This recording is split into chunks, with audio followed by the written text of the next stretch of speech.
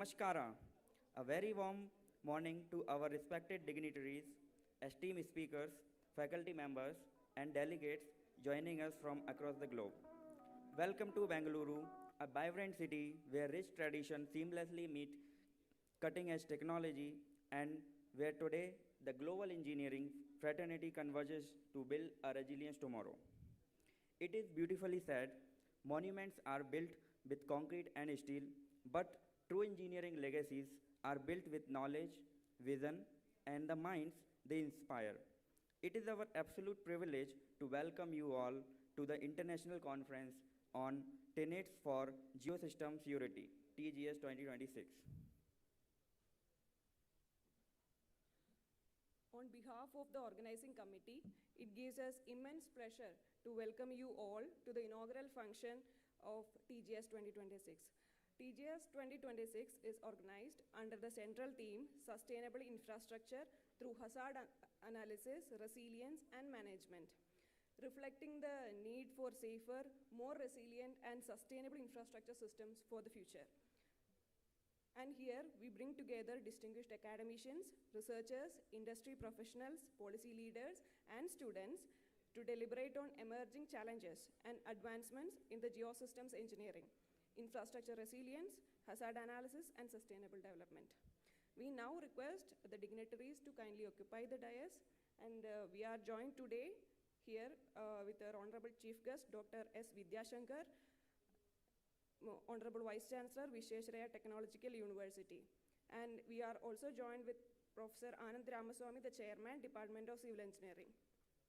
And we have our guests of honors, Padma Shri Dr. H.R. Nagendra Guruji, President, S. Vyasa University. And we are also joined by Sri Janardhan Swamy, former Member of Parliament, 15th Lok Sabha, Chitradurga constituency. And we are also joined by Padma Shri Professor G.D. Yadav, Emeritus Professor of Eminence, Institute of Chemical Technology. And we have with us Professor Deepakumar Srivastava, former Vice Chairman, UGC. And we are joined by our host dignitaries, Professor T.G. Sidaram and Mrs. Sidaram, Dr. Anil Joseph, President IGC and Vice President Asia ISSMG, and Professor Anparagan, the man behind all these efforts, convener TGS 2026, and Professor S.K. Prasad from IGS Mysuru chapter and organizing member for TGS 2026. Thank you all, and we are honored by the gracious presence of all the dignitaries on the dais. To begin with this auspicious occasion on a serene and graceful note, we shall now have the invocation. I invite Ms. Sai Raksha to the podium for the invocation song.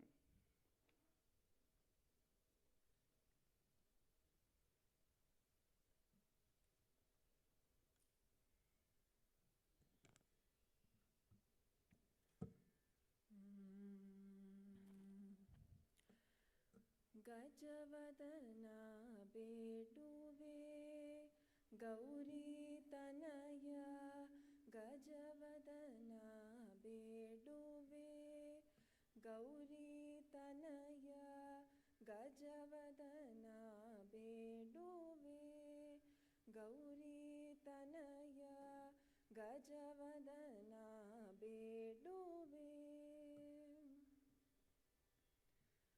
त्रिजगवन्दितने सुजनर पोरेवने त्रिजगवन्दितने सुजनर पोरेवने गजवदना बेडुवे Gauri Tanaya त्रिजगवन्दितने सुजनर पोरेवने गजवदना बेडुवे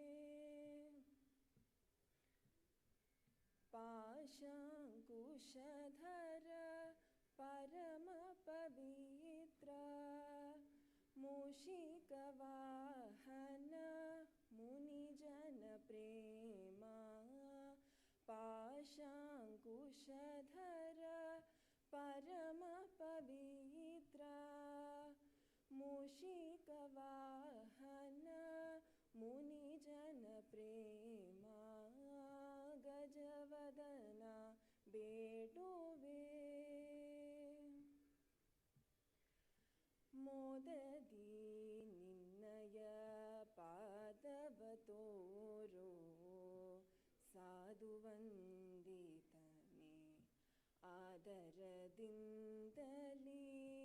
ಮೋದದಿ ನಿನ್ನಯ ಪಾದವ ತೋರೋ ಸಾಧುವಂದಿತನೆ ಆದರದಿಂದಲೀ ಸರಸಿ ಜನಾಭ ಶ್ರೀ ಪುರಂದರ ವಿಠಲನ ನಿರುತನೆ ನೆಯುವಂತೆ ನೀದಯ ಮಾಡೋ ಸರಸಿ ಜನಾಭ ಶ್ರೀ ಪುರಂದರ ವಿಠಲನ ನಿರುತನೆ ನೆಯುವಂತೆ ನೀದಯ ಮಾಡೋ ಗಜವದನ ಬೇಡುವೆ ಗೌರಿ ತನಯ ತ್ರಿಜಗವಂದಿತನೆ ಸುಜನರ ಪೊರೆವನೆ ಗಜವದನ ಬೇಡುವೆ ಗಜವದನ ಬೇಡುವೆ.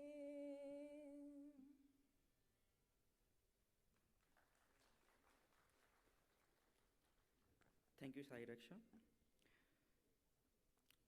We shall now proceed with the welcome address.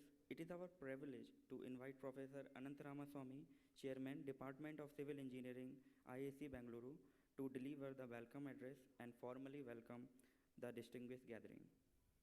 May I request Professor Anantaramaswamy to kindly address the gathering.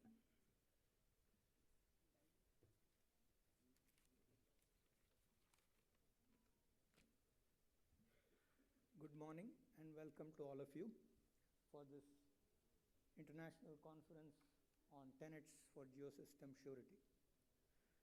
I welcome all of you on behalf of the Department of Civil Engineering at Indian Institute of Science, and in particular I welcome our chief guest, Dr.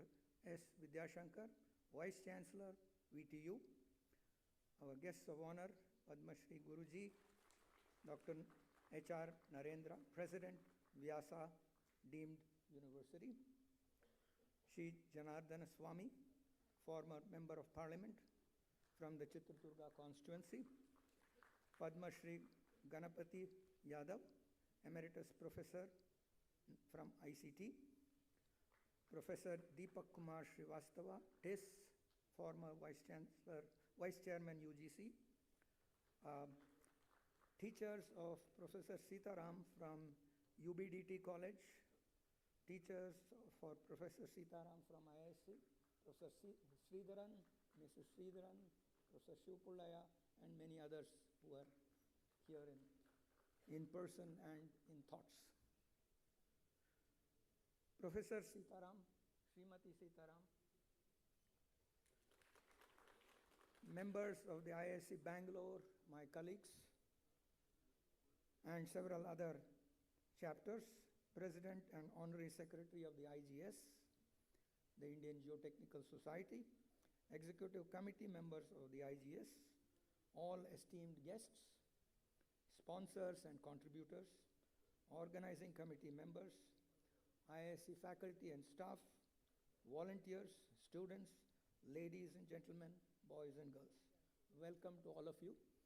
I hope all of you have an active engagement in this technical debate, particularly on sustainable infrastructure, our goal to go zero carbon in the near future. So with this, I welcome all of you and hope you have an engaging debate over the next 2 days. And in particular, I also wish to felicitate Professor Sitaram, who is going to be superannuating at the end of this month. Thank you. Thank you, Professor, for those warm words of welcome. We shall now have a brief introduction and overview of TGS 2026. It is my pleasure and absolute honor to invite Professor P. Anpalagan, convener of TGS 2026, to present the vision, objectives, and the structure of this conference. Thank you. Very good morning to all of you. So, usually there will be international conference. The faculty will be felicitated there. So in order to give the more importance to the professors who is retiring, so this conference first time instituted with the activities completely related to the Professor T.G. Sitaram. So the conference starts, okay, with the professor so felicitating his teachers who have taught him from school to the college. Then followed by, so we have a 6-theme presentation. So that theme basically tells what you do at IISc. So as you know that when you come to IISc for PhD, so you will be given teaching, okay, so you are will improved. So the ground improvement theme will start first, okay, so there will be theme lectures presented by the TGS students worked in that particular theme. So they are all come to the stage, okay, so then the colleague who worked with Professor Sitaram and the expert in the area of India has been invited as a expert panel. Okay, so these two are managed by his colleagues from the department. They will be chairing the theme, okay. Then like that, so once we improve the PhD at a department, so next we will undergo the investigation like comprehensive exam. Okay, that is why the investigation is scheduled as a second theme.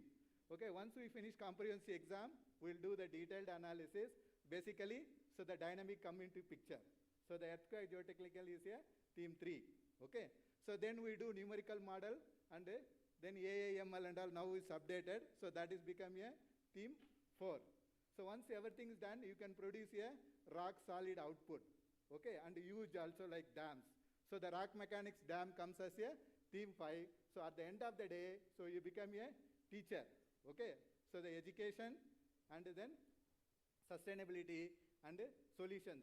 Okay, that comes as a theme 6. So this is how conference is made. Each theme, so there will be presenter as called as all Professor TGS students. They will be coming to the stage. They will be making contribution made by the professor and his students in the so far. Okay, that will be the presentation done. So then all the expert panel will be felicitating part of that. So then all the follower of TGS has been given presentation full paper in parallel session. So we have received almost 83 paper. All of them are scheduled for oral presentation in parallel sessions.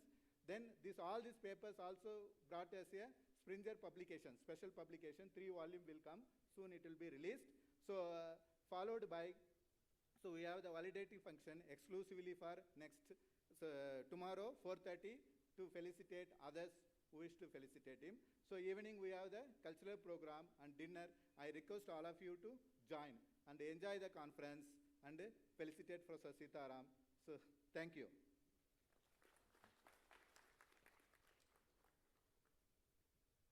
Thank you, sir. We shall now proceed to ceremonial lighting of the lamp, symbolizing the illumination of knowledge, wisdom, and collective purpose. May I request all the dignitaries on the dais to kindly come forward for the lighting of the lamp.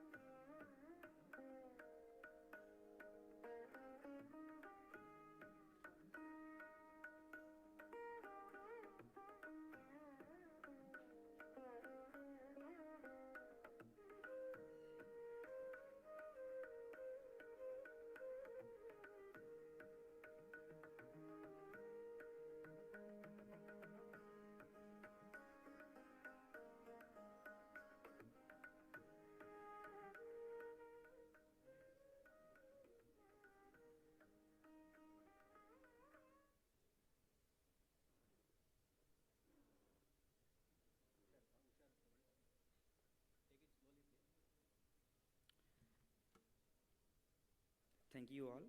May this light guide the deliberations of TGS 2026 toward knowledge, elaborations, and meaningful impact. We now move to a very special and heartful moment of this inaugural function. As Professor T.G. Sitaram marks his superannuation, he wishes to felicitate and express his gratitude to his esteemed teachers, whose guidance and mentorship has shaped his academic and professional journey. May I request Professor T.G. Sitaram to kindly felicitate his respected teachers.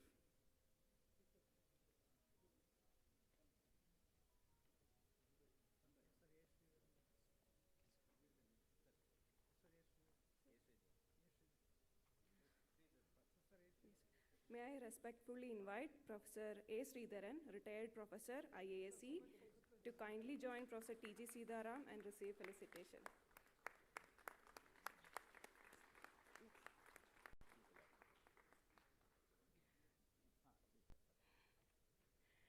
With deep honor, may I invite Professor P.V. Shivapullaya,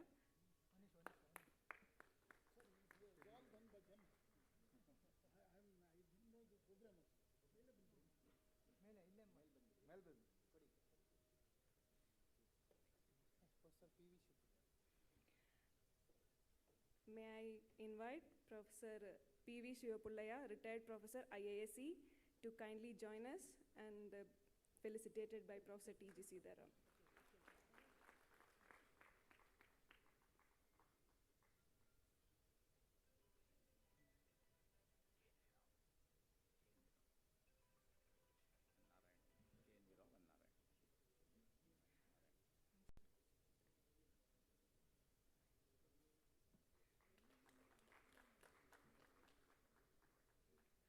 Thank you, sir. With deep respect and gratitude, may I invite Dr. K.N.V. Rao, retired professor, UBDT, to kindly join us on the stage and receive the felicitation from Professor T.G. Sitaram.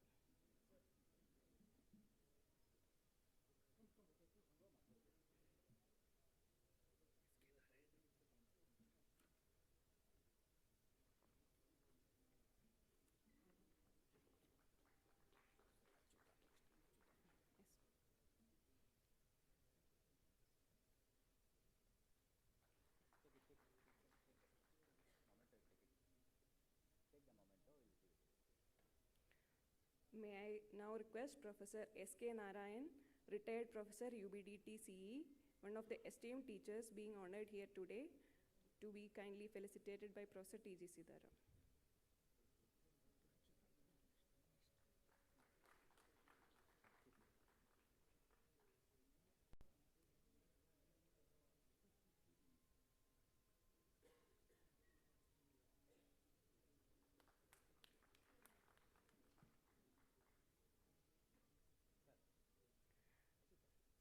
May I humbly request Professor Achyuta, retired professor, UBDT CE, to kindly join Professor T.G. Sitaram for the felicitation.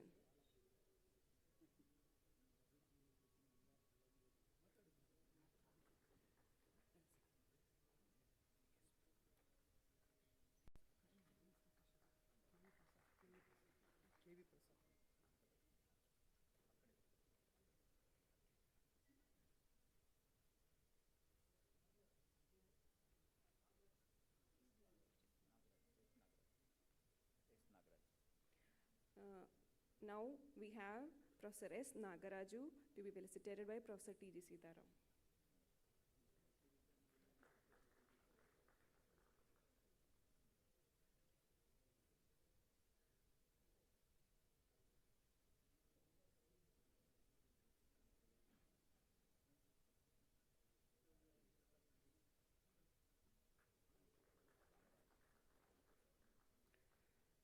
May I humbly invite Professor K.B. Prasad, retired professor, UBDT CE, to be felicitated.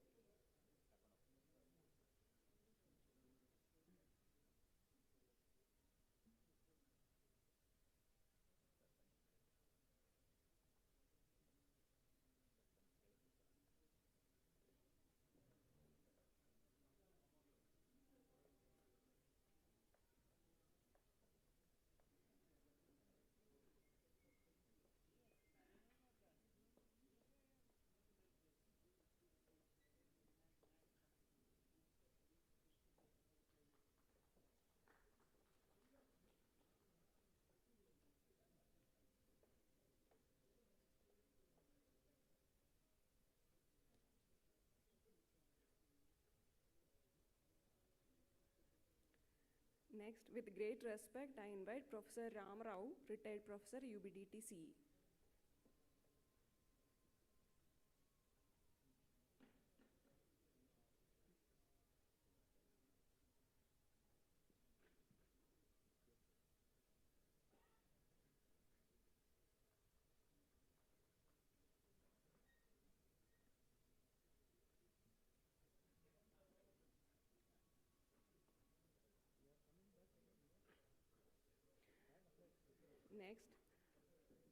Next, with great privilege, I invite Professor N. Somashekar, retired professor, UBDT CE.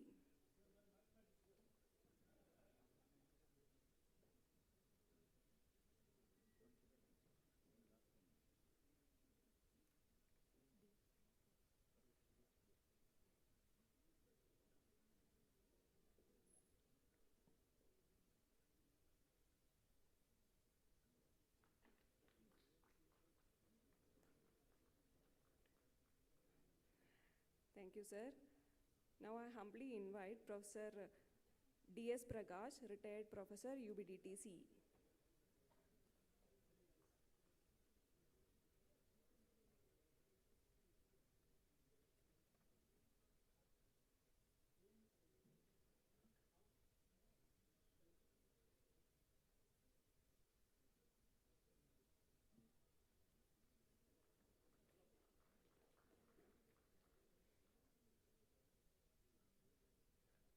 Thank you, sir. And thank you, respected teachers. Having you with us today makes this moment of gratitude even more meaningful and memorable. We shall now felicitate our chief guest, Dr. S. Vidyashankar, Honorable Vice Chancellor, Visvesvaraya Technological University. I invite Professor. Okay.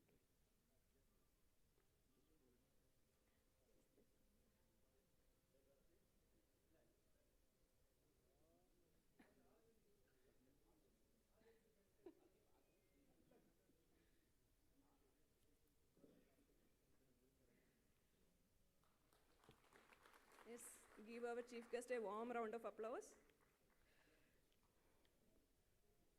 May I request Professor T.G. Sidaram to kindly felicitate our chief guest.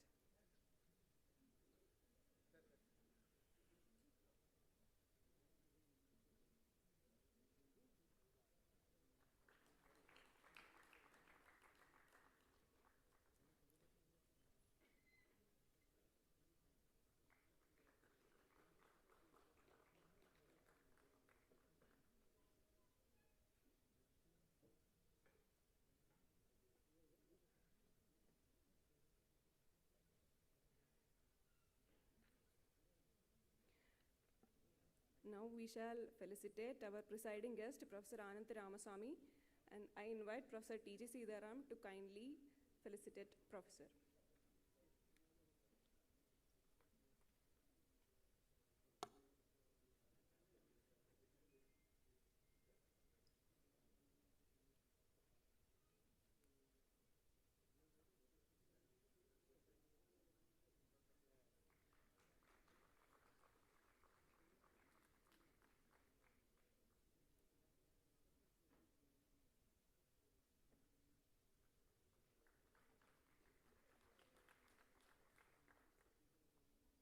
Thank you, sir.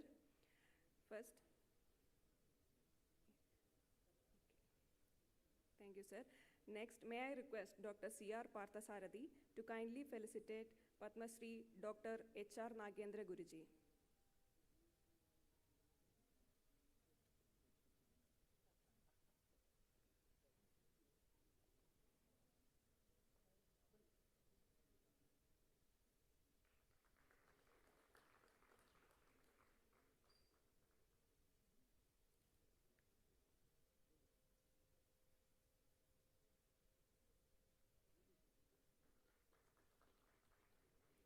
Thank you, sir. Next, may I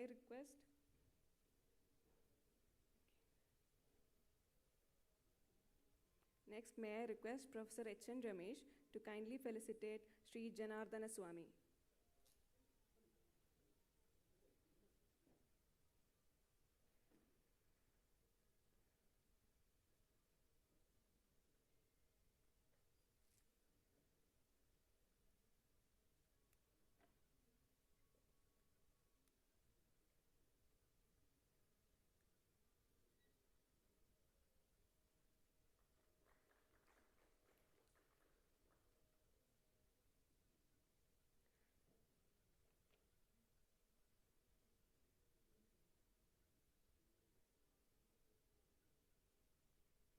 I now request Professor S.K. Prasad to kindly felicitate Padma Shri Professor Ganapati D. Yadav.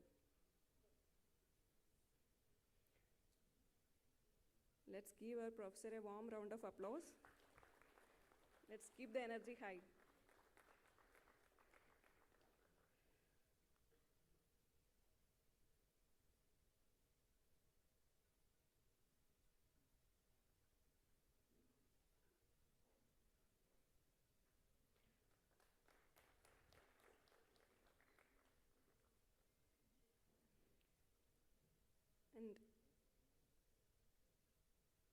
And finally, I request Dr. C.R. Parthasarathi to kindly felicitate Professor Deepak Kumar Srivastava.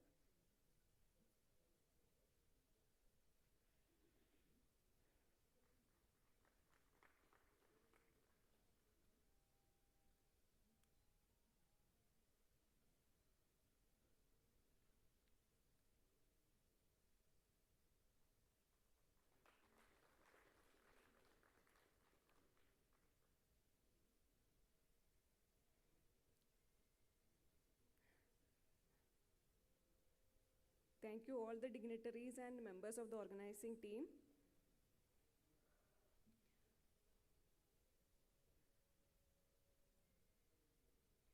Now, moving forward.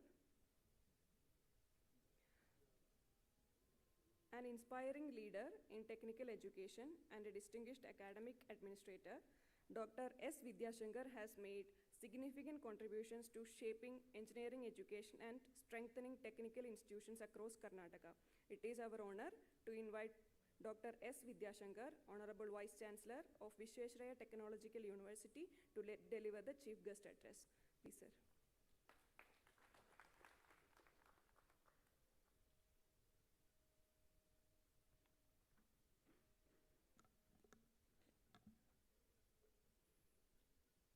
ಎಲ್ಲರಿಗೂ ನನ್ನ ನಮಸ್ಕಾರಗಳು. Good morning to all present here, distinguished guests, esteemed colleagues from the global geotechnical engineering fraternity, academia, practitioners, and our bright young student scholars. Good morning. It's an absolute honor to stand before you today at the historic TATA Auditorium under the aegis of Department of Civil Engineering at the Indian Institute of Science. Since its founding in 1950, this department has stood as a beacon of academic excellence and pioneering research, rightfully recognized as a UGC Center for Advanced Studies. Today we gather here in Bengaluru to embark on a two-day journey dedicated to a critical global challenge, building sustainable infrastructure through hazard analysis, resilience, and management. The vision of Geosystem SURETY, our world is changing rapidly, and with it, the demands on our civil infrastructure are reaching unprecedented heights. The theme of this conference, TENETS for Geosystem SURETY, addresses the very bedrock of our future. Over the next 2 days, you will dig into a wide array of groundbreaking sessions. From the fundamentals of geotechnical investigation and site characterization to the practical applications of geosynthetics and ground improvement, exploring the complexity of rock mechanics, tiling dams and mining, embracing the digital to computational geomechanics and AML, guarding our cities through seismology, earthquake, geotechnical engineering and microzonation, and ultimately ensuring that all our endeavors align with sustainability, social impact and technical education. These are not just academic topics, they are the pillars upon which safe, resilient and enduring societies are built. About Professor T.G. Seetharji, while we are here to exchange a cutting-edge research and show of TGS-2026 lies in a celebration of a lifetime dedication, we are proudly gathered to honor the exemplary career and superannuation of a true visionary, Professor T.G. Seetharam. A real leader, a real administrator, real professor, that was indicated today that before he was being felicitated, he has felicitated the teacher under him who have been shaped to this level. That's why a teacher, what else is required for a teacher who have taught him? When a student grown to such a level and the student has brought all the teacher to this main stage to felicitate each and everyone who has arrived, this is more than anything to a teacher who are going to be a teachers in future and present. To describe Professor Sitaram's career is to trace a path of tireless dedication, relentless curiosity, and profound leadership. For over 3 decades, he shaped the landscape of civil engineering, starting his journey right at IISc in 1994. His academic footprint spans the globe with impactful contributions at the University of Waterloo, Dalhousie University, the University of Texas at Austin, Yamaguchi University, and the University of Wollongong. As an administration, his leadership guided IIT Guwahati as its director from 2019 to 22, and he revealed the nation's academic he elevated the nation's academic standards as the chairman of the All India Council for Technical Education, that is AICT. I want to say on record that when he was a chairman, being a beneficiary of that regulatory authority, and he was in that chair, he has brought many changes in not only in the giving or enhancing the seats, and he used to say that why Vidyashankar for affiliated college one formula and for a private university one formula. He has applied a uniform formula to private university, nor an affiliated college. In his career, he has sanctioned 300 idea labs, 300 drone labs, which was the need of the hour to strengthen the activities or expose or giving a platform to the especially Tier 2 and Tier 3 city students of engineering affiliated colleges, students from affiliated colleges. Not only that, many such measures which are to strengthen the knowledge of the Tier 2 and Tier 3 cities of students, engineering students, especially the rural students in the rural area. Professor Sitaram, your unwavering commitment to innovation, inclusivity, and academic excellence is the reason why so many of your distinguished students and peers have gathered here today. This conference is a living testament to your enduring legacy. To our delegates, presenters, and especially our students, I urge you to make the most of this invaluable forum, engage in vibrant discussions, challenge established norms, and build collaborations that transcend borders. Let the dedication of Professor Sitaram inspire you to think not just of the structures we build, but of the lives those structures protect and improve. I would like to extend my heartfelt gratitude to the convener, Professor P. Annabasgan, the organizing committee, and the host Department of Civil Engineering at IISc for putting together this monumental event. Thank you also to our partnering organization, including the Indian Geotechnical Society, the Association of Earthquake Technology, and the AICT for their vital support. I wish you all an incredibly productive, inspiring, and transformative conference. Thank you very much. I thank once again all the organizers for having invited me as a chief guest to inaugurate this conference, as well as to see through my eye that a great man is before here, and I hope that in future also let the God give a power to occupy the biggest chair so that the entire fraternity, student community in the rural area as well as the urban area get some benefits for a man who is going to bring some changes. He always says, change is the need of the hour. Today we saw people sitting on the chair without bringing a change. But I saw the Professor T.G. Sitaram in his chair bringing a lot of change in AICT administration, as well as the students project, as well as the teachers project. Many more such initiatives are being there. Of course, I may not find time to go in detail, but he has brought a lot of change. One word I can say. Thank you.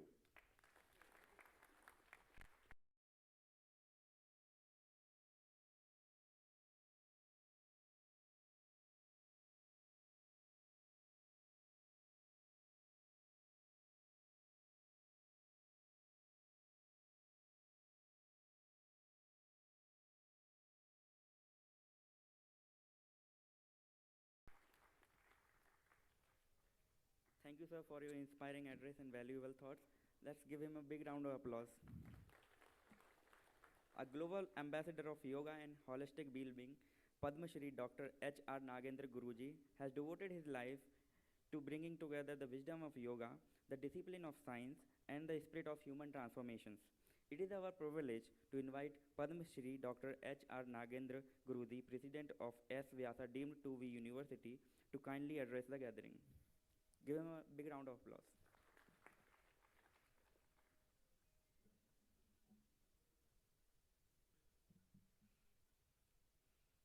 My dear brothers and sisters, galaxy of distinguished professors, achievers in the field of civil engineering, we bring greetings to all of you from Swami Vivekananda Yoga Anusandhan Samsthan Yoga University in Bengaluru. First of its kind, based on the scientific research which I got inspired by this institute as the distinguished alumni of Indian Institute of Science. I have great regard to Professor T.G. Sitaram for doing yeoman service to bring sustainable infrastructural contributions, not only the things in general, but to particularly the Ayodhya Rama temple construction program. There were a lot of problems associated with that, and Professor T.G. Ram was taken as the main person to give a sustainable and achievable construction detail in the foundation. And he did so nicely, wonderfully. And at the end, when the analysis took place, whatever he had predicted has come even 99% true. And for that, should we congratulate him or give all felicitation that we are rightly doing in this conference? The dimensions of yoga as Indian knowledge system has to be added on to the modern science and technology. Therefore, he has been associated with us to bring in the holistic vision of yoga, not merely as a set of yogic practices like asana, pranayama, mudras, bandhas, kriyas, but a science of holistic living with the total knowledge base of the whole creation, consisting of not merely the physical world, but we have the bioplasmic, astral, the information field, and the bliss field. According to yoga, this entire universe is not merely physical. It is not just made of the electromagnetic field or the quantum field, but it is made of the subtler and the causal dimensions of this universe. So this all has to be brought to make our Indian science to come to the forefront, to bring in the dimensions of Panchabhutas and the Vastu and many other dimensions which are the subtle dimensions of sustainable dimensions.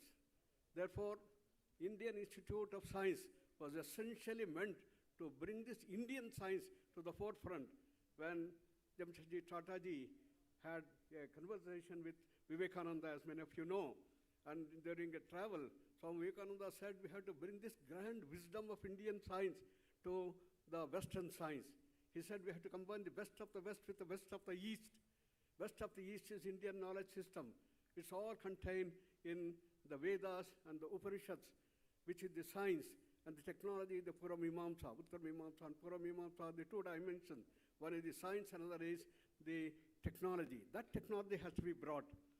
Today, we have such large large amount of literature is available in our country, and thanks to AI, the wonderful research that TGS did and brought out a beautiful book on AI, which can encompass all such knowledge base which is available in Indian science to the forefront, so that we can add on in every course that we do that here in the civil engineering, whether it's UG or PG or PhD program, we have to bring this and bring these dimensions of expanded vision of civil engineering to see that it brings the whole and comprehensive dimension. What a wonder to see that such things which are in the most hazardous area they have sustained in India, whether it's Qutub Minar or many other things which are there in the country, which many of you know, how they have sustained tremendous earthquakes and other things. What dimensions they had added in these things. And that is the thing that we have to bring forth to give a new direction to the world. And T.G. Ram has been pioneering this dimension. We have been addressing and then talking about these dimensions as to how we bring. In our university, we have got the dimensions of the total knowledge base included in every course, whether it's engineering, we have got computers engineering, the general management systems, everything recently started, in which in every course we have brought the grandeur of wisdom that Indian knowledge system had. And that is in a broad sense of yoga. So it is this direction probably this conference can highlight to see whether we can bring in some of these subtle and causal dimensions apart from the gross physical dimensions that we talk about in sustainable infrastructure and the sustainable analysis. I hope that this conference is going to throw new light, new direction to the holistic vision of sustainable infrastructure by wonderful analysis, which is available today by AI. I invite all of you to join hands with our university, which is very unique in this sense, to bring IKS, Indian Knowledge System, to the forefront. And I invite you people to come and visit us if you have time in the other part of the country. Here near Jigni, we have got our 100-acre campus. We have got Prashanti Kutiram. And here in Kangeri, we have got our Global City campus, in which we have engineering, computer, management, health sciences, all based on this holistic vision of the Indian knowledge system. So I wish you all once again, and particularly I congratulate the Civil Engineering Department and the Society, Geotechnical thing, for nicely celebrating our T.G. Sitaram and his wife, who have done such great contribution to the world at large, and particularly to the AICT, IIT, Guwahati, and I hope that he is going to forehead this movement in our country in the field of education. I wish all the best. Dhanyavad. Thank you, Guruji, for your gracious word and inspiring messages. A distinguished academic leader and thought contributor to higher education, Professor Deepak Kumar Srivastava has served in significant national roles, including a former vice chairman of the UGC. It is our privilege to invite Professor Deepak Kumar Srivastava to kindly share his remark. Sir, may I request you to kindly address the gathering?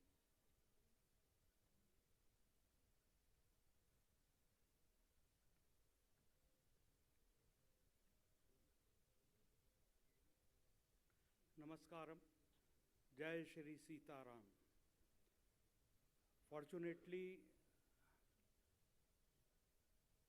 this conference is blessed by the three layers of protection.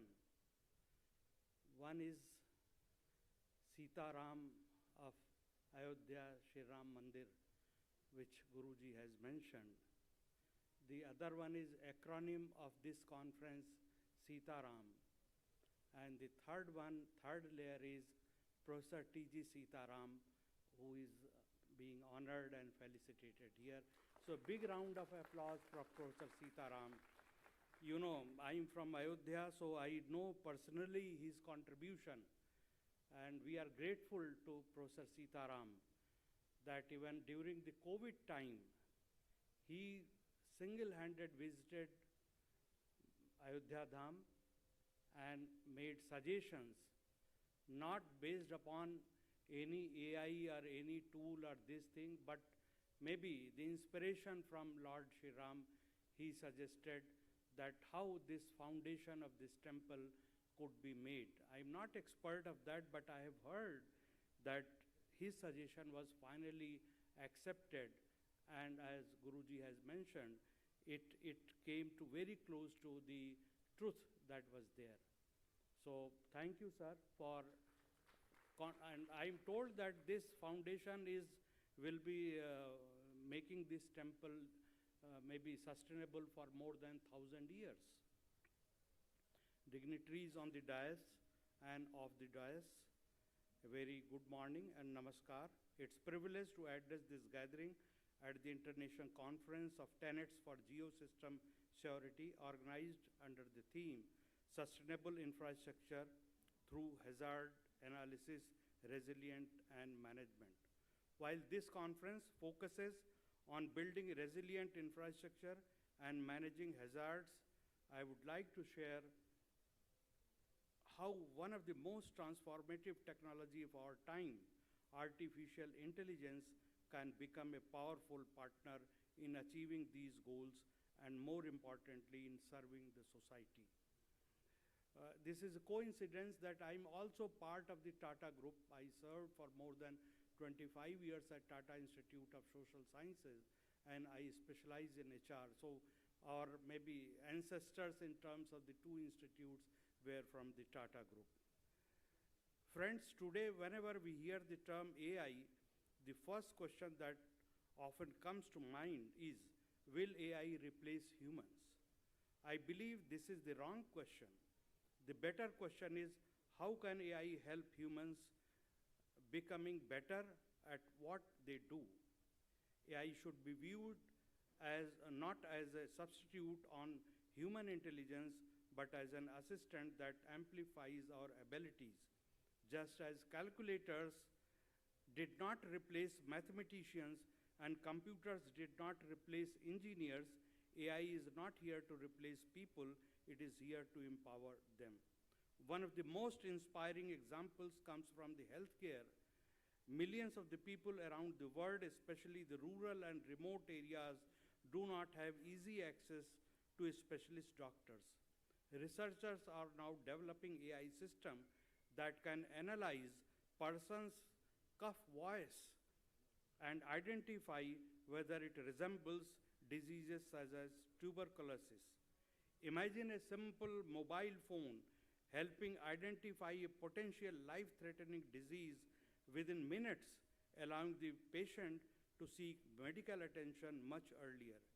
AI is also assisting doctors in detecting cancers from medical images, identifying diabetic eye diseases before vision is lost, predicting heart conditions, and monitoring patients in intensive care units. One of my students, Professor Kal Bande, who is from Sardar Patel Institute of Technology, with the help of KEM Hospital, he has developed one app that is 90% accurate, and from the image of the skin, this app can help in diagnosing what kind of a skin disease is there.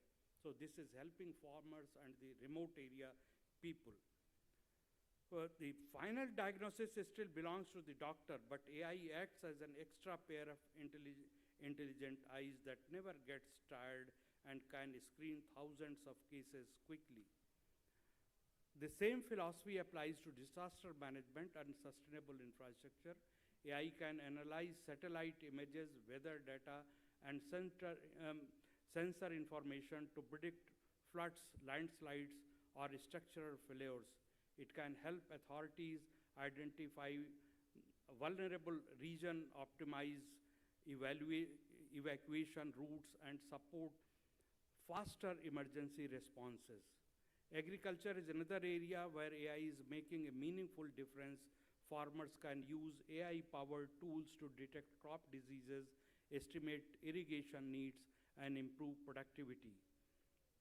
As researchers, engineers, scientists, and students, we have an opportunity to shape the future of AI responsibly. Professor Sitaramji is known as a true researcher As I know, with my association with Professor Sitaram ji, that he is leading in the area of artificial intelligence.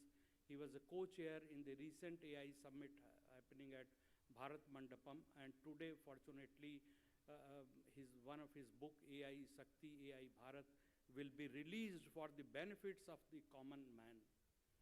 As I know, Professor Sitaram, the Honorable Vice Chancellor, VTU, and Guruji have also shared their experiences. I have a small experience, but I know that he is more than a civil engineer.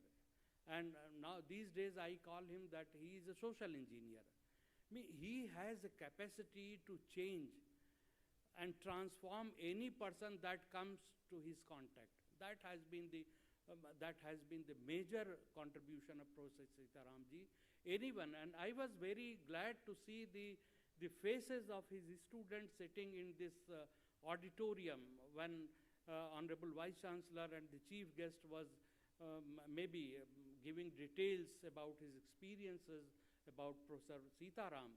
The faces were glowing. So means through my artificial intelligence, my app was showing that it is truth. It is just like lie detector. So I was seeing that whatever is being said about Professor Sitaram ji, it is the truth. So I would like to congratulate Professor Sitaram ji and maybe congratulate because it is not a question that he is retiring. Nobody retires. Professor Sitaram will not retire. And I congratulate Professor Sitaram ji and Mrs. Sitaram also.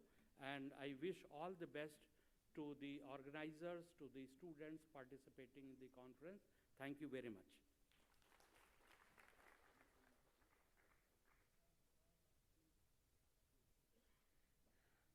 Thank you, Professor, for your thoughtful and valuable remarks. Now, moving on to our next program. A souvenir is more than a record of an event. It is a collection of memories, reflections, and milestones that preserve the spirit of the conference. I now invite all the dignitaries for the official release of TGS 2026 conference souvenir.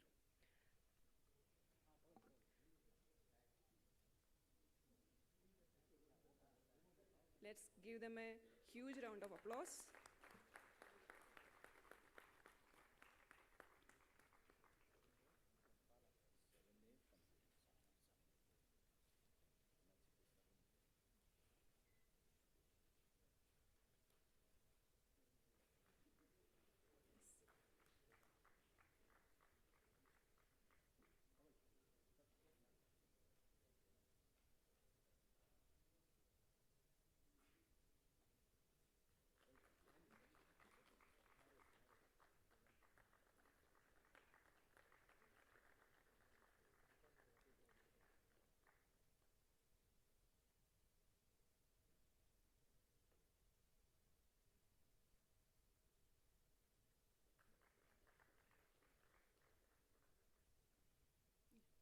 Thank you all.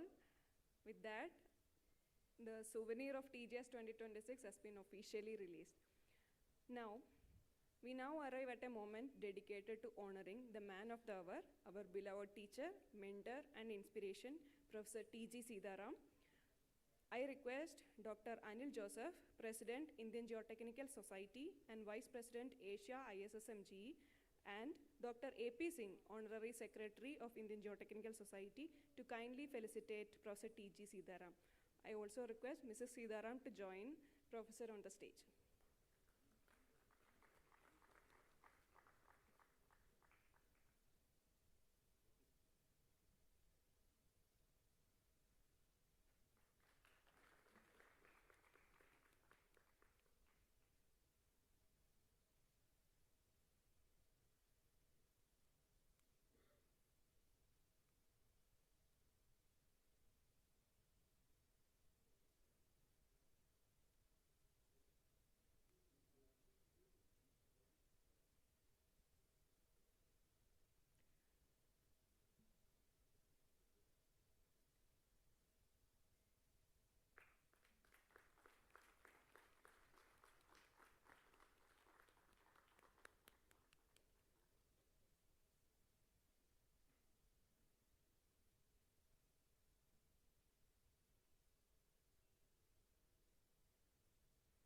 Thank you, sir. Thank you, everyone. May I now invite Dr. Anil Joseph to address the gathering and share a few words.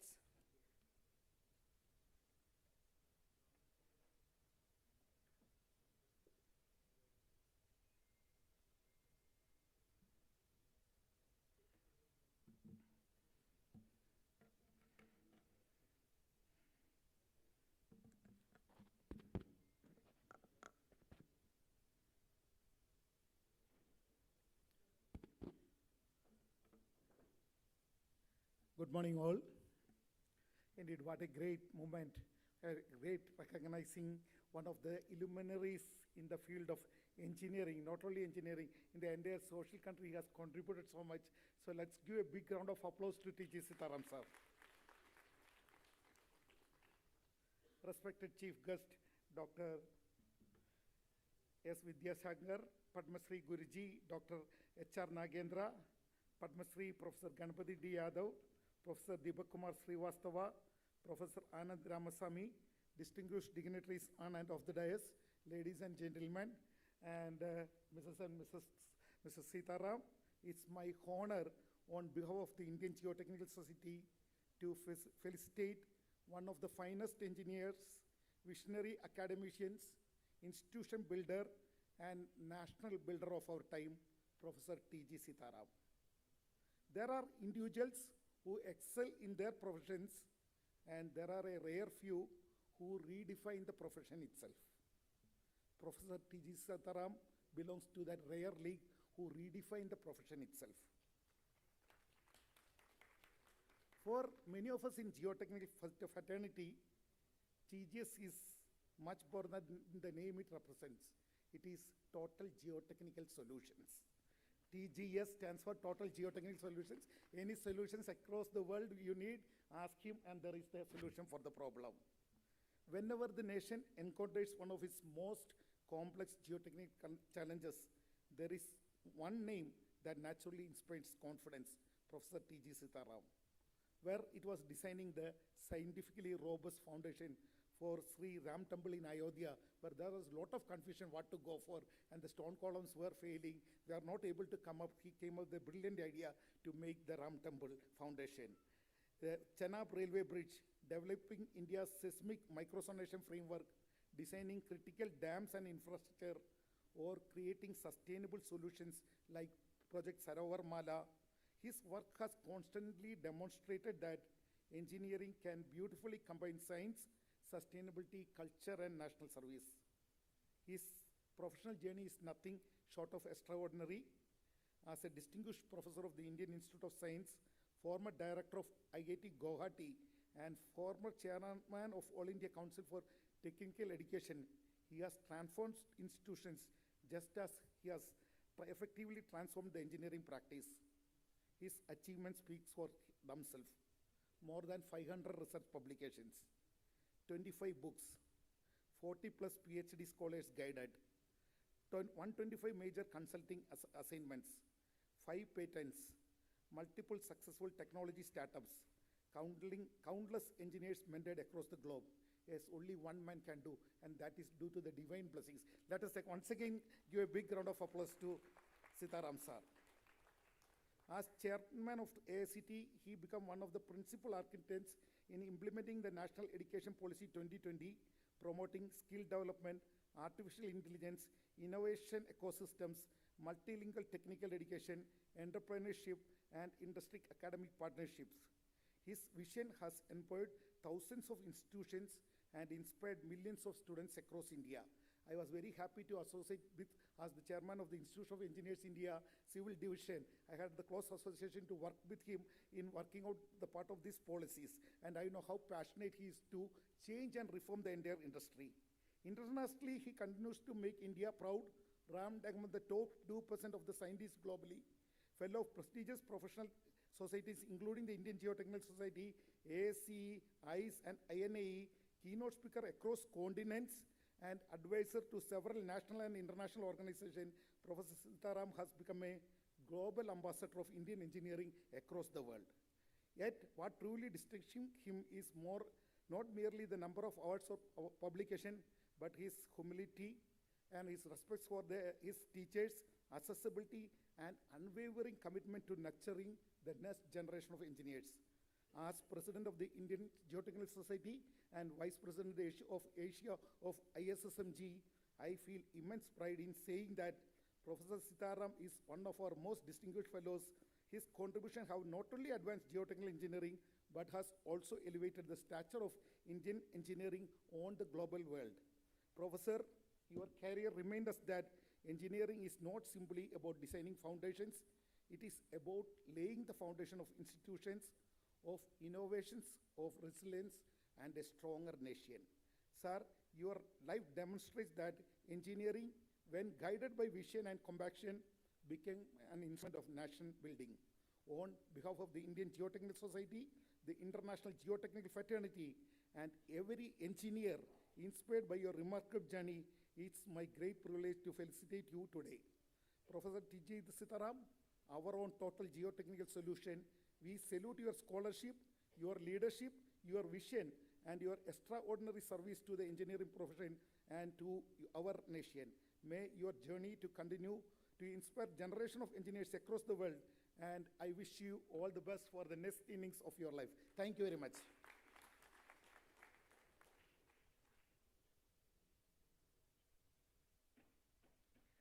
Thank you, sir, for your kind words and continued support. Bridging technology, public service, and leadership, Sri Janardana Swami has made distinguished contributions as an engineer, technocrat, and public representative. May I now invite Sri Janardana Swami, former Member of Parliament, 15th Lok Sabha from Chitradurga constituency, to kindly address the gathering.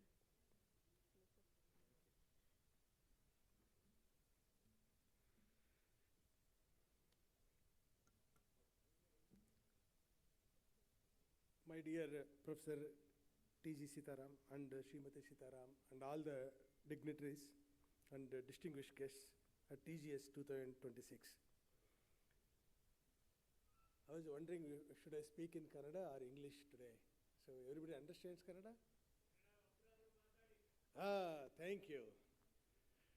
So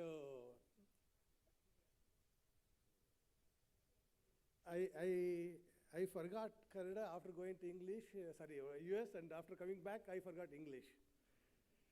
But anyway, so thank you, sir. ಒಳ್ಳೆದು ಹೇಳಿದ್ರಿ. Professor T G Sitaram ಅವರು ನನ್ನ college senior, BDT ಕಾಲೇಜಲ್ಲಿ V studied at different times, of course. And IIScಯಲ್ಲಿ ನನ್ನ senior ಅವರು. ಆಮೇಲೆ he served as a HOD, ಆಮೇಲೆ ತುಂಬ ಒಳ್ಳೆ ಕೆಲಸ ಮಾಡಿ IIT ಗೌಹಾಟಿಯಲ್ಲಿ ಡೈರೆಕ್ಟರ್ ಆಗಿ ಕೆಲಸ ಮಾಡಿದರು. ಬಹುಶಃ there are not many people who served as IIT director from Karnataka ಅನ್ಸುತ್ತೆ, ಮೇ ಬಿ ವೆರಿ ಹ್ಯಾಂಡ್ಫುಲ್. ಅಂಥದ್ರಲ್ಲಿ ಪ್ರೊಫೆಸರ್ ಟಿ ಜಿ ಸೀತಾರಾಮ್ ಅವರು 7 ಕೋಟಿ ಕನ್ನಡಿಗರಲ್ಲಿ ವೆರಿ ಹ್ಯಾಂಡ್ಫುಲ್, ನನಗೆ ಗೊತ್ತಿರೋರೆ ಒಂದು 4 ಜನ ಅನಿಸುತ್ತೆ. ಅಂಥದ್ರಲ್ಲಿ ಪ್ರೊಫೆಸರ್ ಟಿ ಜಿ ಸೀತಾರಾಮ್ ಅವರು IIScಯಲ್ಲಿ ಫ್ಯಾಕಲ್ಟಿ ಆಗಿ ಇದ್ಕೊಂಡು ತುಂಬ ಸೀನಿಯರ್ ಪೊಸಿಷನ್ಲಿ ಇದ್ಕೊಂಡು ಗೌಹಾಟಿ IITಯಲ್ಲಿ ಹೋಗಿ ತುಂಬ ಒಳ್ಳೆ ಸಾಧನೆ ಮಾಡಿ ನಂತರ he decorated another position, AICT chairman ಆಗಿ ಭಾರತ ದೇಶದಲ್ಲಿ ತುಂಬ ಉತ್ತಮ ಕೆಲಸ ಮಾಡಿದರು ಅಂತ ನಮ್ಮ VTU VC ಸಾಹೇಬರು ಪ್ರೊಫೆಸರ್ ವಿದ್ಯಾಶಂಕರ್ ಅವರು ತುಂಬ ಡೀಟೇಲಾಗಿ ಹೇಳಿದರು. ನನಗಿವತ್ತು ಏನು ಸಂತೋಷ ಆಗ್ತಾ ಇದೆ ಅಂತಂದರೆ, ಪ್ರೊಫೆಸರ್ ಟಿ ಜಿ ಸೀತಾರಾಮ್ ಅವರು myself we share another background. He is also from Chitradurga ಡಿಸ್ಟಿಕಲ್ಲಿ ಒಂದು ಚಳ್ಳಕೆರೆ ತಾಲೂಕು, ಅಲ್ಲಿಯ ಒಂದು ಸಣ್ಣ ಹಳ್ಳಿ ತಳಕು ಅಂತ. ಅವ್ರ ತಂದೆಯವರು ಮತ್ತು ಅವ್ರ ತಂದೆಯವರು ಹುಟ್ಟಿ ಬೆಳೆದಂಥ ಜಾಗ ಅದು. And Talaku is a very interesting place. It brought very scholarly people in the history. Tara Subrao ಅವರಿಂದ ಹಿಡಿದು ನಮ್ಮ ಟಿ ಜಿ ಸೀತಾರಾಮ್ ಅವ್ರಿಗೂ ಕೂಡ that place is given brilliant people to India. And I would like to congratulate T G Seetharam for being here and having done such a great work and representing such a rural area to IISc to AICTE through Guwahati IIT. This is not a small journey, my dear friends. When I contested parliamentary election in 2009, I'm sure he voted for me.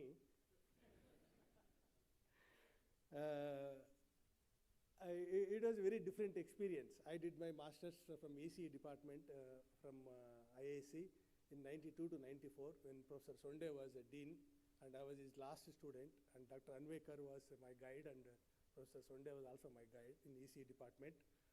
Then I went on to become an ASIC design engineer in California and came back in 2007. ಆವಾಗ ನನಗೆ first ಪರಿಚಯ ಆಗಿದ್ದು T G Sitaram ಅವರ ತಂದೆಯವರು. Such A Nobel person. Hi stood ಅಲ್ಲಿನ ಒಂದು ವ್ಯವಸ್ಥೆನ ಉದ್ಧಾರ ಮಾಡಲಿಕ್ಕೆ he dedicated himself, and he is the one who came to me once and he brought up the T G Sitaram ಅವರ ಹೆಸರನ್ನ. ಆವಾಗ ನನಗೆ ಭಾಳ ಸಂತೋಷ ಆಯಿತು. ಆಮೇಲೆ ಪ್ರೊಫೆಸರ್ ಕೆ ಎನ್ ವೀರ ಅವರು ಇಲ್ಲೇ ಇದ್ದಾರೆ, ಇವರೆಲ್ಲರನ್ನ ಪರಿಚಯ ಮಾಡಿಕೊಟ್ರು. We came together. ನನಗೇನು ಅಬ್ಸರ್ವ್ ಮಾಡಿದೆ ಅಂತಂದರೆ, ಸೀತಾರಾಮ್ ಅವರು very driven person, very big visionary, and he may look like, he is smiling at you, but his thinking is much beyond anybody's imagination, ನನಗೆ ಅನಿಸಿದ್ದು. ಯಾಕಂದರೆ we discussed in detail about Sarovar Mala ಅನಿಸುತ್ತೆ ಅಲ್ವಾ. ಆಮೇಲೆ ಹೇಗೆ ಭಾರತದಲ್ಲಿ ಈ ವಾಟರ್ ಸ್ಟಾರ್ವೇಷನ್ ಅಥವಾ ವಾಟರ್ ಸ್ಟೋರೇಜ್ ಪ್ರಾಬ್ಲಮ್ ಇದೆಯಲ್ಲ, ಅದನ್ನು ಹೇಗೆ ಸಾಲ್ವ್ ಮಾಡಬೇಕು ಅಂತ ಅವ್ರನ್ನ ಇನ್ನೂ ಹೆಚ್ಚು ಅವರನ್ನು ಅನೇಕ ಸಂಶೋಧನೆಗಳಾಗಿದ್ದಾವೆ. He was contributed to India's I think world's tallest railway bridge. ಆಮೇಲೆ ಈಗ ನಮ್ಮ ಗುರೂಜಿ ಅವರು ಹೇಳಿದಾಗೆ ಶ್ರೀರಾಮ ಟೆಂಪಲ್ಗೆ ಅವ್ರು ಮಾಡಿರೋ ಕಾಂಟ್ರಿಬ್ಯೂಷನ್ನು, ಇವೆಲ್ಲವೂ I think IISc and all of us should feel really proud about his accomplishments because we see those big things through him. ಆಮೇಲೆ ಬರುವ ದಿನಗಳಲ್ಲಿ ನನ್ನ ಅನಿಸಿಕೆ ಏನಂತಂದರೆ, ಇಲ್ಲಿರ್ತಕ್ಕಂಥ ಅನೇಕ ತುಂಬ ದೊಡ್ಡವರೆಲ್ಲ ಮಾತನಾಡಿದರು. ಅವರ ಅನಿಸಿಕೆ ಪ್ರಕಾರ ಪ್ರೊಫೆಸರ್ ಟಿ ಜಿ ಸೀತಾರಾಮ್ ಅವರು ಈಗ ಹೆಚ್ಚು ಅವರ ಮೆಚ್ಯೂರಿಟಿ ಮತ್ತು ಪಕ್ವತೆ ದೇಶಕ್ಕೆ ಬೇಕಾಗಿದೆ. ಸೊ ಐ ಡೋಂಟ್ ಥಿಂಕ್ ಈ should retire. I think this country and more particularly IISc itself should make a good use of his knowledge, his reach, his connectivity, his vision and his experience and his expertise across the globe. ಅದನ್ನು ಇನ್ನೂ ಹೆಚ್ಚು ಸಮರ್ಥವಾಗಿ ಬಳಕೆ ಆಗಬೇಕು ಅನ್ನೋದು ನನ್ನ ಆಶಯ. ಬರ್ತಕ್ಕಂಥ ದಿನಗಳಲ್ಲಿ we will definitely C those great days. ತಮಗೆ ಗೊತ್ತಿರೋ ಹಾಗೆ ಚಿತ್ರದುರ್ಗದಲ್ಲಿ V created second IISc, is an extension of our present IISc as a campus. This IISc, I think around between 300 to 400 acres, I believe, this campus. And when Dr. Balram was the director and Jagdish and many other people were involved, and I was MP at the time, and maybe I was the first person to go to parliament from IISc getting elected. And during that time, we gave 1,500 acres to start the new IISc. Dr. Kalam came there and he encouraged us. And next we also gave 4,300 acres to DRDO in Chitradurga. Again, T G Sitaram ಅವರ place. ಆಮೇಲೆ BARC ಗೆ 1,800 acres nuclear fuel enrichment centre. ಆಮೇಲೆ ಇಸ್ರೋಗೆ ಚಂದ್ರಯಾನ್ಗೆ 500 ಎಕರೆ ಕೊಟ್ವಿ. ಇವೆಲ್ಲವೂ ಕೂಡ ನಮ್ಮ ಸೀತಾರಾಮ್ ಅವರ ಪಕ್ಕದ ಊರಲ್ಲಿ ಆಗ್ತಾ ಇದೆ. ತಾವೆಲ್ಲರೂ ಬರ್ತಕ್ಕಂಥ ದಿನಗಳಲ್ಲಿ ಅಲ್ಲಿಗೆ ವಿಸಿಟ್ ಮಾಡಿ, ಆಮೇಲೆ ಬರ್ತಕ್ಕಂಥ ದಿನಗಳಲ್ಲಿ we will see professor T G Sitaram at different heights. And thank you for all of you for joining the celebration today and wish you each and every one all the best in your life. Thank you. Thank you, sir, for your valuable words. A visionary scientist and institution builder, Padma Shri Professor G.D. Yadav has made pioneering contribution to chemical engineering, green chemistry, sustainable technologies, and industry-academia collaboration. May I invite Padma Shri Professor G.D. Yadav, Emeritus Professor of Eminence, Institute of Chemical Technology, to kindly address the gathering. Namaskar. The hero of the day, Professor T.G. Sitaram, Mrs. Sitaram, Guruji, Professor D.K. Srivastav, Professor Vidya Shankar, and the Member of Parliament, Janardhan Swami, other distinguished dignitaries on the dais, ladies and gentlemen. I was very impressed by the acronyms which were thought for this particular conference, TGS. For me, TGS is talented, great, and simple. That is TGS. Perhaps you don't know how I came to know him. I was at the University of Waterloo, Canada, from where this BlackBerry came. Mike Lazaridis was an undergraduate student that time. He left his studies in second year and started this company, BlackBerry. And very coincidentally, when my son was graduating from the same university, Mike Lazaridis was the president of the board.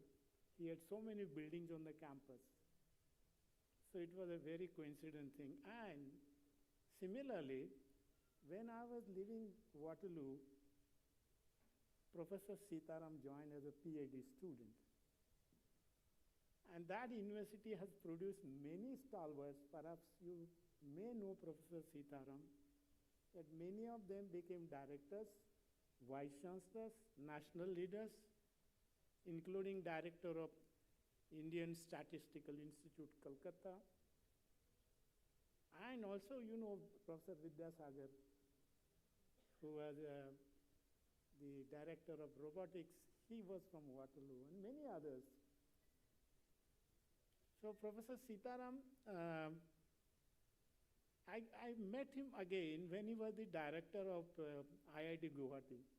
And I was appointed as the distinguished visiting professor there, and lo and behold, I find him there. And not only that, when he moved to the center as the chairman of AICTE, he was kind enough to induct me as the chairman of 6 different, committees which were responsible for giving many new things to technical education. And one of the lasting impressions which I have is that his care for all these colleges which are registered, recognized by AICTE. And what he did, he started unlimited number of master's scholarships, postdoctoral scholarships. Anybody who is recognized, he can go and study. That is one. Then he started 1,000 PhD fellowships and any number of postdoctoral fellowships. And to encourage the youngsters to participate in international conferences, he started a scheme where, assistance up to 12 lakh rupees is given to the team with 6 members. So when I was a chairman, I said, why the professor who is handling these kids is not a member of this? So 5 students and 1 professor, and I put a condition, the professor will not be head of the institute or vice chancellor or departmental head, but the professor who actually guided the students. And that was welcomed by everybody. And so much so, the AICTE scheme for professor of practice, he made me the chairman of that. And we had the UGC document before us. And I found lacunae in the UGC document. It said the professor of practice will not be counted in the number of faculty members. I said the day on which this scheme is introduced, it will be dead, because nobody is going to give fat salary to anybody, and he's not treated as a faculty. So in AICTE, we changed it. We said we will have assistant professor, associate professor, full professor, distinguished professor, and they will be counted as a, in the so-called faculty to student ratio. And that has done wonders, including IITs. They all adopted that scheme. So Professor Sitaram has a lasting impression on technical education in India. And I was impressed by, once I was seeing a documentary on television, and he was mentioned by the sannyasi, I forgot his name, that he was responsible for checking the foundation of the Sri Ram temple, and also he contributed a lot to that. So Jai Sitaramji, that was great that you could do that for the country, and you are remembered for that. Apart from this, I have suggestions to Indian Institute of Science. I used to come here many times as the chairman of some of these NAC committees and the Center of Advanced Studies committees. I have come here many times. I've stayed here. In fact, I've stayed here 3 weeks as a young, faculty member way back in 1992. And I remember that you have so many talented people here on this campus. Most of them are fellows of academies. I'm incidentally the vice chairman of Indian National Science Academy. And my suggestion to you, because you can do it, that you are building so many buildings, build another building for the retired faculty members. Why I'm saying so? Because they are not retired. The actual age has gone up. In the year 1900, we had only 38 years for men, Indian men, and 43 years for women. And at the age of 30, Indian women became grandmothers. Now it has gone to 73. So their life expectancy has increased, and these people are talented people. Why not make use of their brain? They can be mentors to the young faculty. They need not be part of any administration, but they can come to the building. There should be an office for them, and also a copy maker. Mysore copy is very good. I know that this Bangalore, IISc Bangalore campus is very good copy. I have enjoyed that. So let them have coffee, and they mentor these young faculty members and young students. That should be government's objective. We are allowing our bright minds to rot rather than allowing them to participate in this. And I must tell you that why I'm saying this, because I'm appointed as an emeritus professor for life, and I can still guide students and all. So I'm saying that this should be extended here. And ultimately, to close, I would say that since this is a great conference in honor of Professor T.G. Sitaram, so I will say, Ano Bhadra Krutu Yantu Vishwata. Let noble thoughts come to us from all sides. Thank you. Thank you, sir. We now have a special message from Sri Janardana Swami and Padma Sri Nagendra Guruji.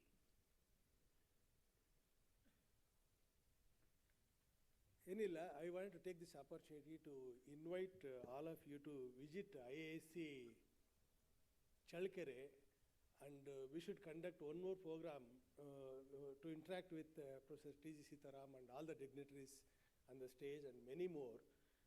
This is going to be a landmark event, and we should spend a little bit more time to understand what Professor Sitaram has done to the nation and what can be possible. And there are many, there are a lot of opportunities to learn from each other.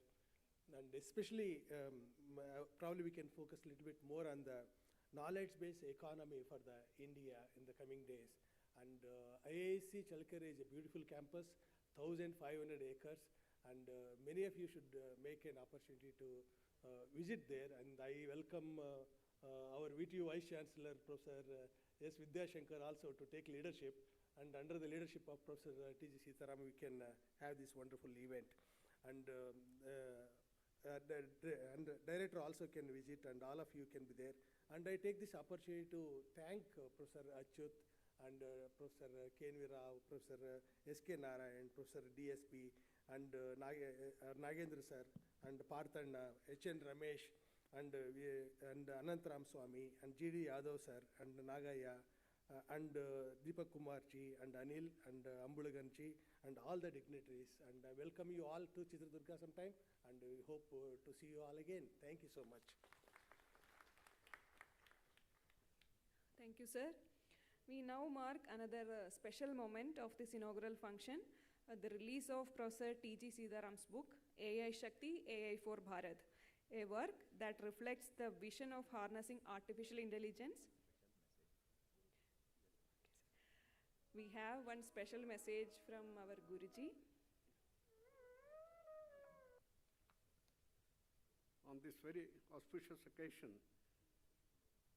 we have our organization, Vivekananda Yoga Anusandhana Samsthan, Yoga Research Foundation, registered in 1986. On this occasion, we have the honor to appoint our Professor T.G. Sitaram as the director of the Vyasa International. Vyasa has spread throughout the country in 300 affiliate centers and in 140 countries. Vyasa has established a university in Los Angeles, and in Dallas we have close connection with Parker University. Soon we are going to start another GEOSY International University in New York. And we have our university collaboration in China, in Japan, and many other places. So he has been associated with that for a long time, and we requested him to accept this invitation. And we are very happy that on this occasion, we have the honor to appoint our TG Sitaram as the Director of GEOSY International.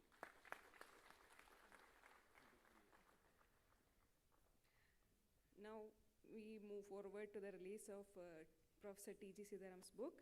I request all the dignitaries on the dais to kindly come forward and for this special occasion.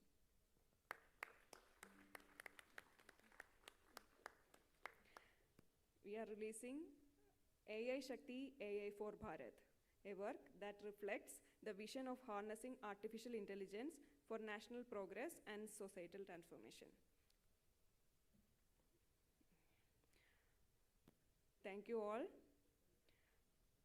At the heart of TGS 2026 stands the inspiring journey of a teacher, researcher, leader, and a mentor. It is now our privilege to invite the man of the hour, Professor T.G. Sitaram, to share his reflections and address the gathering. Please, sir.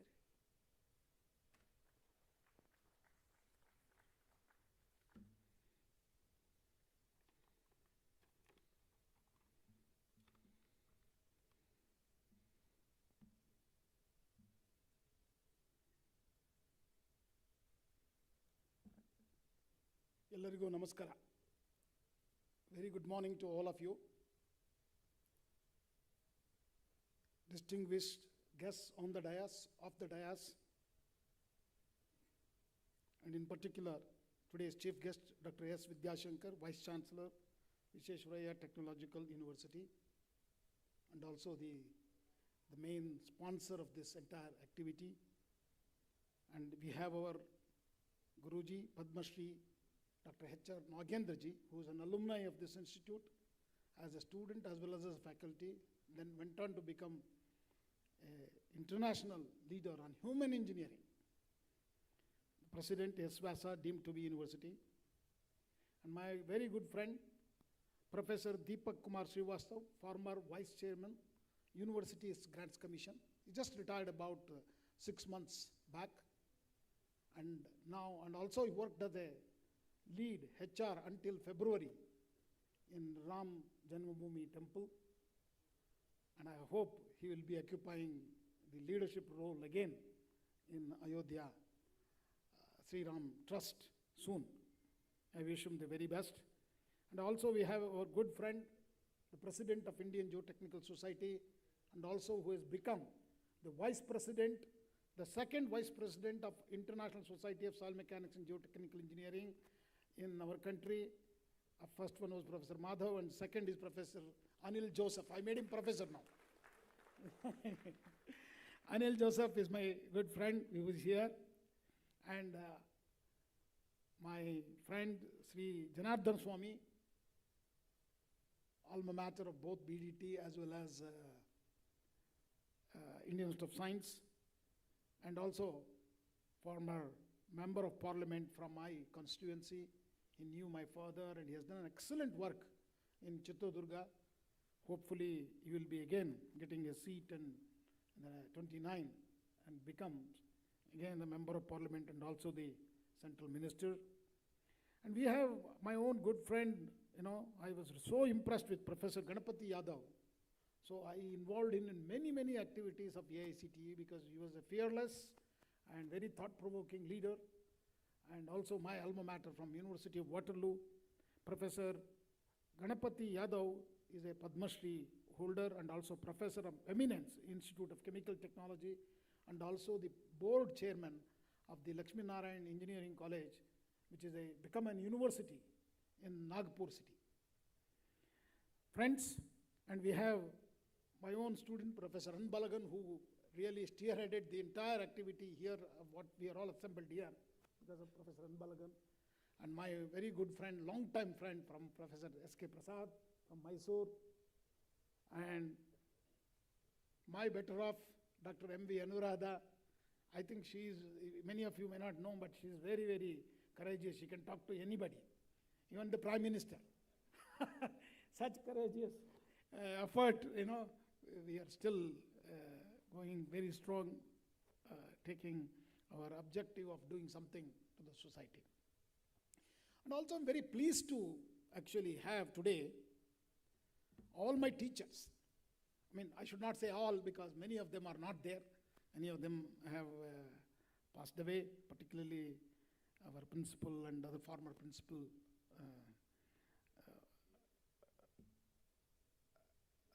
B.N. Krishnamurthy, who also became the director of technical education, who taught me hydrology courses, and he was the head.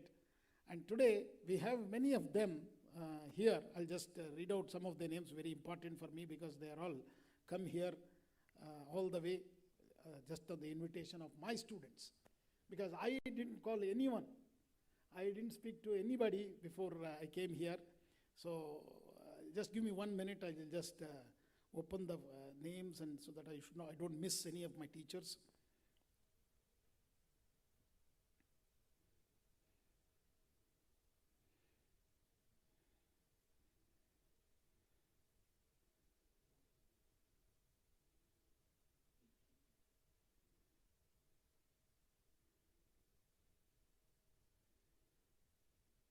You have the list by chance here? I had kept it here, but somehow, anyway, yeah, I know. So we have my teachers, starting with Professor A. Sridharan, who taught me 3 courses actually. I say fundamentals of soil behavior, principles of soil behavior, and machine foundation. And I was supposed to work with him actually to do my master's, but Professor Shupalaya chose Subbarao, and we actually together worked with Professor Subbarao, but he was always inspired me many times because we used to have long discussions, and I kept continuously in contact with Professor A. Sridharan. And then I have my own teacher, philosopher, friend, guru, Professor P.V. Shupalaya. You know all of them. I mean, everybody knows him. He's a very friend to everyone. Okay? He is, if somebody wants any advice, go to Professor Shupalaya. Even some of them used to come to me, then I used to say, go to Shupalaya. He will guide you well. So he was my teacher, and not only teacher, he was more of a friend to me. Professor Shupalaya is here, and I thank you very much for being the mentor to me. Then we have my teachers from Davanagere, K.B. Prasad, Professor Prakash. Prakash taught me 1 course, but then he came to me for his PhD guidance, and then I connected with some of the people in SMAX. Professor S.K. Narayan is my electrical, Professor Ramarao, Professor Achyuta. Professor Achyuta did not teach me anything, but we always looked up to him.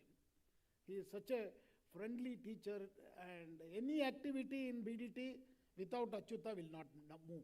Now this year, we have also elected him as the alumni director general, or whatever we called, I think, the president of the Alumni Association of UBDT College of Engineering, which completed 75 years.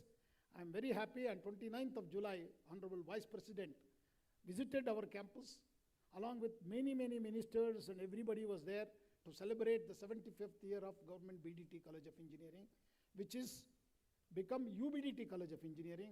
And the entire credit of the organizing that event and very successfully goes to Dr. S. Vidyashankar, the Vice Chancellor of VTU, because it is an affiliated college of the VTU.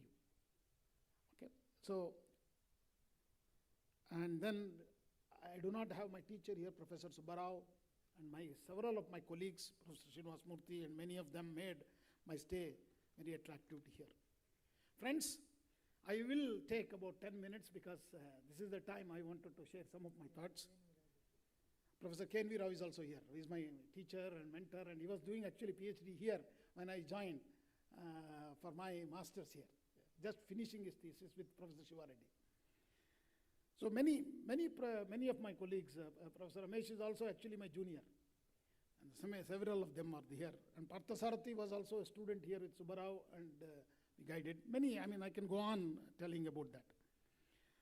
So respected guests on the dais and off the dais, and all the distinguished dignitaries, and most importantly, eminent academicians, and also all majority of my students are there in all the IITs and NITs, and all of them are here today. Many of my students, postdoctoral students and postdoctoral students, and my teachers and colleagues, friends from the Indian Geotechnical Society, and also Indian Society for Earthquake Technology. And many of them, if I keep on saying, Professor Mahendra Singh is here, Professor Bhuminathan is here. We heard he's from IIT Madras, and Professor Mahendra Singh is from IIT Roorkee, because IIT Roorkee was my almost second home, because most of the time I used to be there for all the examination, either earthquake engineering or civil engineering. Friends, ladies and gentlemen, thank you very much for coming here on this very important occasion where Indian Institute of Science, particularly Civil Engineering Department, is organizing this TGS-2026. And also, the theme of the conference is also my name, Sitaram. So I will not make an attempt to expand. Friends, I would like to start my speech with one sloka. Raghukul Riti Sada Chali Aayi. Pran jaye par vachan na jaye. I will try to explain this. Tradition of House of Raghu, that is Sri Ram, has always been that one would sacrifice life itself, but never compromise on one's sacred duty and word. This verse has been my guiding philosophy, ladies and gentlemen. I've always believed that if we remain truthful, honor our commitments, and perform our duties with dedication, the journey may be difficult, but success will surely follow. This is specifically an example for me. My life's journey is a testimony to the power of hard work, integrity, and perseverance. Many of you may not know how difficult to sit as a chairman AICTE. It's one of the very, ugliest and corrupt, but I did take a chance to go there and clean that up. In 3 years, today many engineering colleges will vouch for me wherever I go. Even after retired from AICTE, I am well sought after by all the colleges. Almost every day there will be one place I will be there, because that's the way they are actually treating me. So today is an emotional and a memorable occasion for me. I stand before you with immense gratitude and humility. I sincerely thank the organizing committee, particularly Department of Civil Engineering, especially for all my former and present colleagues, students, and conceptualizing this particular conference and organizing as TGS-2026. And for choosing to associate the conference theme and this event with my name. This gesture is far beyond any honor I could have imagined. It reflects the enduring bond between a teacher and his students. I shall cherish the rest of my life. My journey from small village called Talaku in Chitradurga district to Davanagere for my bachelor's degree in engineering was not merely a journey of distance, ladies and gentlemen, because we were very poor at that time. Going there and finding a place to live and doing that 5-year journey, I still remember. It is a journey of hope, determination, and conviction that education can change one's destiny. Because I was the first engineer in my family from Talaku. Friends, from there I served as a lecturer at Bapuji Institute of Engineering Technology. That is again another big story. Professor Shivanna, at that time we thought that we will not get any chance to work anywhere there. Professor Shivanna, even before my 10th semester results came, he called and offered me as a lecturer position, where I learned that teaching extends beyond the classroom. Because we actually went to BDT college, looked at the laboratories and replicated these laboratories in Bapuji Engineering College. That gave us a lot of experience. So building laboratories and developing the engineering program completely from scratch at BIET, because that was the first batch of civil engineering there, gave me invaluable lessons in innovation, leadership, and creating opportunities for future generation of engineers. Most importantly, working with my friends, classmates, friends, and one of them is here, Krishnamurthy. We shared the room also, and he went on to become an engineer in PWD, but I changed my course. Later, my journey to the Indian Institute of Science, which began as a young master student under the guidance of Professor Subbarao and Professor Shivpalaya, the person who made me to, because we didn't know IISc existed, please let me tell you honestly. Even when I'm doing VDT college, I didn't know what is IISc, what is IIT. So the person who introduced me to IISc was my teacher, Jinka Padmanabha. See, he is no more today, but his son is today one of the directors of the Institute of National Importance in Jorat, and I was surprised to see him and meet him there in Northeast. So he brought me and introduced me to both Shivpalaya and Subbarao. I think Professor Shivpalaya will remember that. And I went, after completing my master's, both of them asked me to continue a PhD, but I told them that my dream is something different. I don't want to continue PhD here. I told them, but still they admitted me to a PhD to get me some scholarship, but they said you can go anytime. So within a few months, I went to IIT Delhi because I was applying to universities abroad. And I worked with 4 months in IIT Delhi as in a research project. Then I got a job in CPCB, Central Pollution Control Board, went to Goa, served for about 8 months. By that time, I got the offer but 2 places, one from North Carolina State University in US and University of Waterloo. I don't know what it came to my mind. It was I chose Waterloo, not because of as if I knew anything about these universities. I only chose because Waterloo was giving both research assistantship and project fellowship. So it was money actually decided my route to Waterloo. And there, I know my journey to Canada for higher studies was made possible by unwavering support. 5 minutes. Wait.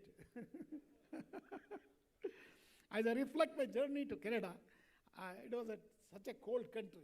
First time I went with the Bata shoe and fell down on the day one.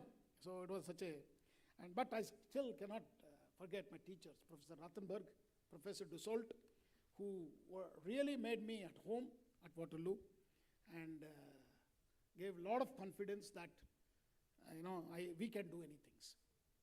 This confidence only made me to pursue excellence. I remember them with deep respect and gratitude. My postdoctoral work at University of Texas at Austin again was a very memorable one, where we learned to do research and development with industry collaborations. More than 10 petroleum companies were partner to us. We have created that kind of a challenge. Though I had a full-time job at Shell Petroleum Company, it was Institute of Science offered me without even me coming here physically. So I took up that as a chance and I ended up here. I don't know whether if I had stayed in Holland, in Shell Oil Company, I would have been a different person, different altogether. So, but this institute had given me an opportunity without me being physically present for the interview or not even online, okay? Because I used to come regularly and make a presentation, and all are my teachers. Professor Sridharan was the deputy director at that time, and my Subbarao was the chairman. So all of them were very passionate about me joining, and they offered me, and I did live up to their expectation and came back and joined as a faculty in 1994. So returning to IISc as a faculty member was an opportunity to give back to this institution that had shaped me. I started building the geotechnical earthquake engineering laboratory because I never took a course in earthquake engineering before. But today, we can proudly say that we have really done a phenomenal job in creating the earthquake engineering to the world. We are the world leaders in that. Because the support of colleagues, students, funding agencies, actually, I have to thank them. Over the years, we established world-class experimental and analytical facilities, undertook nationally significant research which is relevant to our nation, whether seismic microresonation or liquefaction analysis. And if I look back today, I realize the greatest wealth I created is not the laboratories, not the equipment of the infrastructure, not the funding which we brought to the institute. The true legacy is the extraordinary pool of students, talented students, researchers, and young faculty. So I request all my teachers, students who are here and serving a different capacity to stand up, please. I request all my PhD students.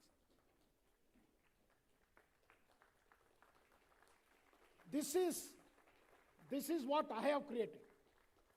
I can proudly tell each one of them, they were raw when they came to me, but we have transformed them. They are the true leaders of Indian higher education system, particularly in many of the engineering colleges. Look at, this is only the half of it. Another half is not here today. Thank you very much. Please sit down. Whatever I've achieved in my career is not an individual accomplishment, ladies and gentlemen. It is a collective contribution of my teachers who inspired me, my colleagues who supported me, and my students who constantly challenged me to think differently. My collaboration from academia and industry and my family. Industry, I would like to tell you, I was really surprised to see, because we hadn't really sent any invitation to anybody. I have 3 friends from Hindustan Zinc Limited. Please rise. 4. All of them, you see, I didn't know that they are come here, but I am a consultant to them from 97 onwards. And they never left me. Even recently also, Mr. Ara keeps calling me, sir, we need your suggestions and idea, please come back. But anyway, my route has changed, Mr. Ara. I am going in the direction of education. So I would like, because where the impact can be made more. Please sit down. Thank you. I was really impressed, and when I saw them, I was really shocked also sometimes. So how did they end up here? Because we didn't advertise to any of those people, industry people. So friends, my journey started from leaving the Indian Institute of Science in 2019 to Indian Institute of Technology, Guwahati. I had the privilege of leading transformative phase of the growth, because IIT Guwahati was a very new IIT. The 6th IIT started in 1994. Was in a very, not very known to the whole world. My first convocation as a director of IIT Guwahati was in fact on online, because 2020 was a COVID. But guess who was my chief guest? Honorable Prime Minister Narendra Modi ji. And just the address of him in my convocation, first convocation, made IIT Guwahati popular across the country, because it was beamed in all languages of the Doordarshan. So we all became popular. IIT Guwahati became a house name in Gujarat, Kerala, Tamil Nadu, and everywhere. And today I'm very happy to tell you, with our initiation, citation per faculty, we are number 2, next to only Indian Institute of Science. And we started many schools. I will not get into the details. Many of you know that already.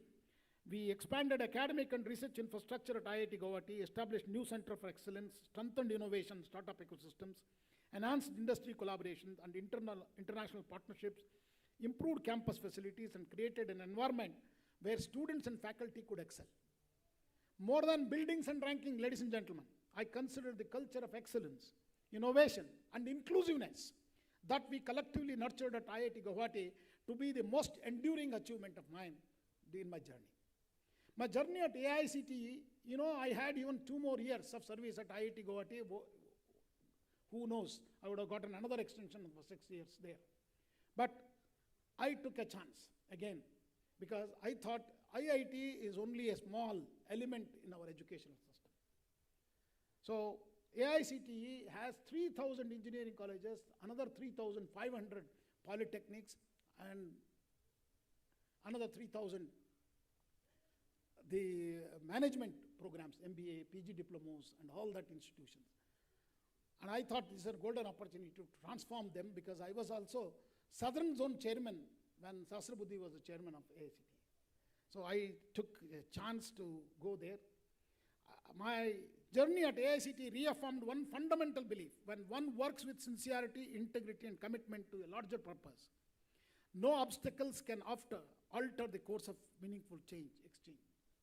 So at AICTE, our mission was to transform technical education from regulation to facilitation. We introduced transparent technology-driven approval process that enhanced trust and accountability. We worked tirelessly to uplift engineering institutions in rural and aspirational districts by establishing skill laboratories, AICTE Idea Labs, promotion of industry-linked education, strengthening research ecosystems, encouraging innovation through institution innovation councils. Today you are hearing 3rd largest startup capital of the world, which is India. If you ask any IIT, even IIT Madras, you go and see the research park, bustling with a lot of activities through startups. But you ask them, where did you graduate? All my students who are innovators, startup creators are all graduates of AICT second and third grade engineering colleges. I would like to even share one more news. Even you ask all faculty of 95% of the faculty in all IITs. If you ask them, where did you graduate? They will say, I did my MTech from IISc, or ME from IISc, PhD from Carnegie Mellon, postdoc from Harvard.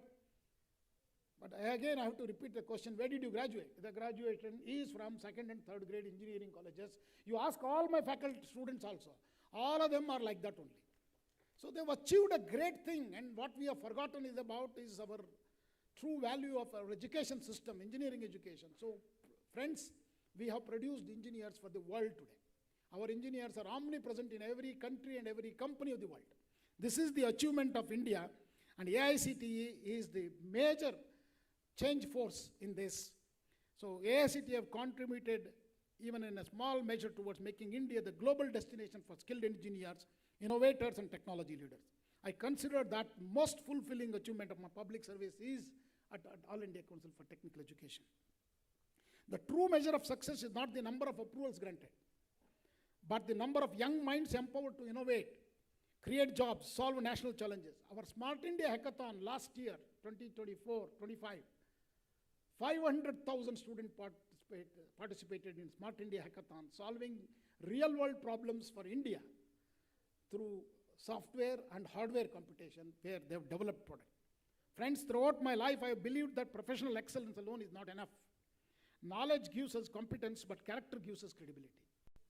The qualities that truly define a person are truthfulness, transparency, ethical conduct, and uprightness. I have maintained this throughout my career. That is why sometimes some of them feel very uncomfortable with me. These values may not always provide the easiest path. There will be difficulties everywhere when you talk very tough. But they always provide you the right path, ladies and gentlemen, particularly for the young people who are here, want to watch that positions, awards, recognitions are very temporary. Integrity is permanent. As the end of one's career, people remember not only what we achieved, how we achieved it. That's where we want to make a difference, ladies and gentlemen. To my dear students, and particularly all my students who are very accomplished faculty everywhere in the country, young researchers, I have a simple message to all of you. Never stop asking questions, but intellectually be honest. Give credit where it is due. Respect facts, respect evidence, and respect every collaborator. Research is not a race for publication, ladies and gentlemen. You have seen now, many retractions have come today. Many retractions, which is pulling down India's strength, even though we are the third largest paper publishing country in the world today. Third largest. But the retractions are the dangerous things. It is a lifelong commitment, ladies and gentlemen, discovering the truth and creating knowledge that benefits society. Build your reputation on competence, humility, and integrity. Please remember that. Don't go for very cheap and very quick success. The future of geotechnical engineering and civil engineering, ladies and gentlemen, has never been more exciting, because India is doing very large projects today. And in that, you have heard many of my colleagues talk about artificial intelligence. Artificial intelligence is transforming every aspect of our profession. The role of civil engineers has changed. The way we teach civil engineering, my teachers who are sitting here might assume that that kind of teaching is not at all required, ladies and gentlemen. Today's civil engineering is about digital twins, sensors, and building everything first on the platform and then create that. So we make very less mistakes. So AI will assist us in site characterization, digital twins, intelligent monitoring, predictive maintenance, risk assessment, disaster mitigation, autonomous construction and sustainable infrastructure. However, AI will never replace the engineering judgment, ladies and gentlemen. You don't need to be scared of artificial intelligence. AI will also, while you're using, you have to be very careful about ethical use of AI. What is right, what is not. That's your responsibility of being ethical. It becomes much more. because you are the torch bearer for the young people who are, they'll be watching you, because they can now submit your assignments, projects within a fraction of a second. They don't need even hours, 2 days, 3 days. And my professor used to take years to do a literature survey. It will happen in 1 second in Claude. In 1 second in Claude. Civil engineers will continue to build the foundations of Vikasit Bharat. Friends, the engineers of tomorrow must combine a deep understanding of engineering fundamentals with expertise in AI, data science, sensing technologies, and sustainability. This conference is also about sustainability. Friends, our highways, railways, metros, bridges, dams, smart cities, resilient infrastructure, and climate adaptive communities are becoming bigger in scale and bigger. Every day what India is building will be the world's highest, largest, everything is unique. So in that, the challenges before us are enormous. Rapid urbanization, huge population growth, climate change, natural hazards, and resource constraints. These challenges also provide unprecedented opportunities for innovation. I encourage every young engineer to become a lifelong learner. That's what our NEP talks about. It's a very phenomenal document, National Education Policy 2020, to embrace interdisciplinary knowledge while remaining firmly grounded in engineering principles. So the way we teach engineering has completely changed. That's what we have done in model curriculums of AICTE. So students in engineering, civil engineering can take courses in defense technology, space technology, atomic energy technologies today. We have created a minor degree specializing in those things. As I look back, I feel immensely fortunate. The greatest satisfaction of a teacher's life is not the number of papers published or projects completed, but seeing students excel beyond the teacher. That is what I have seen. One of my such students is not here, but I don't want to name him here, but many of them are like that. Nothing gives me greater happiness than witnessing my students becoming outstanding academicians, researchers, industry leaders, and nation builders. Once again, I thank you every student who worked tirelessly to make TGS 2026 a grand success, and every colleague, particularly Dr. Anbalagan, who took the leadership along with Parthasarathi and many others, all my PhD students who has walked with me throughout this journey, and every teacher who shaped my life. I dedicate this honor to all of you. Let us continue to build not only stronger foundation for our infrastructure, ladies and gentlemen, that will anyway happen now because India is the third largest economy in the world, but also stronger foundations of knowledge, integrity, compassion, and service to humanity. Without that, because India is a rich culture which has to demonstrate this integrity, ethical leadership to the whole world. Because you have seen the world today with large wars and fighting, and what they say in the morning, they don't even acknowledge it in the evening. In that complex world, it is very important for us to become, give a foundations of integrity, compassion, and service to humanity to all our young ones. Thank you very much, gentlemen. Thank you. Namaskar, Jai Hind. Thank you for patiently listening to me, because I thought this is an opportunity to share some of my inner thoughts to all of you. Thank you. Namaskar, Jai Hind.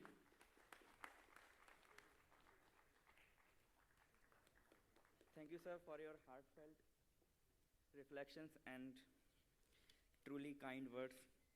As we approach the conclusion of this inaugural function, it is time to express our gratitude to all those who have made this occasion meaningful and memorable.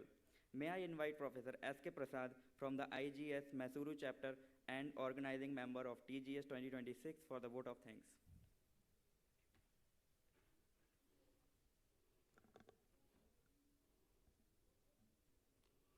Dignitaries on and off the dais, ladies and gentlemen, when a program of excellent stature of TGS-2026, starts magnificently, it's an honor and duty for me to, express thanks to all those who are responsible for its success.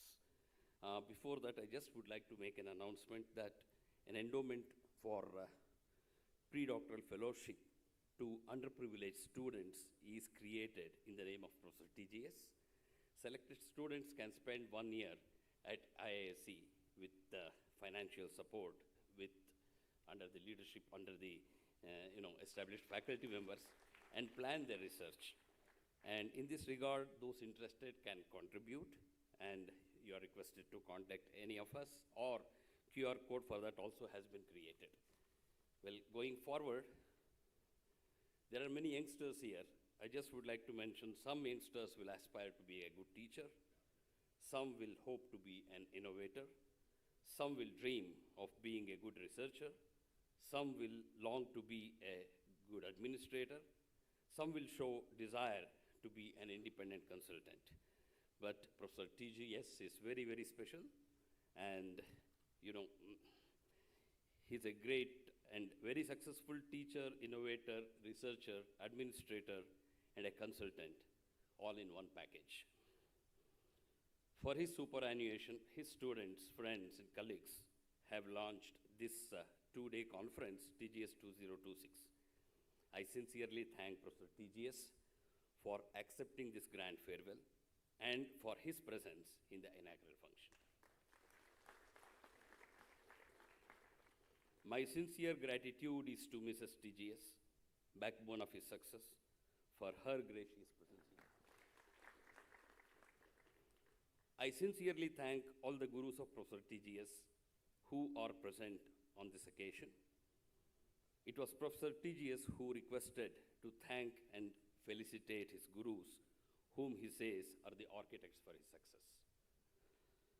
His teachers, Professor K.N.V. Rao, Professor K.V. Prasad, Professor D.S. Prakash, Professor Narayan, Professor Ramarao, Professor Achyuta, and Professor Nagaraj from UBDT College of Engineering, Davangere, Professor Sridharan, Professor Shivapillaya from Indian Institute of Science, Bangalore, were all very happy and enthusiastic to admire and accomplish the accomplishment of Professor TGS and bless him today. I thank each one of them for their auspicious presence today during the inaugural function. I thank all the luminaries on the dais, Dr. Vidya Shankar, Vice Chancellor, Vishweshwaraya Technological University, Padma Shri Guruji, Dr. H.R. Nagendra, Chancellor, S. Vyasa University, Mr. Janardhan Swami, former MP from Chitradurga, Padma Shri Professor Ganapati D. Yadav, Emeritus Professor of Eminence of Institute of Chemical Technology, and Professor Deepak Kumar Srivatsav, former Vice Chairman, UGC. Your valuable presence and inspiring remarks about TGS during the inaugural of this conference motivated all of us. We once again show our gratitude to all of you. Professor Anantaramaswamy, Chairman, Department of Civil Engineering at Indian Institute of Science, Bangalore, smoothly presided the inaugural function. Thank you very much, sir, for your presence. Dr. Ambalagan, convener of TGS-2026, always thinks out of box and has brought in many innovative changes in this conference. He has been working constantly for this conference for more than 1 year. I sincerely thank you for giving an overview of the conference. Active presence of 40 plus doctoral and master's students of Professor TGS from across the globe, efforts of Dr. Raghuveer Rao, Dr. Parthasarathi, Dr. H.N. Ramesh, Dr. Vijayan Rao, to name a few, and many others who have worked tirelessly for the conference are responsible for its success. I sincerely thank each of them for their efforts and presence today. I thank Dr. Anil Joseph, President, Indian Geotechnical Society, and Vice President, Asia, IISc, Dr. A.P. Singh, Honorary Secretary, Indian Geotechnical Society, all the National Executive Council members of Indian Geotechnical Society, and office bearers of IGS Karnataka chapters, namely Bengaluru, Suratkal, Hubli Dharwad, and Mysuru, for their valuable presence. My sincere thanks to IISc for providing excellent infrastructure, students, faculty members, and staff of civil engineering at IISc for bringing value to the conference. Special thanks to the team from SURETY Geotech, especially Shivani, Sangeeta, and Aravind. I thank all the sponsors, contributors, volunteers, members of the organizing committee of the conference, all the participants, well-wishers of Professor TGS, ladies and gentlemen, boys and girls, for your valued presence in the conference. Thank you, one and all.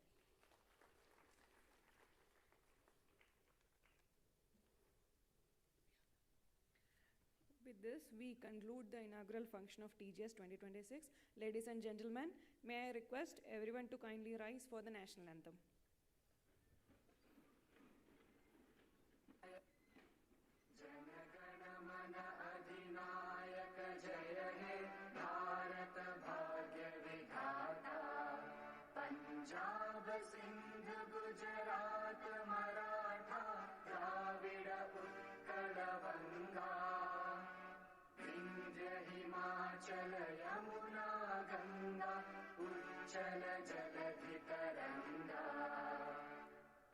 शुभ नामे जागे तब शुभ आशीष मांगे गाहे तब जय गाथा जन गण मंगलदायक जय हे भारत भाग्य विधाता जय हे जय हे जय हे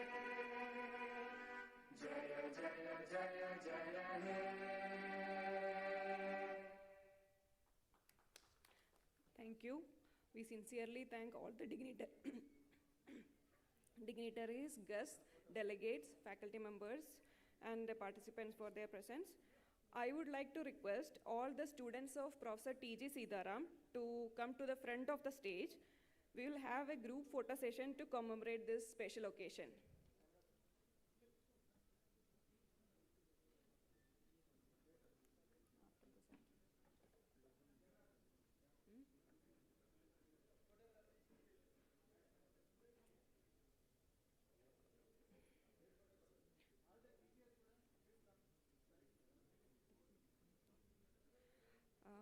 Tea has been arranged. We will have a short tea break before the commencement of technical session. All the delegates, please proceed to the left of the upstairs, to the left of the auditorium.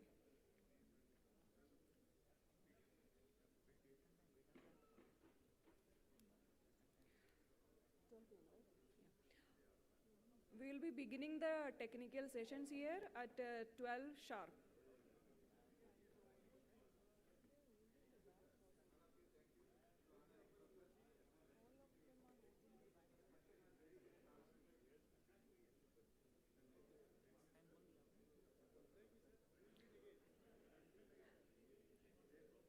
Respected dignitaries, please proceed for tea that has been arranged.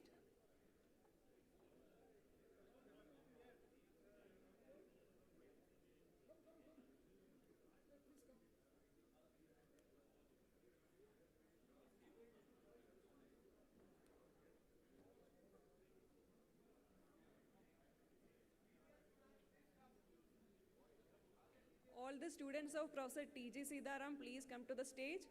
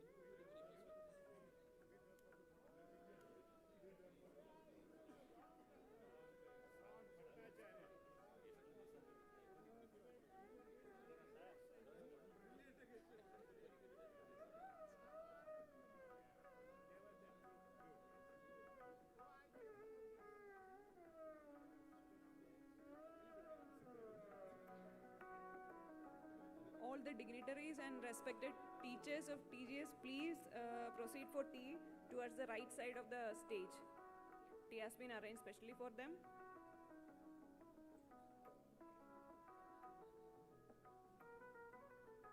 Also, dear teachers and professors, while leaving, please don't forget to collect your conference kit and the gifts.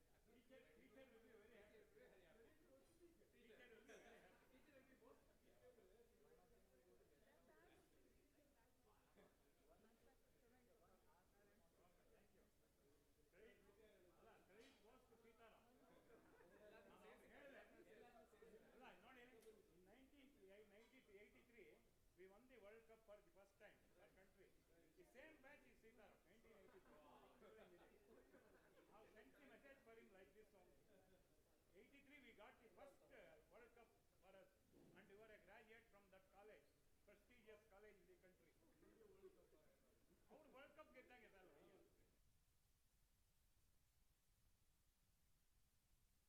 Trainers capacity. My brother, National College, Bangalore. National College and mathematics, 4 ಜನ ಇದ್ರು, diamond controllers. My brother was one among them.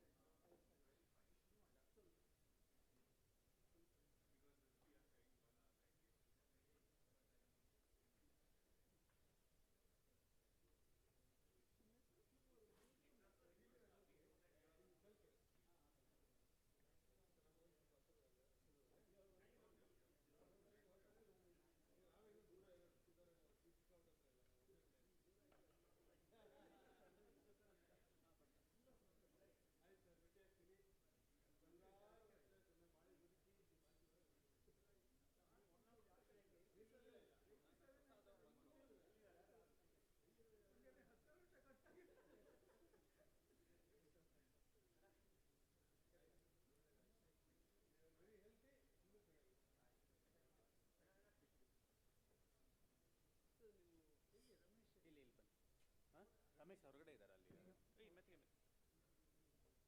ಎಲ್ಲ teachers ಒಂದು group ಮಾಡೋಣ.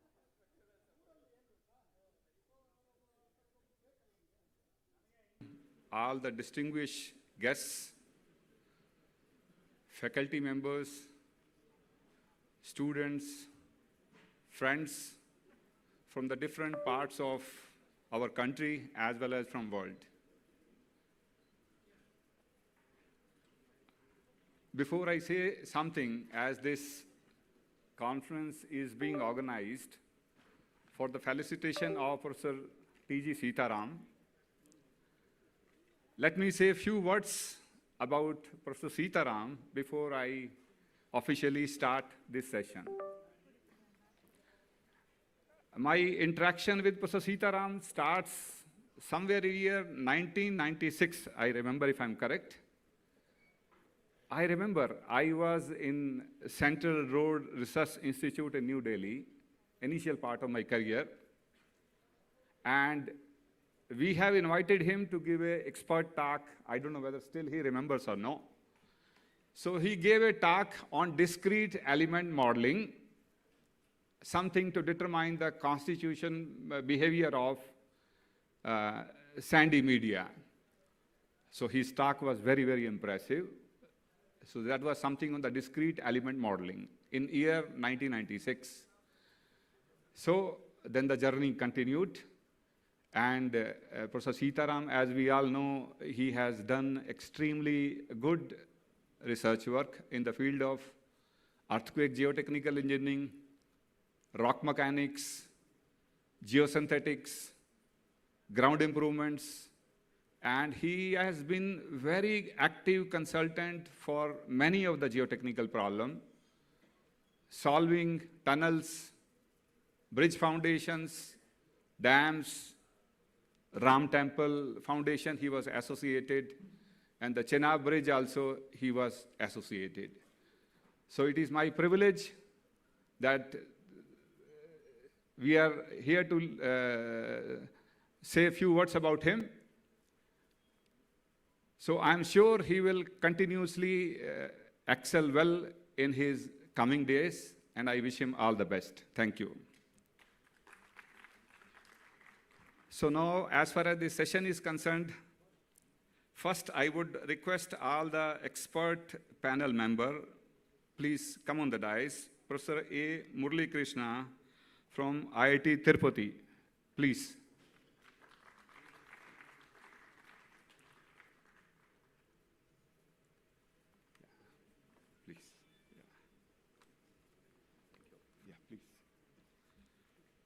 Professor Dasaka Murthy from IIT Bombay.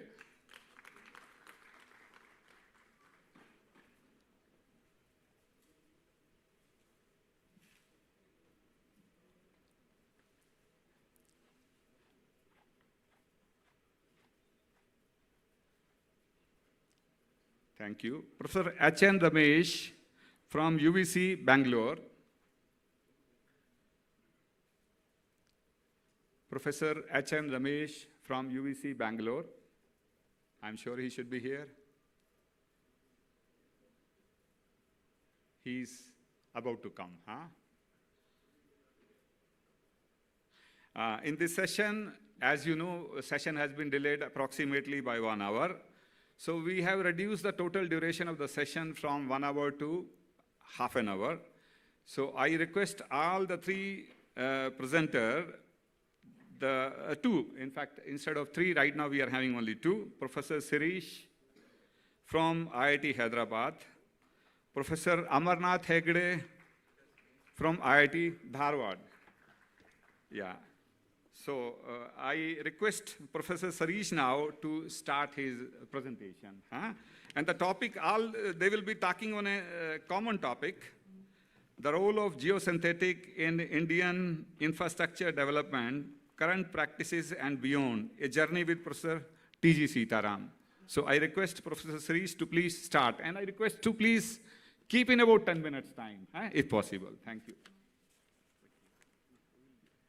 Thank you so much for, first of all, Chairman Sir, for giving us, inviting us onto the stage, and thank you so much for inviting both of us, myself and Amarnath, and also Deen Dayal, and we forgot the name Srivalsa, who also contributed to the presentation.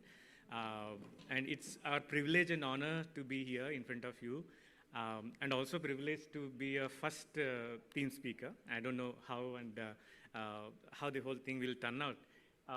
So if something goes wrong, please pardon. And so we thought we start with where we started. I think this is Professor Sitaram today, and this is Professor Sitaram when we met him in 2001 and 2002. Of course, this photo was taken from 2002 IGC. So this is just outline of our journey. We started with Professor Sitaram for the last 25 years. We wanted to highlight where we started with behavior of geocell reinforced foundation beds, and in 2001 and continued up to 2015 by Dr. Amarnath. And then what we are doing is the geocells and geosynthetic applications in highways from 2010 and even today.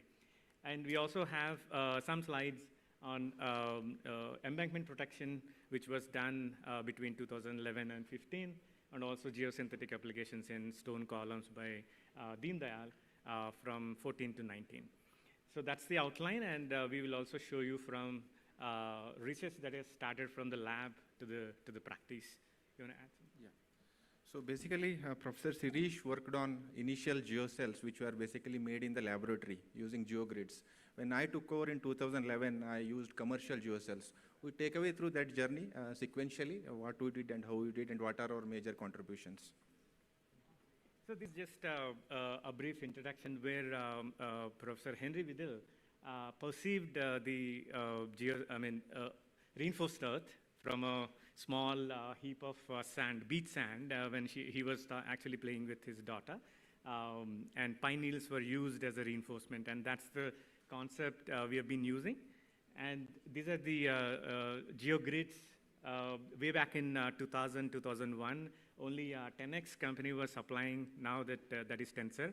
And professor was generous enough to get the material from UK for my research, and that's how we started.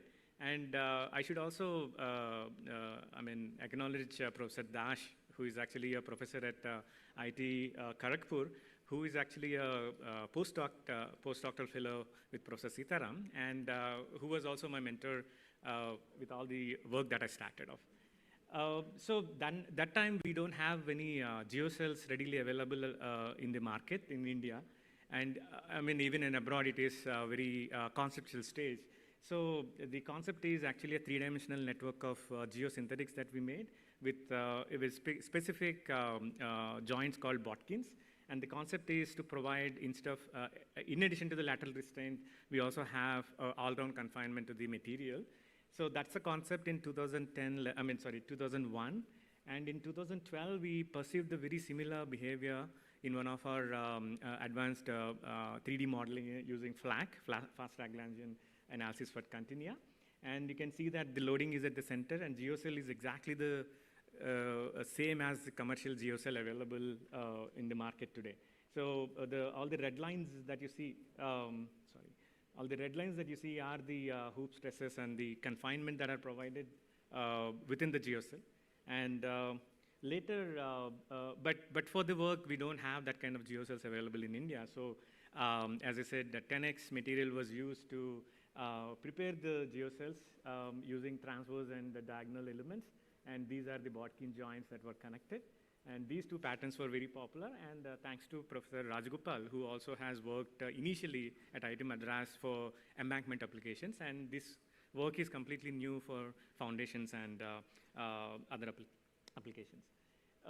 So the test setup where we started with in 2001 is this. And these are the Botkins that I was talking about, all the vertical white lines. And this is the transverse, and these are diagonal grids. And this publication is in Geotextiles and Geomembranes in 2003, which has actually the highest citations, I would say so far, 450 plus citations for single paper. And this is what Amarnath has started off with commercial geocells in the very same setup.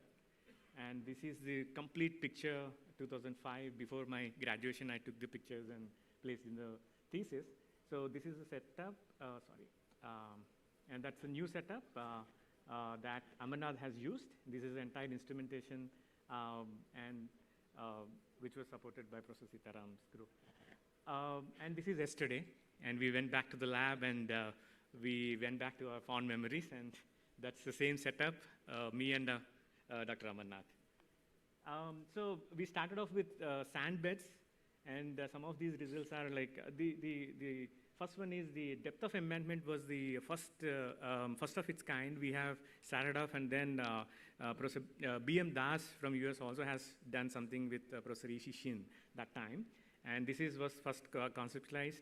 And one point here I want to share with what Professor Sitaram used to come, every single day at 6 o'clock, 5:30 to 6, before he leaves office, he used to come all the way through the back stairs and then just come and say, "Yen marta idrappa," or "What's going on?" I say, something like that.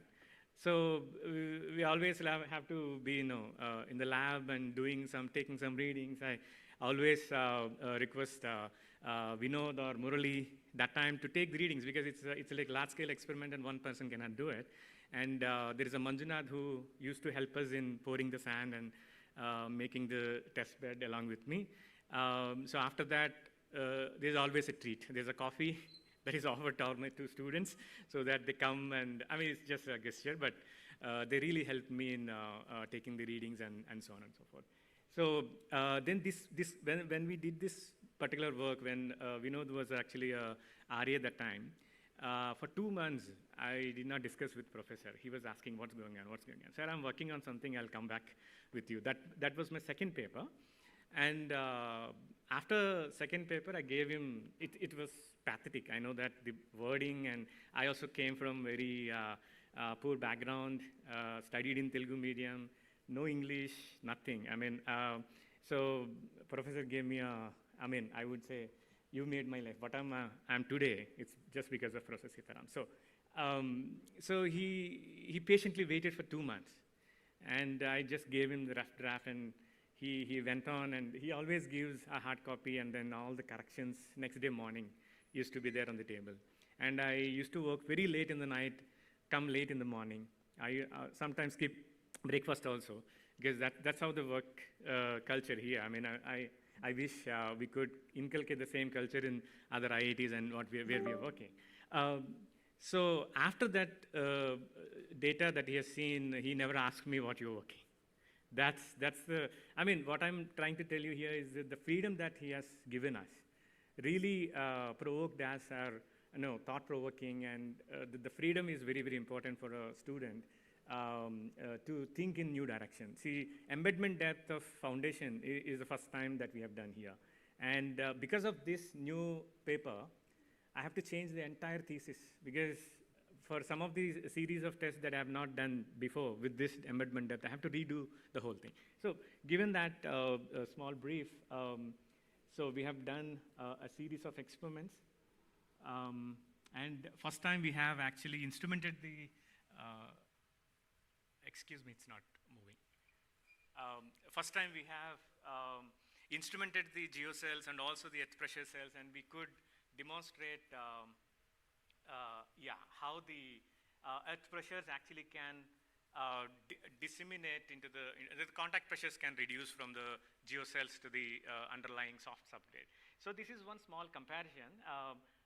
Sorry, this is the instrumentation. This is a small comparison with geocell reinforcement and geogrid reinforcement. There was a 50% reduction with planar to the three-dimensional geocell. That was the one good observation. And then we also have instrumented the geogrids to understand the strain mobilized in the geocells and so on and so forth.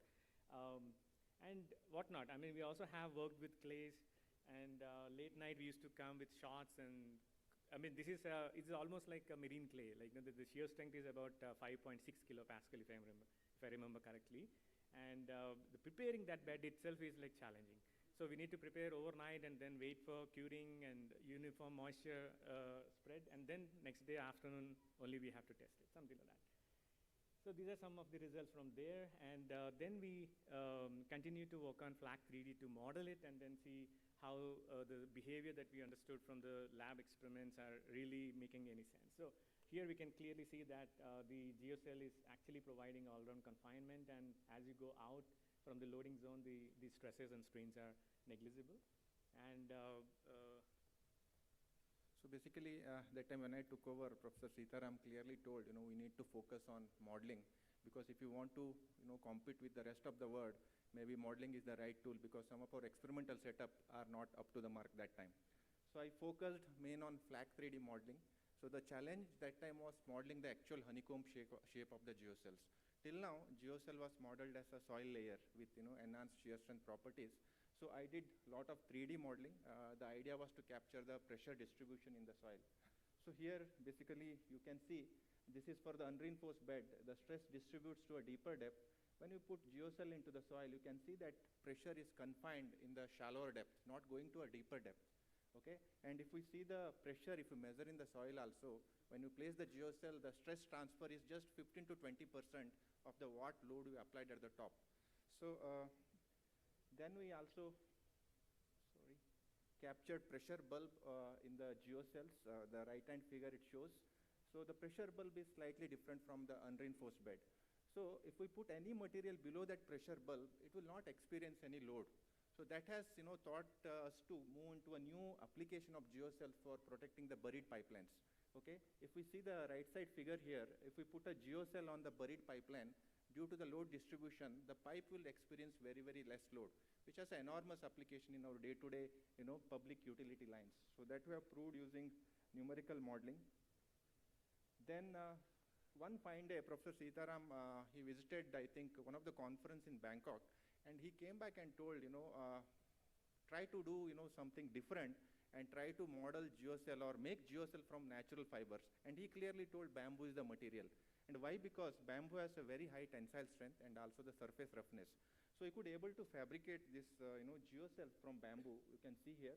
And subsequently, my friend in NIT Suratkal, Dr. Srivalsa, has extended it to jute geocells and coir geocells. We found that the performance was very, very good. The only problem is the biodegradability, so that we could able to address using some chemical treatment. Yeah, then with all these numerical modeling, experimental evidences, then we perceived how a geocell can work, and this is the slide that I prepared for my open colloquium that was on Teachers' Day, September 5th of 2005. And yeah, so if you have a very soft foundation where the failure zones are very, general shear failure, if you have steady foundation, and if you have geocell there, then there is all-round confinement to the soil, and there will be a lot of horizontal distribution of the pressure, so that the geocell matrix will behave like a semi-flexible, semi-rigid kind of matrix, and provide a lot of support to the payment system. So anything that goes below is negligible. That's what Amna was also highlighting, that buried pipes can be protected using this geocell matrix.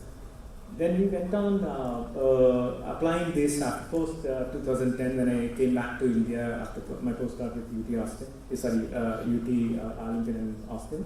Then 2010 we started off with applying these geosynthetics, both geogrids and geocells, for payment applications.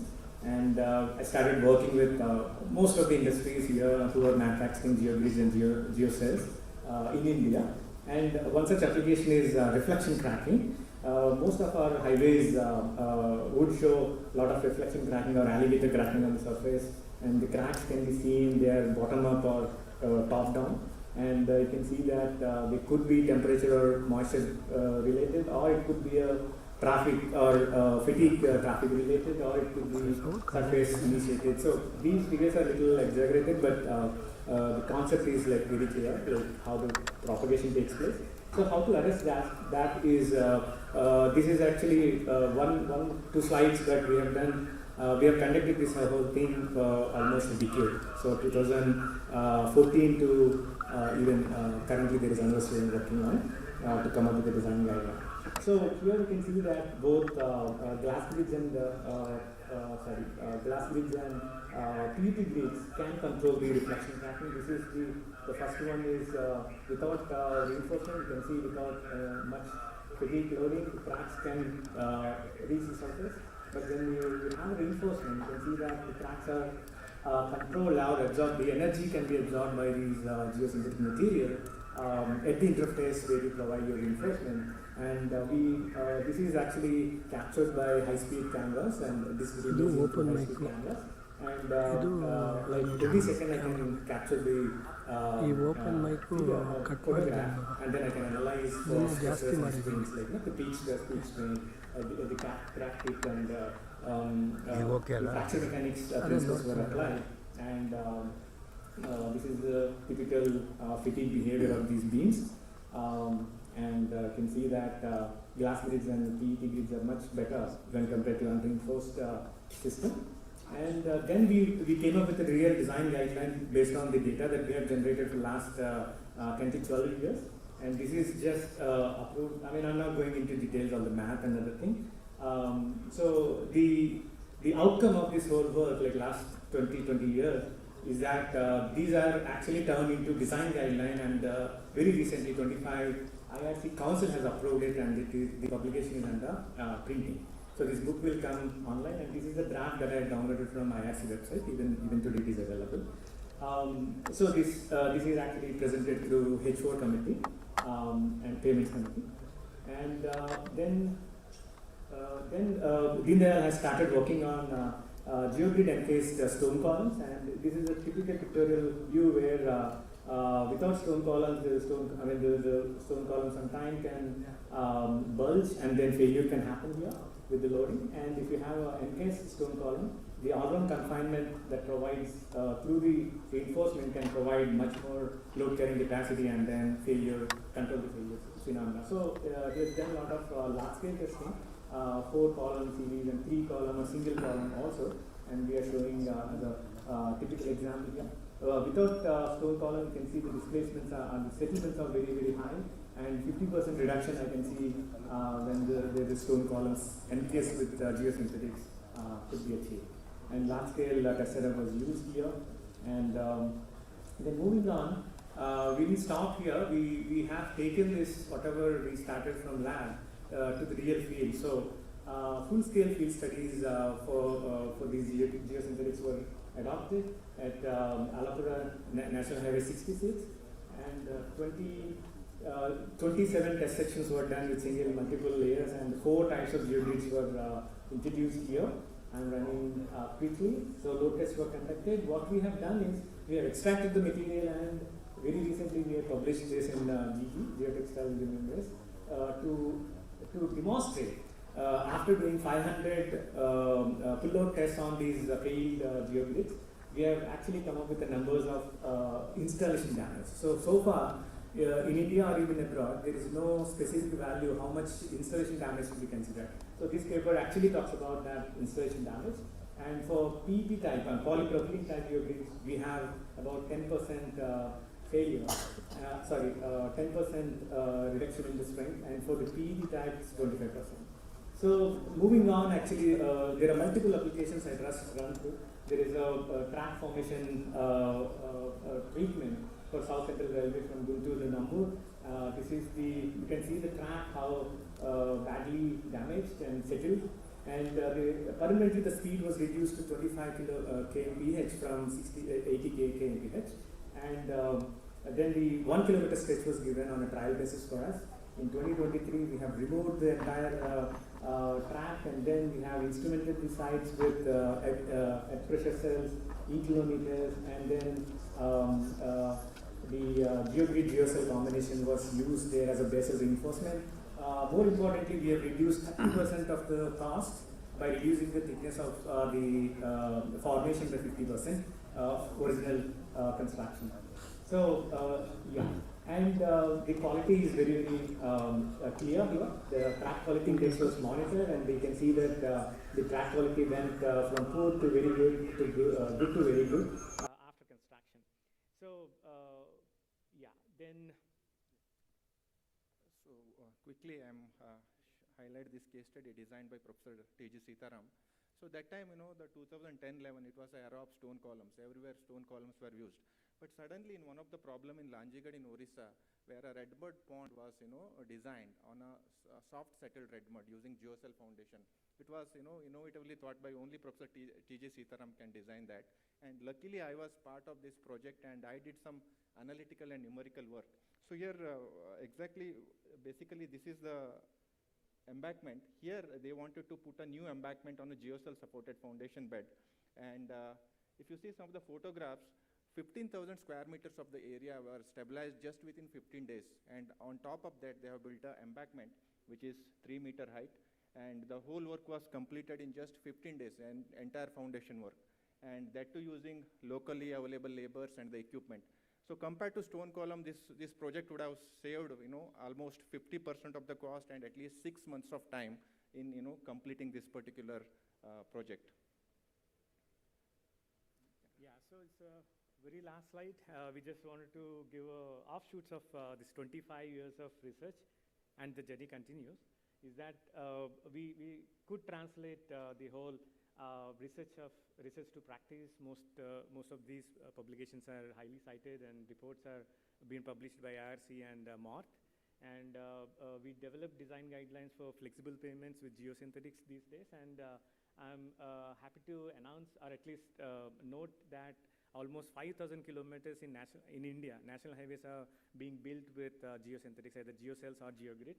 And the cost saving, especially for Bangalore-Chennai highway, 262 kilometers, they have saved 12% costing in the initial cost itself. I'm not counting life cycle analysis, life cycle cost or something. And that, given that cost, there is a 30% reduction in material consumption. That means we are saving, it is more sustainable than and more long-lasting than conventional roads. So with that, these are our tributes to Professor Sitaram, who gave us this life, who gave us what we are today. And along with that, Professor K. Rajagopal of IIT Madras, retired, Professor Sujit Dash, Dr. Vinod, who helped me and, of course, mentored Amarnath, and also all the past and current students of our batch. and Professor Sitaram's students. With that, we have small pointers to take home, what we understood or what we perceived Professor Sitaram in his own words. This is what touched me and Dr. Amarnath. And so basically, whenever we had long discussions and all, like he used to say that we are not solving a worldly problem or something. But PhD is actually a rigorous training so that you can handle any problem moving forward. So that's something really touched me. And at any single point and any single problem that I handle, I'll actually see through this kind of lens. And quick dissemination of information is utmost important. Don't wait until somebody tells you to do so. But it's very important that you have data. It's important for you to just disseminate the data, disseminate the information to the peer group. And give freedom to the students, and he gave the freedom to the students like us. Ideas, this is actually experienced by Amarnath, that ideas can't flow when you are like deadlock or worked out. So that is another key take home for us. And perfection, always, he used to ask, okay, is your figures correct? Then I used to say yes. Then immediately he used to do this, 2 figures together. And if there is a change, then he used to let me know, Sirish, you have to correct this.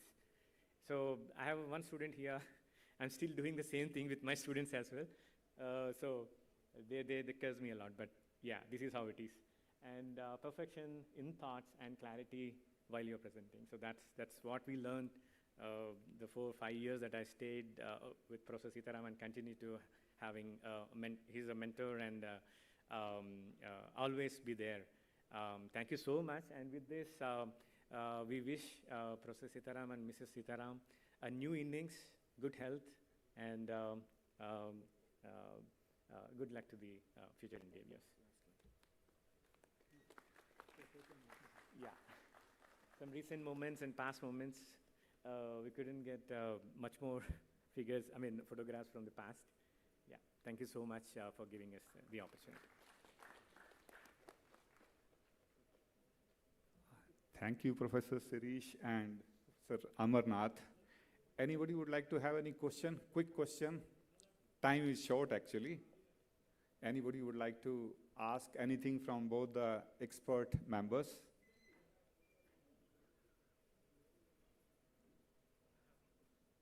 Very good presentation. Geosynthetic is very, very good emerging area. Only concern is perhaps we have to carry out study for a longer duration of time in order to make sure that there is no excessive settlement over a period of time.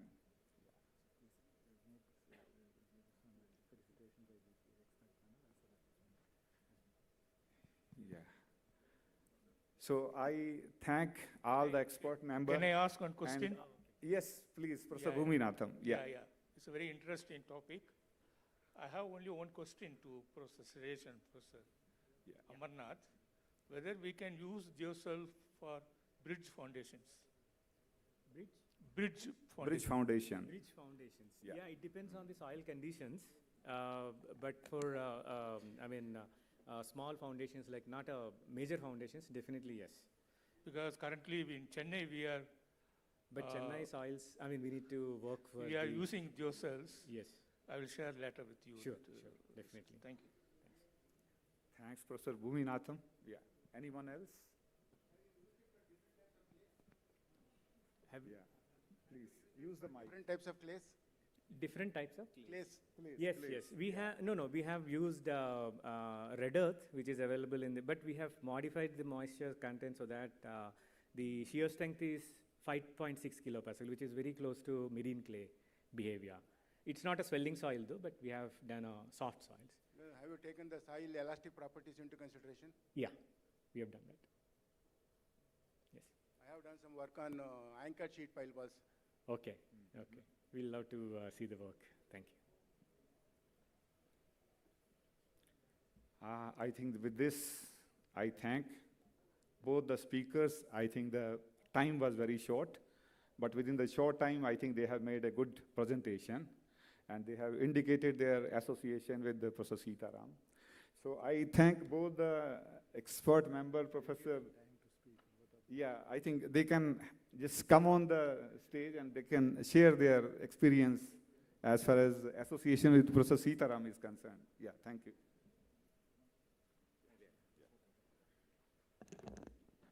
Yeah, good afternoon, you all. Thanks for the organizers for giving me this opportunity to take part in this particular program. I'm sincerely indebted to Professor Sitaram, who made my entry to IISc. I was a research associate with Professor Sitaram and started working on shaking table initially under his guidance. As already mentioned, his way of looking into the problem, his way of motivating the students, and that's totally different, which made my way. And I always felt the family of Professor TGS with all my scholars, Dr. Ravishankar and Govindraju and Sirish, Vinod, Mazi, and we are the people who are closely working with it. And given a lot of exposure to, of course, geosynthetics primarily. Thank you. And congratulations, sir, for successfully completing tenure and superannuating. And I wish you and your family a good health and prosperity. And thank you. Thank you, sir, for giving me opportunity to do the PhD under you. So after joining NIT, once Professor T.G. Sitaram sir, my guru, visited NIT Trichy, and when I was doing ME, I have not taken his course, rock mechanics, with fear. No, sir's voice is little louder. Okay, so we used to, Sirish may be knowing, we used to pass, and we thought better to take Professor Sivapula's course because very popular. He will give S grade. Then whatever maybe we have taken, I have taken the Professor Sivapula's course. Later on, Professor visited NIT Trichy, then he surprisingly saw me. I told that I'm aiming from IISc.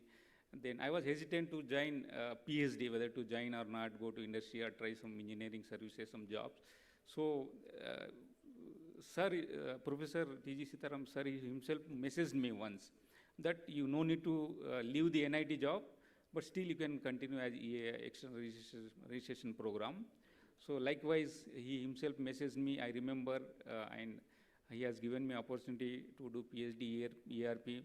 So I have been here for one semester. The rest of the work I have carried out here and there. And whatever you see, the stone columns, it's my work. So actually my collaboration with the professor is on the pile, lateral loaded piles. And after that, I have started working on the offshore wind turbines and innovative piles like helical piles, fin piles. Some of my papers you can see. And whatever you have shown, the stone columns, it's my work. And it is also published in very good journals like Geotextile and Geomembrane, international journal like AUDITORIUM and other things. So thank you, sir, for giving the confidence to do research. I was very hesitant actually whether to continue PhD or not. No, it has been 10 years after PhD. Thank you so much, sir, whatever you have given. I really thank you. So, very good afternoon. Myself, Professor Dasaka Murthy. I am presently professor at IIT Bombay. So, unfortunately, I don't have much interaction with Professor TGS because when I joined IISc Bangalore, I registered for his course, and because of my poor health, I dropped one of his courses. So, but one thing I should thank Professor TGS and all teachers here, that the kind of freedom they gave to us. Okay, what I see now is hardly any students mingle with others. And those days when we were doing PhD here, so we have a very, very strong team. Sirish, Vinod, Murali, Hariprasad, okay, and many like this. There is a very strong team, and we used to discuss, and at times I used to tell my supervisor, of course, I worked with Professor GLS. I used to ask him, so looking at Sirish's work and also I used to ask him, so whether I can also get the opportunity to do experimental work. Sirish used to call us for taking readings, and at times, especially in the nights. We enjoyed the company of all the contemporary people, so we should thank all the people. And with this, I congratulate Professor TGS on his retirement, and I wish him all the very best with good health. Thank you very much, sir. Go, stand.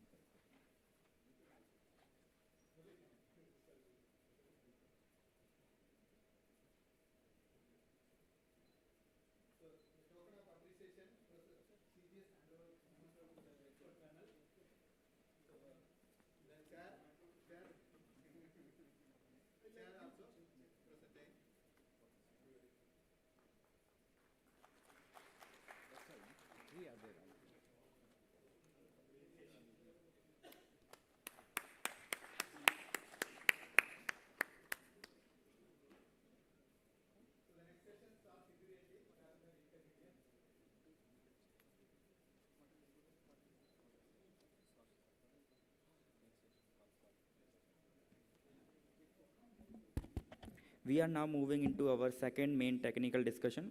To kick off theme 2, geotechnical investigation and site characterization, it is my pleasure to hand the floor over to the session chair, Professor Shekhar Modu, Department of Civil Engineering.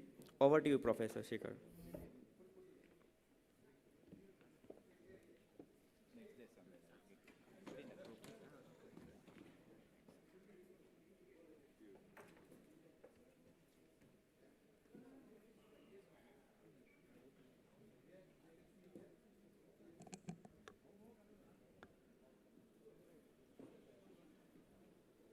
Welcome everyone. I stand before you. My name is Shekhar Modu from Civil Engineering IISc, and I welcome all the distinguished guests, faculty members, research scholars, and other visitors for this session. And as announced, theme 2 is on geotechnical investigation and site characterization. It is also a great pleasure for me to chair this session on an occasion when Professor T.G. Sitaram will be soon superannuating from our department. I knew him for a very long time. We were master students several years ago, so our association has been a long, long time. So thank you, Professor TGS, to be with you for a long time. So I will, without taking much time, we have a short time, we would like to conclude the sessions early so that we can have a good lunch, not to allow our sugar levels to go down. And so, let me first call upon the presenters for this session. Dr. Abhishek Kumar Sharma from IIT Guwahati, please. Please have a seat. Please. You want to be here? Okay. So, first initially you can sit, then you can come over here. Dr. Naveen James, IIT Roper. Hi. TGS students will be standing. Okay, that's good.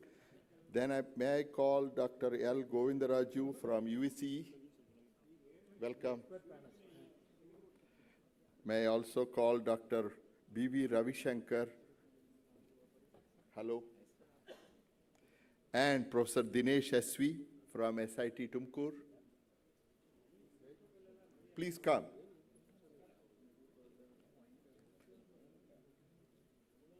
So I'm glad all our presenters are here. May I also invite the expert panel who are listed in this session. Professor Vasant Matsagar from IIT Delhi.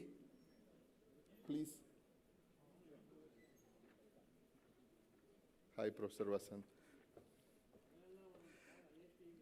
Professor Tyagaraj from IIT Madras. Please have a seat. Hello, hi. Nice meeting you. And Professor A.P. Singh, hi, please.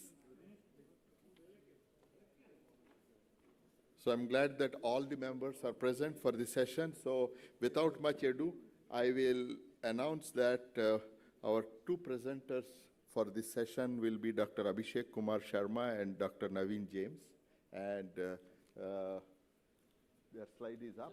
So please go ahead, and we will trim the time. So please keep the time. Thank you so much. 20 minutes. We go ahead, please.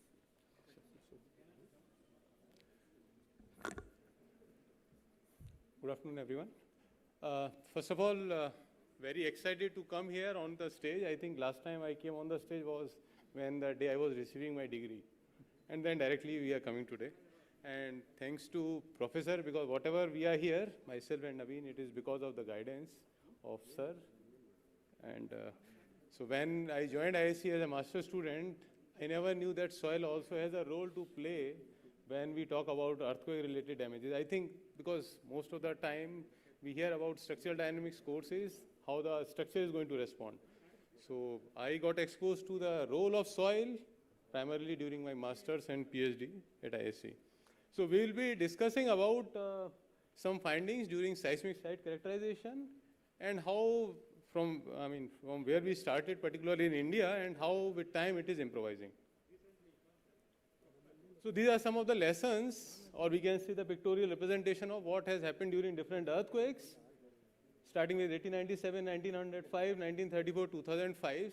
Unless this happens, nobody is really caring much about earthquake, because there are always some fatalities, building damages.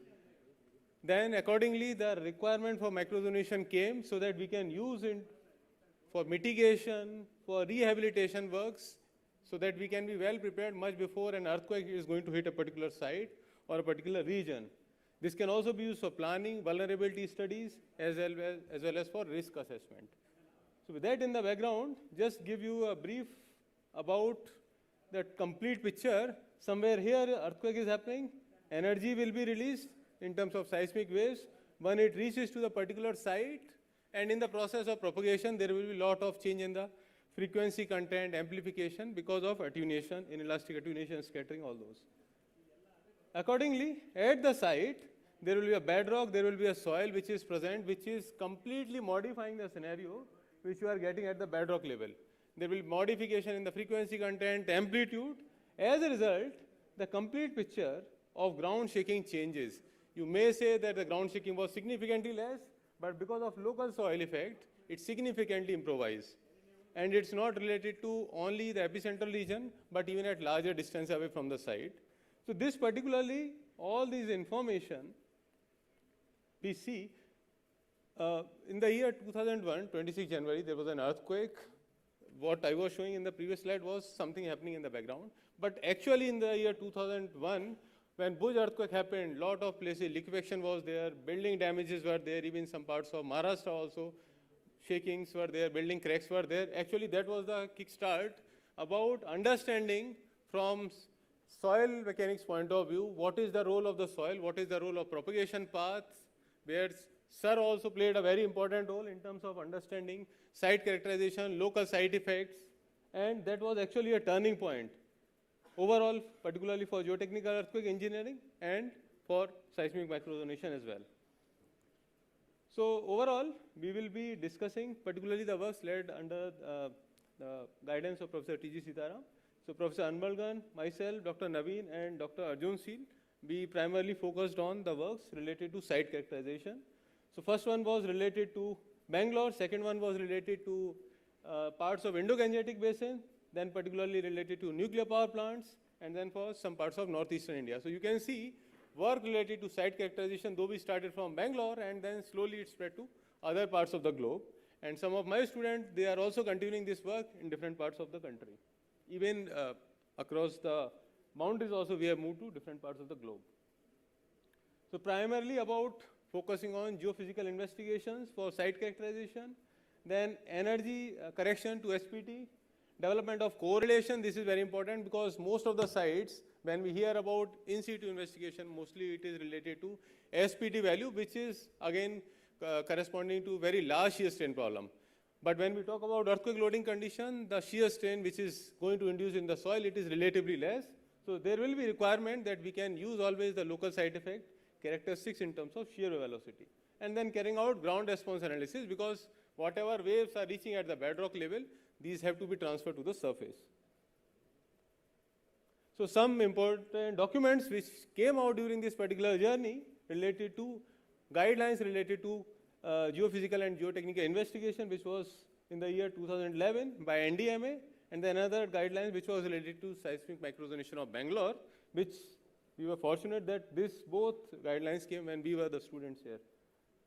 So let's discuss about seismic site characterization. So we can use maybe geotechnical, geological, geophysical methods to find out what is the overall stiffness of the site and how this particular site is going to control the vibration which is going to be transferred from bedrock to the surface.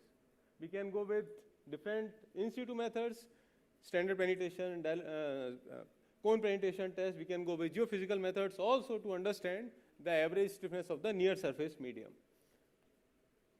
And these are the guidelines which were given in the NDA report, like how to proceed with in situ investigation. You cannot keep on drilling the boreholes everywhere, so there has to be some guidelines one has to stick with. So these were the guidelines which were proposed in the year 2011. And I was also fortunate when these guidelines were getting released in NDMA office in Delhi for the public use. So this is one typical studies for Bangalore, because this is what the first study related to microzonation under Professor Sitaram.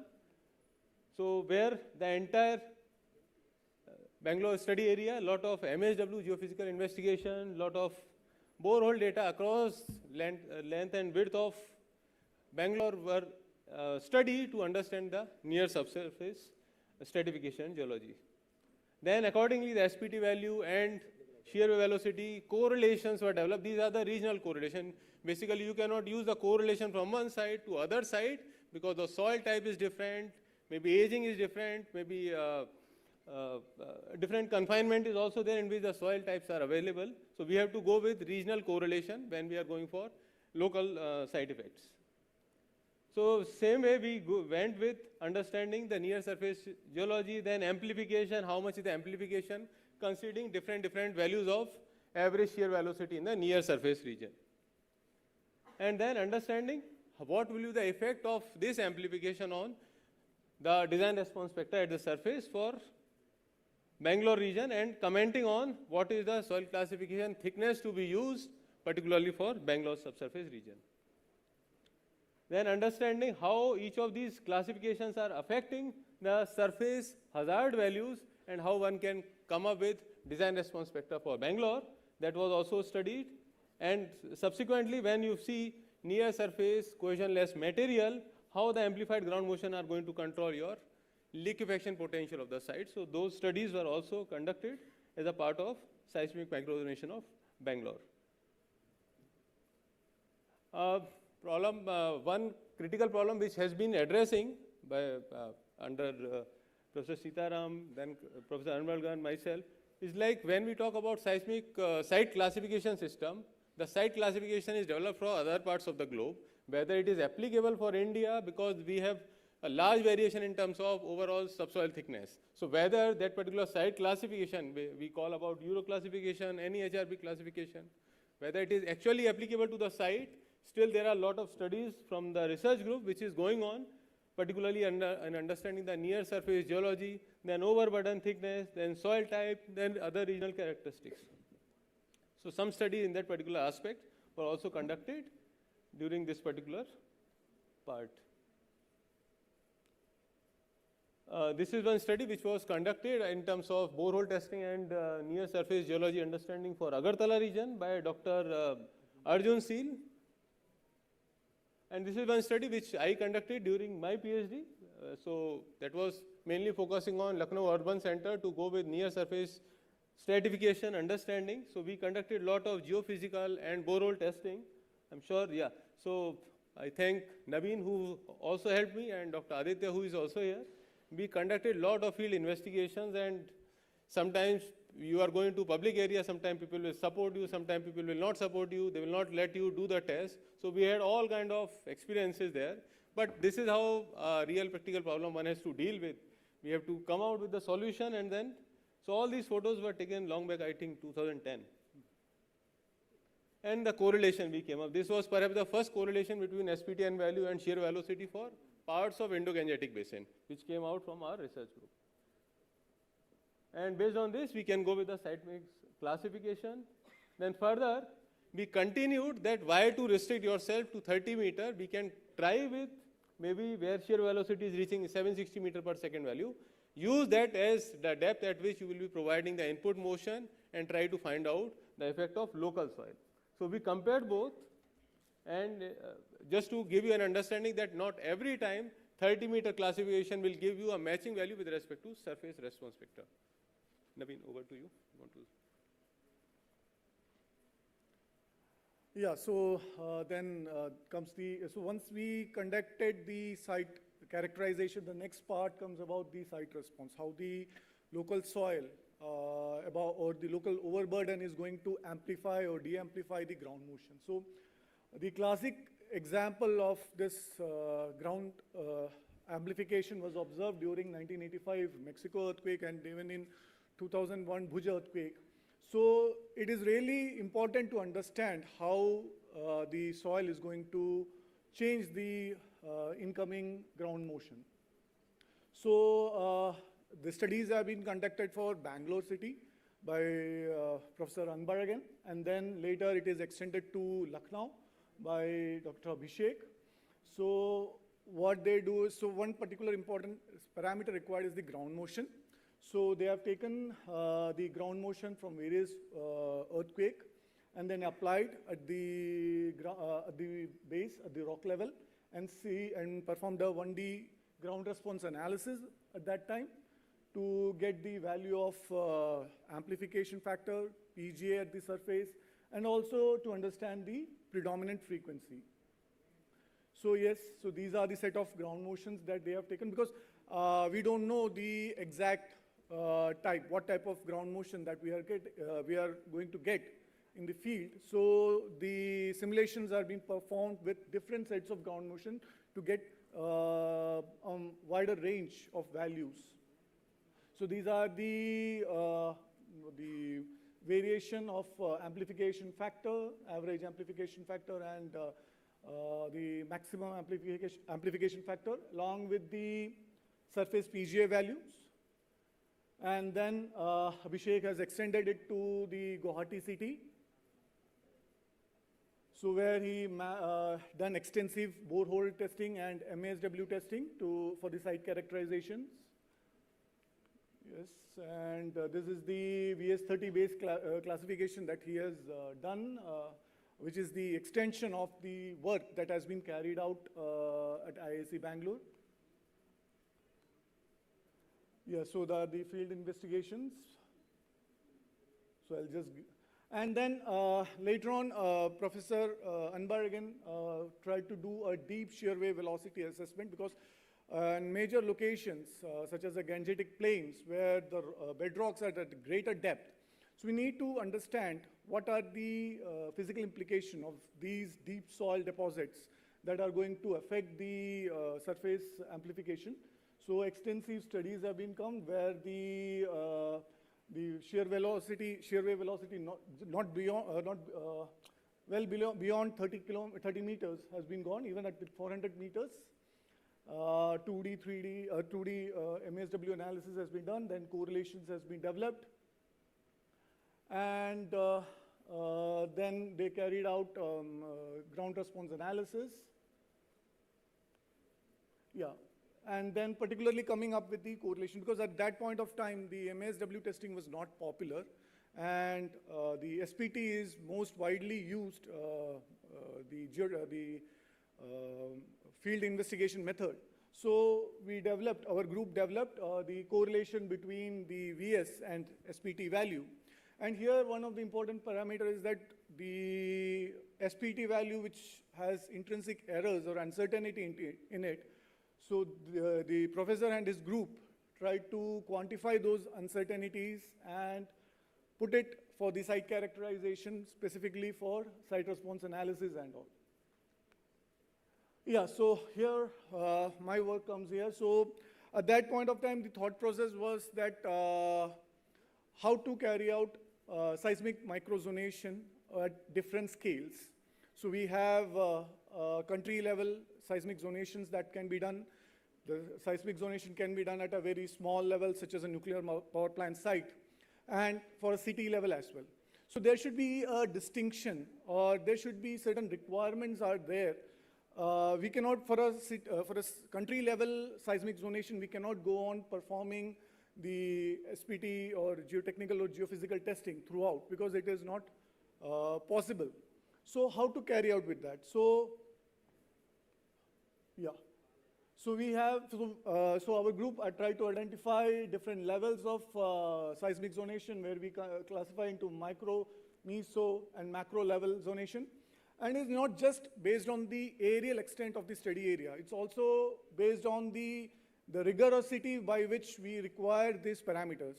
So even an area being large, but if it houses a critical installations, so the characterization has to be done in a rigorous way.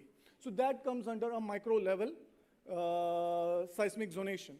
But if it's a smaller area, but it is not populated, or it doesn't house any critical installations, so there we can go with a macro level study, where the reliability are little bit lower, on a lower side, compared to the micro level zonation. So these are the classic examples that we find out, and we tried to work on the seismic site characterization of Kalpakam nuclear power plant site. Professor Bhuvinathan has also done some work in that regard. So there are different methodologies available. So we have an empirical based, relation based are there, which are suitable for a macro level study. Then the experimental based, so where we do extensive characterization. So that is more suitable for a meso level. And there's the numerical methods by which we do a shake analysis or 2D ground response analysis to get the micro to meso level, where depending upon the accuracy is required. So here I've done characterization for nuclear power plant site.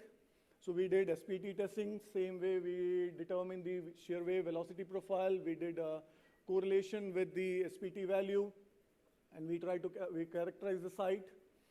And at macro level, since the geotechnical characterization is not possible, so we employed a method provided by Vlad and Ellen in 2007, where it uses the terrain topography, the slope, as a proxy to the terrain characteristics. So where steep mountains, or the profiles where we have steep slopes indicates a rocky terrain, and a flat basins typically more give you soil, alluvium deposits, and intermediate slopes gives a transition from rock to soil.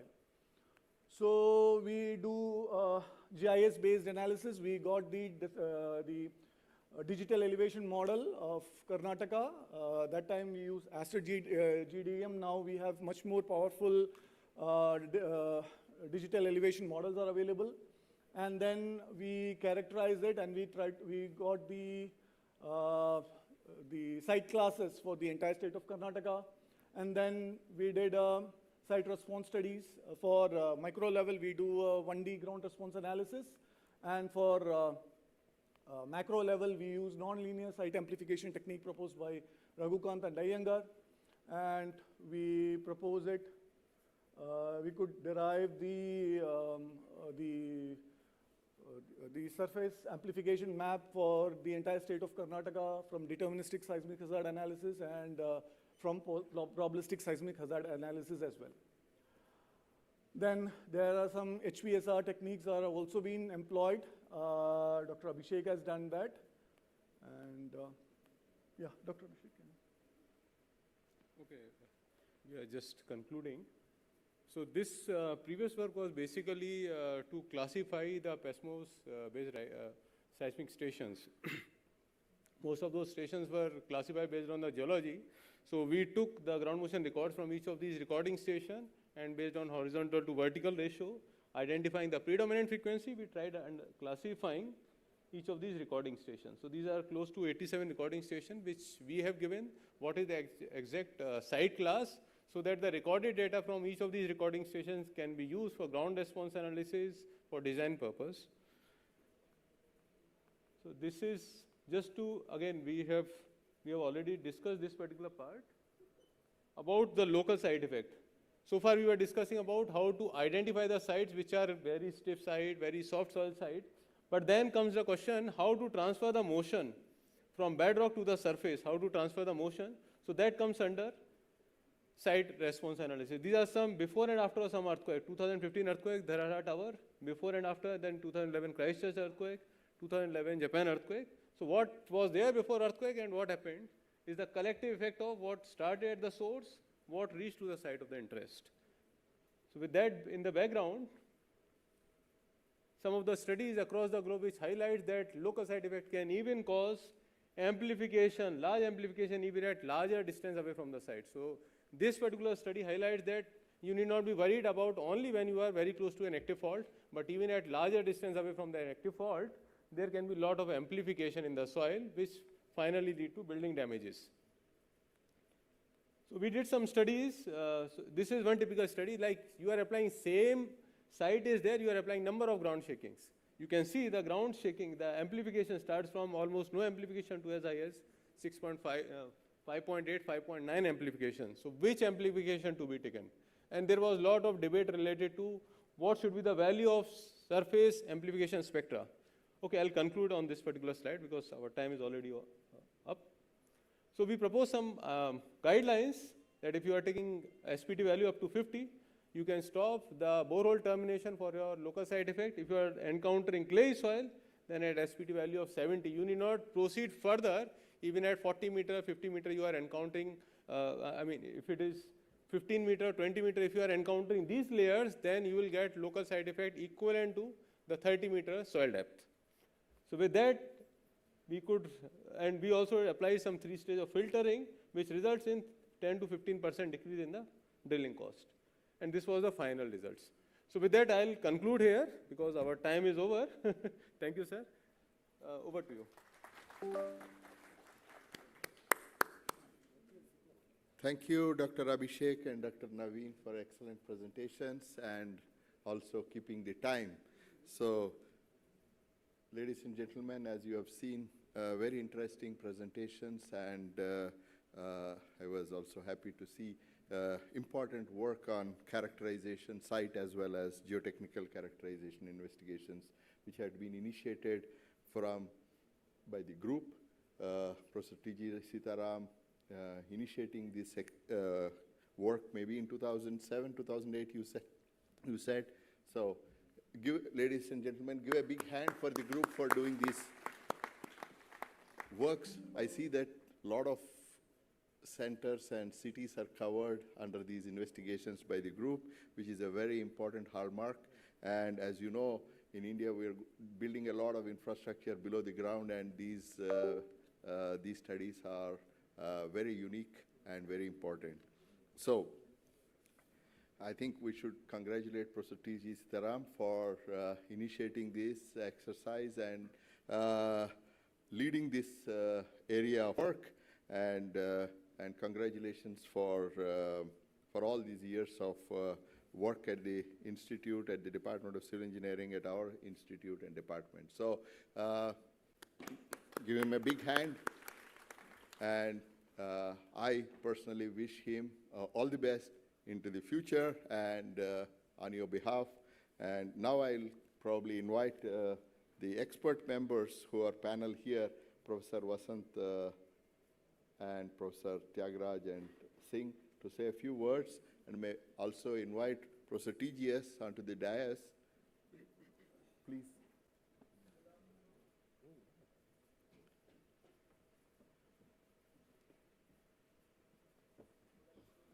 Thank you. Thank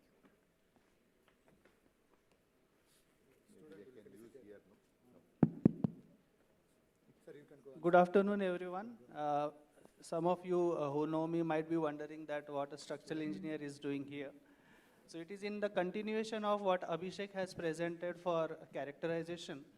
Our interaction with Professor TGS-2026 started way back about 10 to 12 years when he invited us here in IISc Bangalore in a workshop, Indo-German workshop, to develop some joint project on metro rail, particularly the underground infrastructure. And long story short, we have got that project with BMBF from Germany. Professor T.G. Sitaram was the team leader. And the task given to us was to develop the blast resistant underground infrastructure for metro. We have taken Bangalore Metro and Delhi Metro as case studies, and I was involved from structural engineering side for development of more, I'm comparing that with rock, of course, rock strong concrete, which is subjected to blast loading, which is high strain rate of loading. And from geotechnical side, characterizing that rock available in the metro sites in Bangalore and metro sites in Delhi for high strain rate. Again, we were short of some experimental facilities, and this funding we have used for developing those facilities. And some unique facilities were developed particularly for simulating in the laboratory environment underground blast and characterizing those sites where some of these projects could be taken up. The work proceeded ahead. A number of airport authorities contacted us. They wanted us to do the characterization of the site conditions and then give them the feasibility report as to whether those kind of metro projects could be taken up, or even in the underground tunnel constructions, whether that could be made more blast resistant. The work further carried out, we have got some funding from, yes, I'll be very quick, from the DRDO, and they wanted us to investigate some other sites and then even for hydroelectric power projects. Professor Sitaram again took me to Germany. We went to Düsseldorf, we went to Freiburg. Again, we saw the facilities there. And then now this time he wanted me to lead the project. Again, we applied for another BMBF DST project. We were able to convince BMBF that there is a need of having the drone technology incorporated in resilient infrastructure and sensor technologies. He connected me with Professor Leo Rendel from University of Freiburg. Then another challenge was how to convince the DST. Again, he took Leo and me to DST office. We went to their international cooperation office, and fortunately he was able to convince DST to again make a new call. Once again, time is short. We were able to get that project, and he entrusted that responsibility to lead that project with me with a big consortium from India and Germany. Again, that project is completed. Once again, he has that knack of finding people who would like to put their whole effort. So he again given me another very important responsibility of serving as editor-in-chief of IISc Journal when he was serving as a president of IISc. I was able to serve on that position for full 2 terms of 4 years. I was able to take the journal to regular publishing. Again, he felt that probably I am still loitering around. So he gave me further works when he became the chairperson of AICTE. He entrusted some responsibilities of some of the institutions where he wanted me to serve on their councils and their academic bodies. Later on, there was one very nice initiative that the Indian National Academy of Engineering and AICTE has started, which is CEEE program. Again, he invited me to AICTE office. We have inaugurated that program from AICTE. And this is the 2nd year of CEEE program, sir. And just now when the inauguration program was going on, I interacted with our mentees at IIT Delhi in civil engineering in this program. 3 o'clock I will be doing it Bombay. Yeah. So Professor Dipankar Chaudhary from IIT Bombay, he is also right now not here because he is completing that program at IIT Bombay. And I interacted for our IIT Delhi mentees in this program in an online mode. So Professor Sitaram, thank you very much for all these opportunities that you have given. You have initiated this, helped initiating this new area of characterizing at high strain rate. Though there was some very minimal work has happened, but major work has happened after we were able to have these facilities developed. Typically, we say that professor never retires, so this is only change in the probably the position. But I'm sure that you will keep on contributing not only to the geotechnical engineering profession, but also at large academia, as you have done as a chairperson of AICTE. We wish you all the best. On a very personal note, Sitaram Madam and Professor T.G. Sitaram invited me and my family members to his residence number of times. We were fortunate to have spent some good time with Madam and Sir with my family members. Thank you very much, sir, and I wish you all the best. Thank you. So may I ask Dr. Govindaraju and Dr. Ravi Shankar, Professor Dinesh, Professor Tyagaraj to felicitate Professor T.G. Sitaram quickly.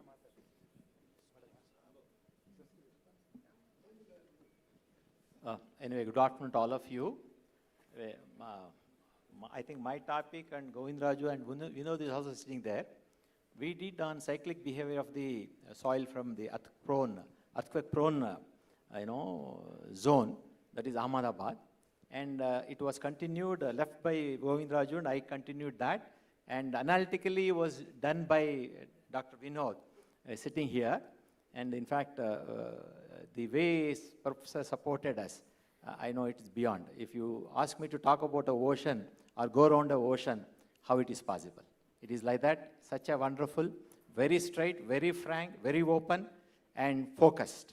We had such a privilege to work with Professor T.G. Sitaram. Sir, we learned a lot. Whatever we learned under Professor's supervision, we are implementing, and same thing we are following. So I think we are blessed to have such a wonderful mentor, supervisor, and a well-wisher. Thank you very much, sir. We wish, I think he is not retired.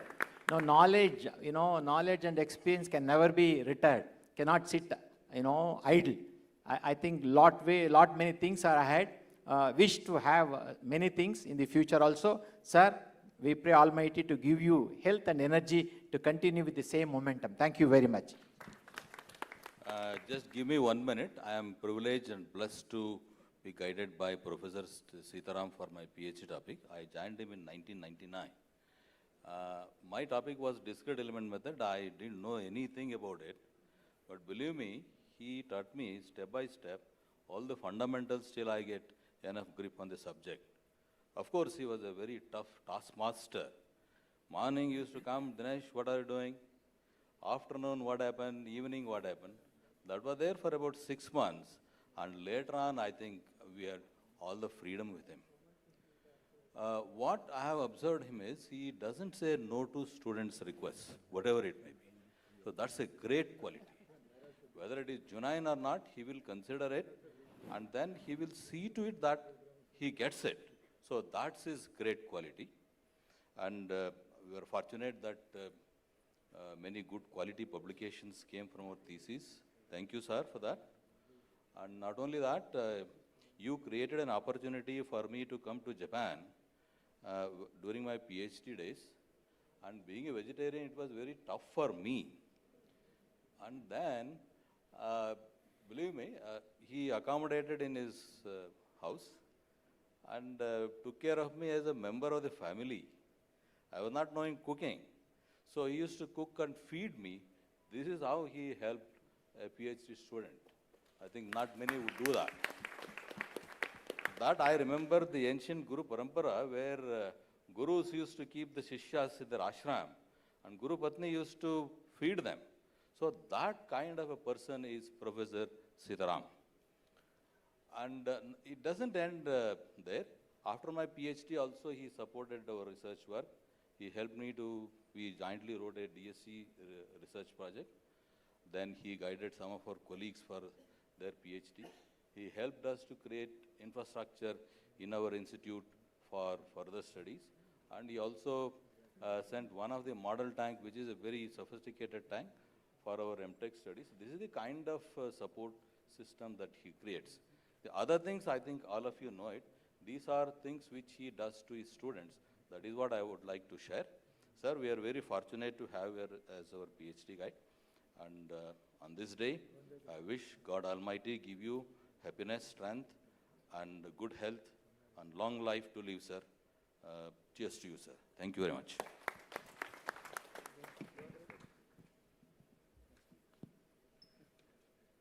I am Govindaraju, the very first student of Professor T.G. Sitaram on laboratory experiments, particularly cyclic triaxial testing. It was the first of its kind in India, and the equipment was indigenously developed by Professor T.G. Sitaram jointly with HICO. He is the architect of that particular equipment, and it was later customized and sold for even India and abroad by the manufacturer. A lot of inputs were given by our professor to modify, to streamline, and to fine-tune that particular equipment on international standards. And had a great opportunity. He gave an opportunity to work on the soil dynamics, particularly with respect to soil liquefaction, the first of its kind, you know. And I came to know with professor that it's a funded project, and he told he had to do meticulously this work. And as professor in his piece already highlighted that even most of his students were raw, and finally they ended up with Excel and settled in many universities of premier institutions, one among them. I was also very raw. In the beginning days, I used to take things very casual. I used to come to the laboratory at my own time and do the work at my own interest and then time phase. But once professor interacted with me, and he started asking me, what are you doing today? As my friend already mentioned that. Then I became a bit cautious. Then this continued, and henceforth, professor used to come to morning. He never calls his student to his office. He will go to the student place, sit with him, and he will ask, have you planned? What have you planned today? Sir, this much I had to plan. Then once in the afternoon after the lunch, I remember very clearly, then he used to come, what is the progress? Then before leaving to the office, what is the result? So most of the times I used to go complaining of the difficulties I was facing with the equipment, but definitely was supporting. And all the way, because that was experimental task given to me, and almost it took 5 years for me to complete the results. Even after the commencement of my PhD work and experiments, by completing 1.5 years, I never had one result in my hand because that equipment had series of problems. And at any point of time, professor used to come to my rescue and talk to the manufacturer, provide all logistic supports and moral support, and saw to it that I could be successful in doing an outstanding work in that of international standard. All the credit should go to my professor, T.G. Sitaram. So whenever in the beginning, if I go to him to discuss something, and if I say, sir, these are the reasons, this one, he used to tell one thing. He's a tough master. I agree with that. So he used to ask only one thing, no reasons, only results. From that day, we learned how to live, okay, and we inculcated the same things in our family also, and we extended whatever principles Professor Sitaram has got. We tried to our children also, the same qualities also. Till today, we are following. One of the greatest thing I would like to mention, he gave me a great opportunity to become an author of, co-author of his book. Very rarely people will come forward. People never support. I don't want to mention in this world. You have ever thought a great professor in premier institution working for a PhD, before his PhD thesis submission, he made me an author and book was released by very noble persons. Not many people. That is his generosity. That is his generosity. And subsequently, he put me on track and asked me not to stop, and he guided and he encouraged me to revise the book, and it is now published internationally. Springer publication, it came in 2022. I finished a PhD in 2005, but still he is giving me continuous opportunities to work with him and guiding me all the way. So, sir, thank you very much for all you have given me. I always treat him, along with my parents, he is one of my God. Thank you. Professor Tyagaraja, please. And I would like to one point. When I was selected for a postdoctoral fellowship under a national program on earthquake engineering education, I have to get what is called, a letter from the overseer institution, invitation from overseer institution, and had many difficulties. So professor helped me to get the overseer letter from University of Oxford, and sought it that I should go to University of Oxford, complete that assignment for 6 months. It's a great help. That is how the professor is giving to all his students. Sir, thank you very much. I wish you and your family a longevity, prosperity, good health, and I pray God to provide you everything, whatever you pray to that God. Thank you. Thank you. Yeah, I'm Tyagraj from IIT Madras. So I had very good memories with Professor Sitaram. Even though I was not a direct student, I was the student of the department. So he always encouraged all the students, and especially whenever we met, he used to ask, how are you? And he used to encourage. And I think my memory goes back to 2000, my first site visit. Was taken by Professor Subbarao and Professor Sitaram, wherein I saw the field equipment, testing, sampling, boring, all that they have exposed. Other than that, I think they have also encouraged us to attend a workshop some early 2000 in Bangalore University, wherein even several workshops they were conducted and encouraged us to attend. That is one. And I think to cut short, when I became a faculty in 2008, I think Professor was the editorial board member of AIISc Journal of Materials in Civil Engineering. He immediately invited me to review an article for that. Thank you, sir, for exposing me to this review system. And other than that, in 2021, when we are organizing 8IISc at Chennai, so he was the director at that time. In spite of his busy schedule, so he immediately accepted to be the chief guest, and he took time and even logged in early, and he spoke and encouraged all the engineers. With this, thank you very much, sir, for all the support. Ladies and gentlemen, give a big hand to... Thank you very much, sir, for all the support. And with this, I wish you a very happy and prosperous second innings. I'm AP Singh. Singh, yes. I came to know about Sitaram sir students' work when I started practicing in geotechnical engineering in the field of site characterization and geotechnical investigation. First thing, very innovative thing, what we got energy measurement while doing the SPT. So that was really innovative and very useful for the site people to exactly assess the things. And second thing is the microjonation. So in Delhi also, when we did the projects and all, this microjonation and this study and charts, that was very useful for the practicing engineers. In many projects, we used those charts, and we got benefited. Our clients also got benefited.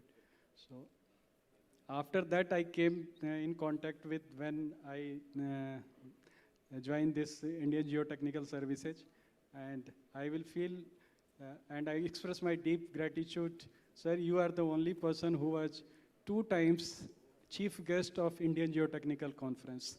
This is, I think, rarely anybody has become chief guest of the international conference, IGC, for 2 consecutive terms, not one by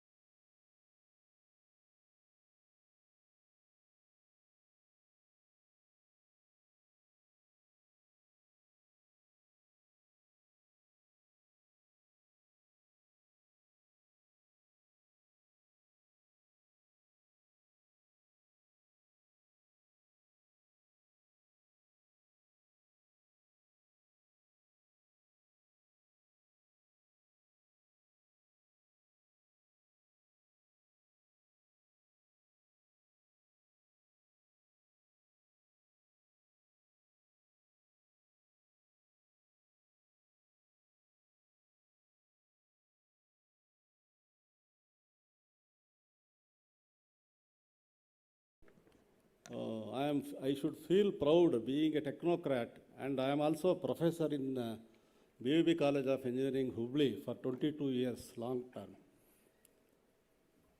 Our beloved Prime Minister, Adaraniya Shri Narendra Modi ji, and our Home Minister, Shri Amit Shah ji, and our National President, Shri Nitin Nabin ji, and Amara Karnataka, our friend and beloved minister in this center, Shri Prahlad Joshi ji, and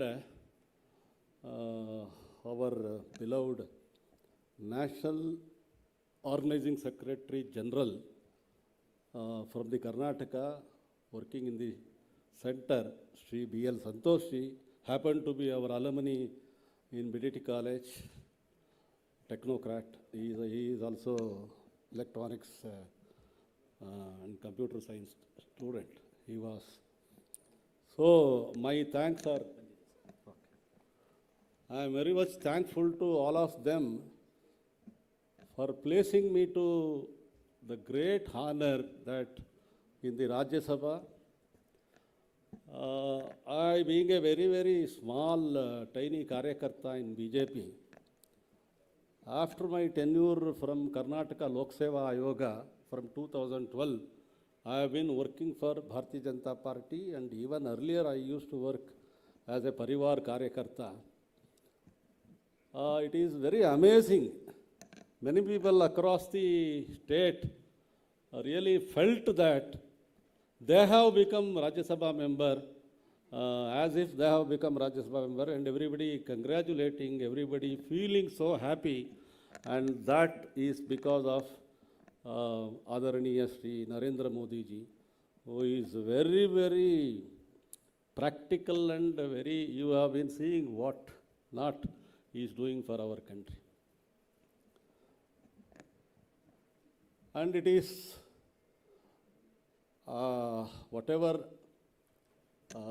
the honor I have gained, it is because of all my classmates who are here, many my classmates, their love and affections, and also Dr. T.G. Sitaram and myself.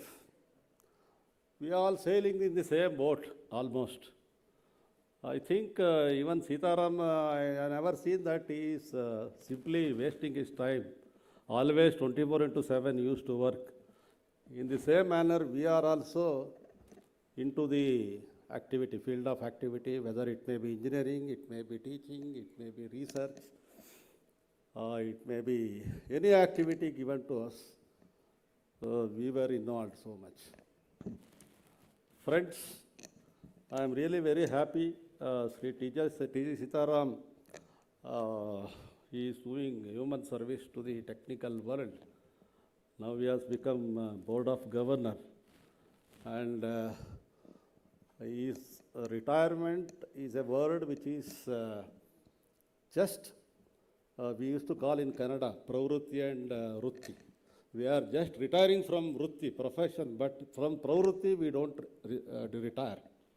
It is a kind of psychological, that's all, physiological kind of activity, but actually internal activity what one who can do for this, the whole society, is depending upon how active we are. That is being the T.G. Sitaram is very much dynamic. He has been doing a lot of work. Now he is doing work, he is extending his services as Board of Governor, and many more compliments and feather is going to come to him. I wish him a grand success in I don't say he is retiring in the future, and I wish him a very successful life, and his service will be utilized by Government of India also in future, further also. He has been doing already. So on behalf of my friends Many of my friends are sitting here. On behalf of them, I once again congratulate him and wish him a very bright future, successful life henceforth. Thank you, TG Sitaram. So I would like to honor on behalf of my friends and all, will you please accept my honor.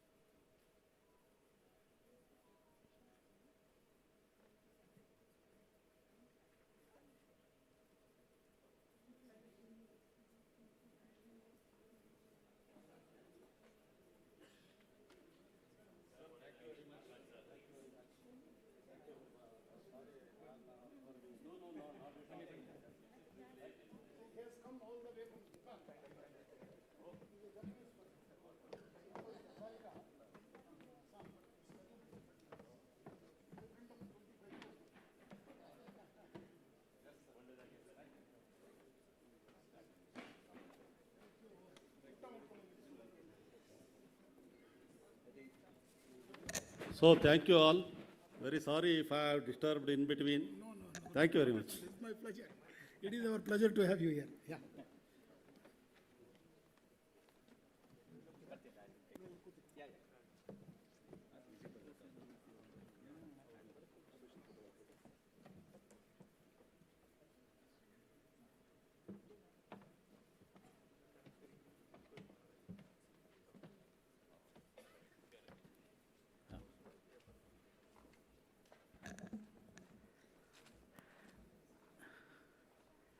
Sorry, no one was visible for me. so, okay, we shall start with the session on seismology, earthquake geotechnically, and microzonation. Here we have two lectures, two presentations, one by Dr. Srivalsa on hazard analysis, and another one by Dr. Dhanaji on liquefaction. I request Professor Srivalsa to take over the stage and present the work. Sir, your time is 10 minutes. Put together 20 minutes. Yeah. And I request, as a chairman, please spare 5 minutes for me at the end. Okay? Thank you, sir. Ellarigu namaskara. Very good afternoon to all of you, and welcome to the post-lunch session. So here we present Advancing Seismic Hazard Assessment in India, 3 decades of scientific innovation and impact. from earthquake catalogs and ground motion models to AI-driven hazard assessment and resilient infrastructure. Actually, 15 PhD scholars have worked under the supervision of Professor T.G. Sitaram in the area of earthquake engineering. And especially on seismic hazard assessment, there are 8 students, and there will be minimum 15 to 20 grant students. Like students, I am talking about only PhD scholars. If you consider master students, it could go into hundreds. And even there are a few grant students as well. So it is very difficult to present in 10 minutes the work of 8 PhD scholars and their students. So I will be very crisp, and we'll try to give an overview of what have been done under the leadership of Professor T.G. Sitaram in the area of earthquake hazard assessment. Can you please, that slide changer is not working. Yeah, perfect, thank you. So in fact, we can say proudly, these books actually reflect the contributions of Professor T.G. Sitaram. The book titled Earthquake Hazard Assessment, published by CRC Press, Tyler and Francis, London, UK. It has been listed in the reference books in worldwide universities across the globe, including MIT and Stanford. And it's also part of curriculum as a textbook for different disaster management courses in several NITs and IITs and other engineering institutions. And preparing for earthquakes, lessons for India, published by Springer, it was endorsed by Indian Society of Earthquake Technology. It was an effort after Nepal earthquake. It was translated into 12 Indian languages, and it is actually a brief document which is made for the public, not just technical people. It is very useful for government, public servants as well. And there are so many books actually, around 15 to 20 books has published in this area itself. As the latest developments in geotechnical earthquake engineering and soil dynamics actually came in Springer, Transitions in Civil and Environment Engineering, another very excellent series by Springer. So we know the first seismic sonation map was published by Geological Survey of India in 1962, then it was revised in 66, 70, 84, and further in the year 2002 after Bhuj earthquake. But still, so much damages are happening, and there are several debates. Many researchers have pointed out the need for site-specific seismic hazard assessment. And we know different types of seismic hazards are observed for different magnitudes of earthquakes, including for moderate magnitude. And SIR has given the national guidelines for seismic microsonation, and IISc was part of microsonation exercise for several Indian cities. And even NDMA has published the national guidelines also for geophysical and site characterization. And first study was undertaken by Professor Anbergen under the supervision of Professor TGS. SIR has developed both deterministic as well as probabilistic seismic map for Bangalore. And not just on the bedrock level, further he has done site characterization and brought it to the surface level. I will be going a bit fast as we have limited time. And even there has been techniques developed for estimation of MMAX using regional aperture characteristic. And even to locate future earthquakes based on the elastic rebound theory, there has also attempts done in that direction as well. And Dr. Vipin worked on probabilistic framework, first probabilistic framework for peninsular India, and it was in-house. It was developed actually. It was a huge exercise was done to develop an extensive MATLAB code in-house, and it was further scaled up. The framework was extended to national level studies. So here you can see the map for the South India. And further for liquefaction and other effects for probabilistic triggering methods are also developed by Dr. Vipin. Then further we have compiled an excellent comprehensive earthquake catalog considering more than 21 sources, and there were about more than 2 lakh earthquake events in and around India. And we have published the first time we have developed region-specific magnitude conversion relations for Indian regions, and it was published in Seismological Research Letter by Seismological Society of America. And another important contribution is in the area of ground motion models development. Professor Ambergan has extensively worked on that, development of ground motion prediction equations. And Dr. Abhishek also has contributed on GMPA for the Himalayas. So these are different peak ground acceleration value for different GMPs for different values of hypocentral distances. Then these are the earthquakes considered by Dr. Abhishek for his work to develop the ground motion prediction equation. And this is the ground motion model that has been selected. So that is actually the ground motion parameter is expressed in terms of magnitude and distance. So regression analysis was done, and synthetic ground motion data were generated for this purpose using SimSim and FinSim software modules. And further GMP was developed for entire North India. These are the data set considered for the inversion analysis. And this is the spectral attenuation with distance. And these are the strong motion data set that has been considered. And these are the earthquake that has been considered in the study. And further earthquake data were simulated as well. And this is the proposed GMPA for magnitude 5.7 for different hypocentral distance. Further, Dr. Ramakrishnan developed different ground motion prediction equations for northern Himalayas, that is central Himalayas, as well as northeastern Himalayas. So data sources actually from PESMOS and COSMOS were considered from the different arrays, especially the IIT Roorkee Ministry of Earth Science project. They have made the data available in PESMOS website. So 53 earthquake events were considered and 278 data entries for northern Himalayas. And this is the ground motion prediction equation that has been developed. All these works have been published in excellent journals. And this is for the northeastern Himalayas. So these are the ground motion prediction equation developed for northern Himalayas as well as northeastern Himalayas. Here the beauty is you can see the comparison. So this is the ground motion prediction equation developed under the leadership of Professor T.G. Sitaram. Our magnitude and distance ranges are very high. And you can see how it compares with the actual strong motion data. So here only actually recorded strong motion data were used. And another very specific contribution is time frequency analysis. We represent earthquake either in time domain or in frequency domain. Then we have done it in both the domain. So I will go a bit faster. Then we have developed extensively deterministic seismic hazard map for entire country. So it was divided into 30,000 grid points, and at the center of each grid hazard was assessed, and seismicity estimation was performed. And identification and characterization of one node for regional seismic source zones was done. This was also published in Seismological Research Letters. And using 18 different models in a probabilistic framework, hazard maps were done to develop for entire India. This was another landmark contribution for the entire country. Similar attempt was done for Andaman and Nicobar regions, which has very complex seismotectonic setup.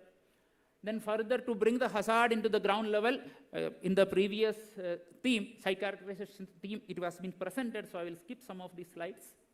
So there has been extensive contribution under Professor Sitaram's guidance, including site classification using the VS30 maps and SPT data.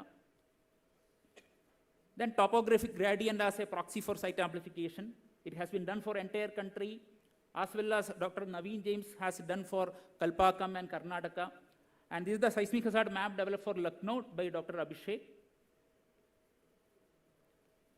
So as time is running up, I will just rush.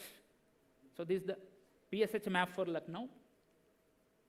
And he has even worked on characterization of different source zones based on clustering of earthquake and seismicity parameters, and how to assign the weight for different ground motion prediction equations. So this is the source zone based on earthquake clustered data. And this is the same for Shillong Plateau. And for entire northeastern India as well as specifically for different states of northeast, so there has been contribution. So Dr. Arjun Sil worked on comprehensive seismic hazard assessment of Tripura and Mizoram states. Dr. Manalisha worked on seismic hazard for the state of Uttarakhand.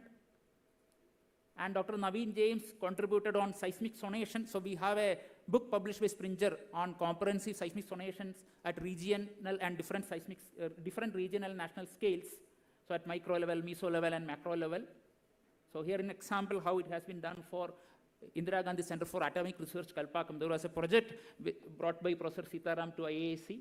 So Dr. Naveen worked on that. And again for the state of Karnataka also it was done through a project through CISTUP. And further site amplification studies were also conducted. and some for Bhutan, Himalayas. And this is actually the largest masonry dome structure in the world. It is Global Vipassana Pagoda. So we have worked on that as well. So it was a project actually, consultancy project. And another contribution is Earthquake Readiness Index. Based on, actually it's a survey-based tool, and this has been used in several Asian countries across the globe as well, but mostly several Asian countries has been using this Earthquake Readiness Index. There was no such tool available, so we have developed, and it is extensively used. And this book, Preparing for Earthquakes, Lessons for India, published by Springer, the chapter 2, Do's and Don'ts Before, During, and After Earthquake, it is completely made free on our request for the public.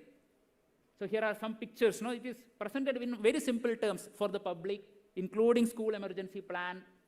And there has been further work on landslide, earthquake-induced landslides.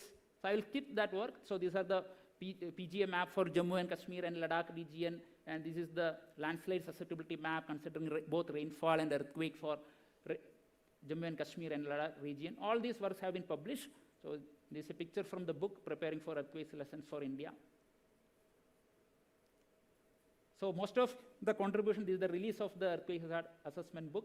I would like to highlight, even though this theme is on seismology and earthquake, another, maybe this has not been listed in any of the themes, maybe very few know, sir has made excellent contribution in Sustainable Development Goals, SDG 6, water security. So sir served as the president of International Association for Coastal Research. It is registered in Australia and it was launched in Kuala Lumpur, Malaysia. Past presidents of 3 International Water Association, International Association for Hydraulics, they were vice presidents for this association. Sir has been serving as the president for IICRR for more than 5 years. And the IIHR brought out a special volume on coastal reservoirs, and this is from India, Tannirmukkam, Kerala. So this is actually visit to Kyunkayosha Reservoir in China. So extensive contribution has been made in this area as well.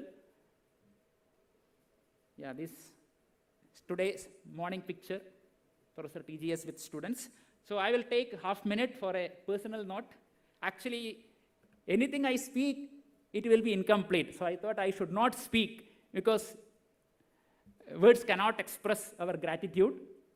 I can go on for hours.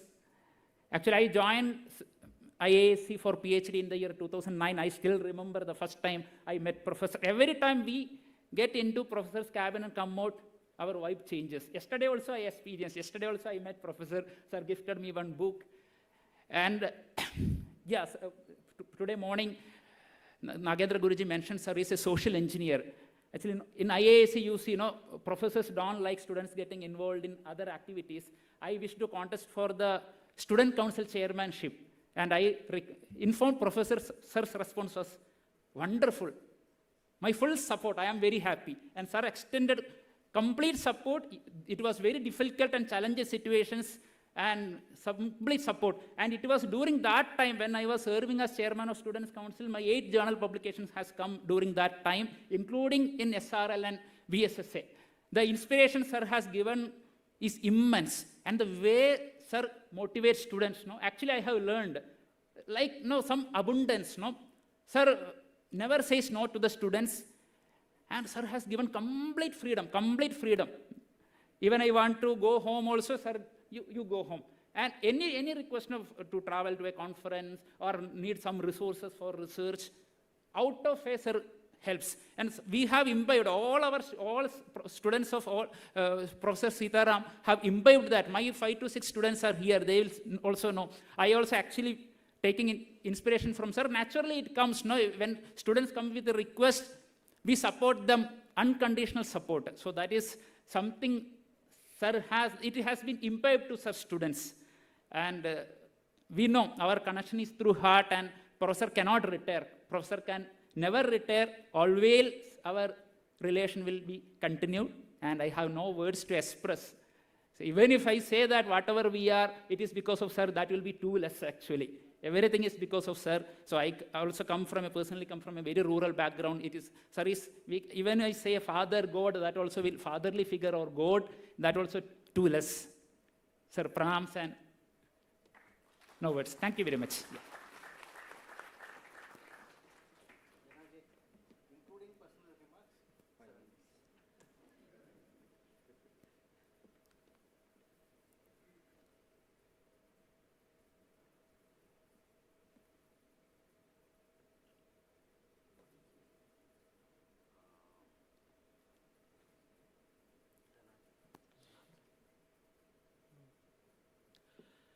So, good afternoon, everybody. I am Dr. Dhanaj Chavan, and I will try to be quick. So, I am going to present from Bhuj to beyond Professor T.G. Sitaram's legacy in soil liquefaction.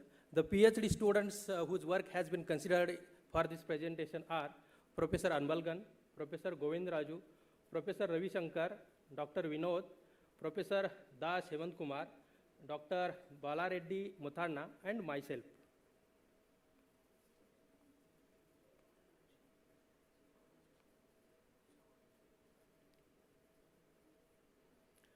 So, Professor TGS commenced the research on earthquake-induced soil liquefaction in 2001, the year in which devastating Bhuj earthquake happened in India.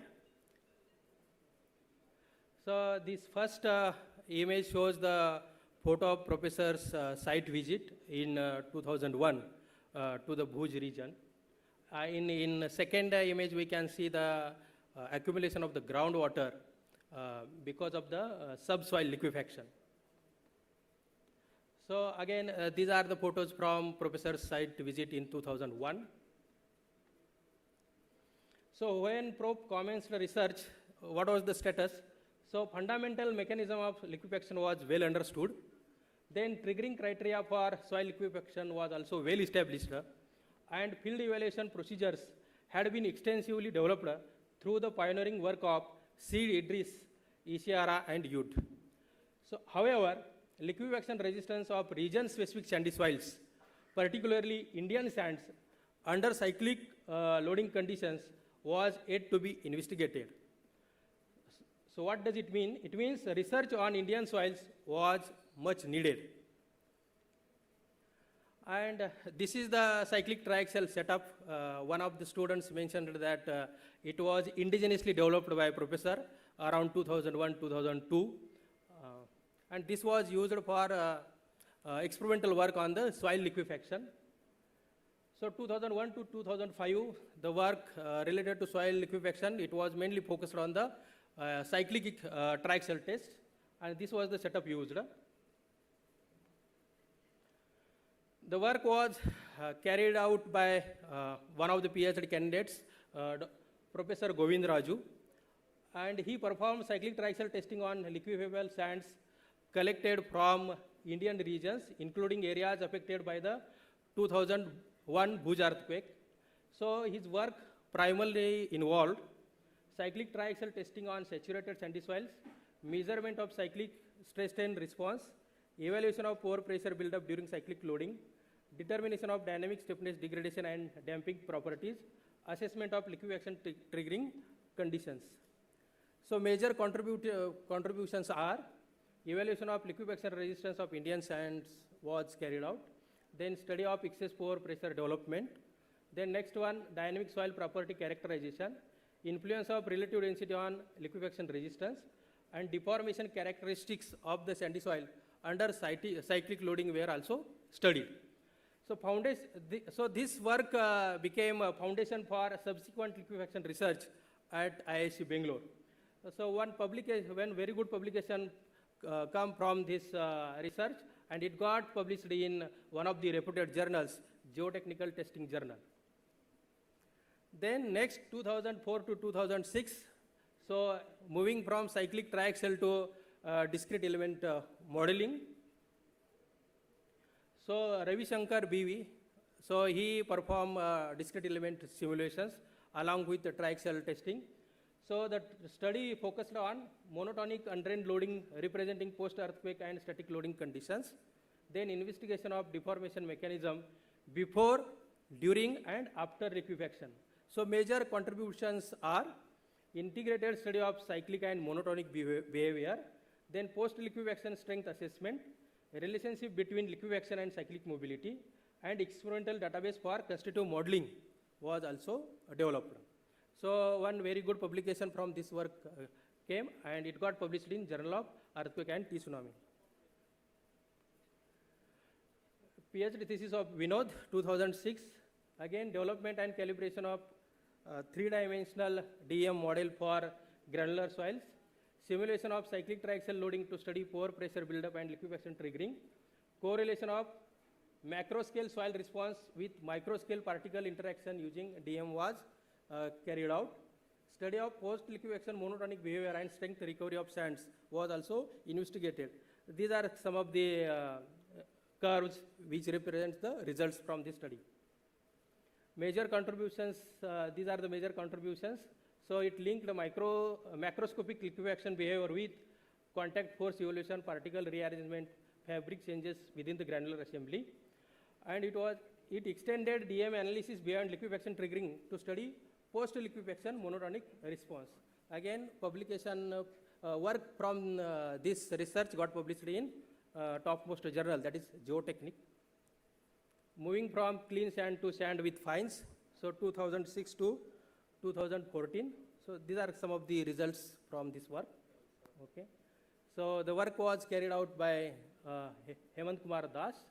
So extensive stress control cyclic triaxial tests on saturated sand silt mixtures were performed. Monotonic undrained triaxial tests on same mixtures were also carried out. Then evaluation using different density concepts was also performed.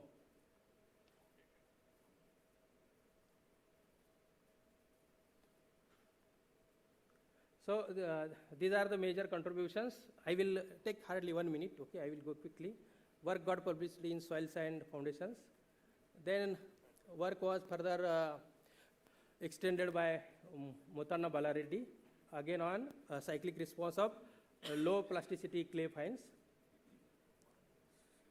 Then from 2016 to 2021, research was carried out on emerging liquefaction mitigation technique, that is induced desaturation. That was carried out by me only. These are a couple of the results. Work got published in Geotechnic Letters. And these are some of the work related to liquefaction estimation and mapping, carried out by Professor Anbalgan with Professor T.G. Sitaram. And recent research is also being carried out by Professor Anbalgan's team. And these are the couple of results. Okay. What future scope is? Cyclic resistance ratio curves used for liquefaction assessment need to be revisited and developed for silt-rich soil. Again, further is the need to establish methodology for assessment of seismic liquefaction of soil due to moderate earthquakes. These are the student names with their thesis titles. Thank you.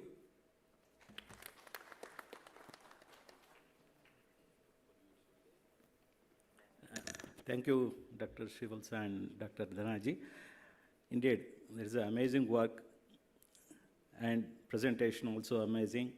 And I know it is how difficult to keep all that work into 20-minute slot. And I request if the other students of the TGS, if they want to share their personal remark, 1 minute each, please. Good afternoon to all. I am Vipin. I did PhD with Professor during 2007-2010. So, I mean, when you look at the journey of getting a PhD, apart from getting a degree, you get trained in lots of other areas. Like you will get to think in a different way. You will get to question things differently. You will know how to manage ambiguity and even come up with solutions which initially doesn't seem like no solution at all. So in this journey, the person who guides you is your research supervisor. So in this case, or at least in my case, Professor was not just a guide, he was a mentor, he was a supporter for all the cases. And I think for all the students, I mean, we know that if you are facing a problem, we know whom to reach out to, and then there will be some support and solution. And one of the things which I found exceptionally brilliant professor is in identifying the strength and weakness of each and every student. And based on that, he came up with the plan or the solution for each and every student. And ultimately, that helped to get the best out of each and every student. And during his initial talk this morning, Professor mentioned like he transformed the rose talent, what he got, into a well-rounded professional. I mean, there is nothing better to say about how he transformed his students. And I'm eagerly looking forward to his next steps And whatever it is, I know that he will leave his mark there, and wish you all success, sir. Thank you. Good afternoon. Myself, Muttana S. Balreddy. I am working as an associate professor at Siddhaganga Institute of Technology, Tumkur. So my association with Professor Sitaram came from mine, one more guide, Professor S.V. Dinesh. He is the student of Sitaram first. So when sir introduced me to Sitaram sir, at that time we were two external registration program student, and sir was supposed to take one student from Geotechnical Engineering Department of Civil Engineering. Then he selected me from SISTUP. So he told, I'll be taking you as a student from SISTUP as an external registration program. So in that program, I was there in the institute for 6 months for my resident program. After that, I carried all the experimental program at my institute in cyclic triaxial only. So under his leadership also, we procured the cyclic triaxial machine at our institute, and the same machine I used for this. So under his guidance also, first time I had an opportunity to visit Japan for the 15th ARC conference under the sponsorship of ISSMG. So he guided me, so I got an opportunity. So I thank Professor Sitaram for taking me as his student and guided me as a mentor, because as you in the morning also people we have started from undergraduation from the lowest in the colleges, and then we did PhD from the higher level of institute. Okay, wherever we go outside, people they always praise you have done PhD from Indian Institute of Science, and that too with Professor Sitaram. I thank you, sir, for this opportunity. Thank you, one and all.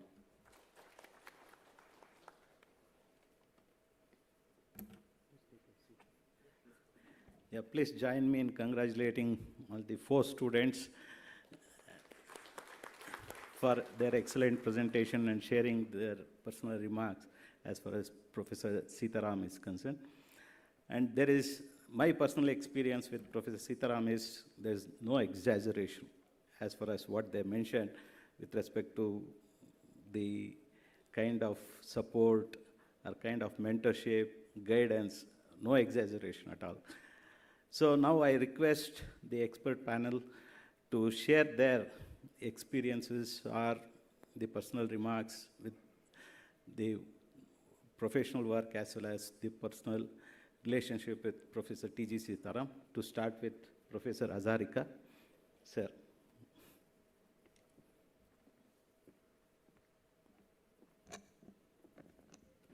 Can I have the presentation slide? Thank you. Thank you. Good afternoon to all of you. First of all, I'd like to congratulate Professor Sitaram for his retirement, formal retirement. We should not say retirement. I still want him to continue. This is the title today I selected for Professor Sitaram. I'm sorry, there's something going on in the title because of the change of computer.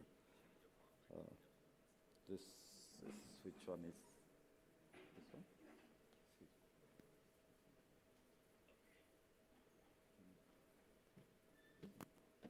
Change the slide.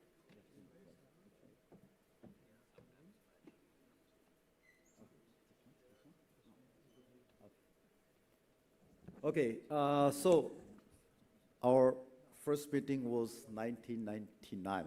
It was 27 years ago when I visited as a young assistant professor from one Japanese college, and I was supposed to join IISc, and that's why I visited IISc campus, and that time Professor Sitaram was a very young, dynamic associate professor, I still remember. And he, in fact, motivated me. For some unfortunate reason, I could not join IISc, and even after that, he motivated me several times to join IISc. And fortunately, in 2000, he went to Japan, to Yamaguchi University as a visiting professor. And that time I was in this college, and I invited him to give a lecture, and he delivered a lecture on discrete and element modeling, I still remember. And then 2000 millennium onwards, the research growth, we have a lot of interaction. He gave a new dimension to the earthquake geotechnical engineering community in India. And we had a lot of interaction. Even after that, he invited me to deliver lectures here in IISc several times. And recently, 2 years back, it was the warm office visit at his AICT office. So I mentioned all these things, so I don't want to repeat. What stayed with me is Professor Sitaram's energy, his clarity, his warmth, and after that, what followed is the immediate academic connection. So when professional chemistry becomes personal, this is what India-Japan relationship was. His visit to Yamaguchi University and subsequent lecture at the college was the starting point of our relationship. And this is the picture. Actually, he gave the lecture on April 22, 2000. Probably Professor Sitaram was wondering how come I remember this day. Actually, I have a very good habit or bad habit, I don't know. I keep all my diaries so far. And I found my 1999 diary last week in my desk. Okay, so you can see this diary. This is my handwriting. I'm sorry about my bad handwriting. So I put in my diary which day Professor Sitaram is coming and which day he's going to give a lecture. So it was a very memorable diary for me for today. Okay, thank you, Professor Sitaram. And that day, we were so excited to meet at a very small town within Kyoto Prefecture that in his hotel room, we talked for about 2-3 hours until 1 o'clock or something like that. And a neighboring Japanese person came and knocked at us saying that it is time to sleep. He warned us to go back and sleep. So this was our memory when we were very young. And then he taught me how to make dosa from the scratch. Okay?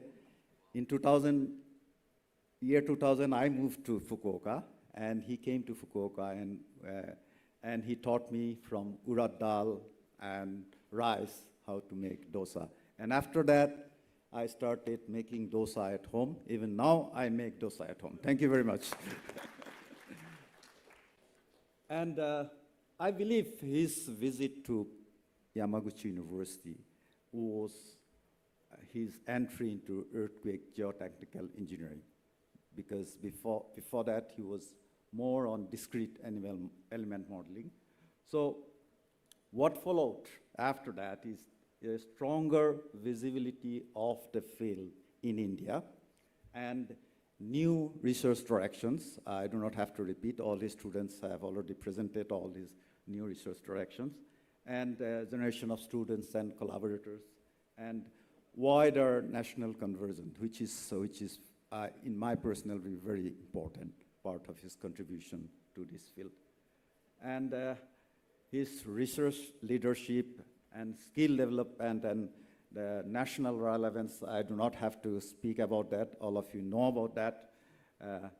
Research, education, conferences, and leadership. These are the 4 categories which he has contributed to the development of earthquake geotechnical engineering and other fields. And I had the personal privilege of delivering keynote lecture in 2 conferences he organized. One was in 2024 at IIT Guwahati. And this is the picture I took from the stage when he was doing the first ceremony, and then when he was lecturing. And I was sending those pictures to his WhatsApp even while he was sitting on the dais. Anyway, he gave me his time to visit his office in AICTE. It was a very personal visit, and I really was amazed at his achievement. You can see these chairpersons, former chairpersons. Former Prime Minister P.V. Narasimha Rao was the first chairperson of AICTE, and Professor Sitaram could sit on the same chair that former Prime Minister of India was sitting. So that's why I went near to his chair, took another picture with his permission. Okay. Okay, anyway, what I learned from him is this: very professional lessons and human lessons. He conducted research with a national purpose. Okay? So it should be beneficial to the society. That is his always, his motto was. And he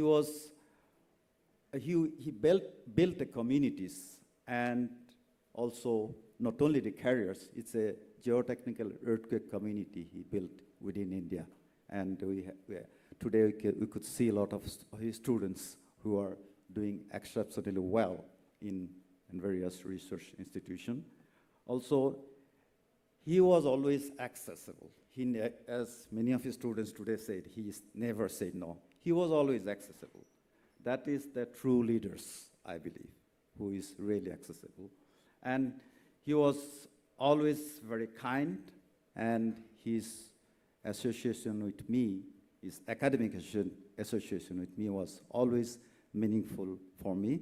I'd like to thank Professor Sitaram for motivating me all the 27 years, and thank you for inviting me. I'd like to thank the organizing committee for inviting me as a panelist here.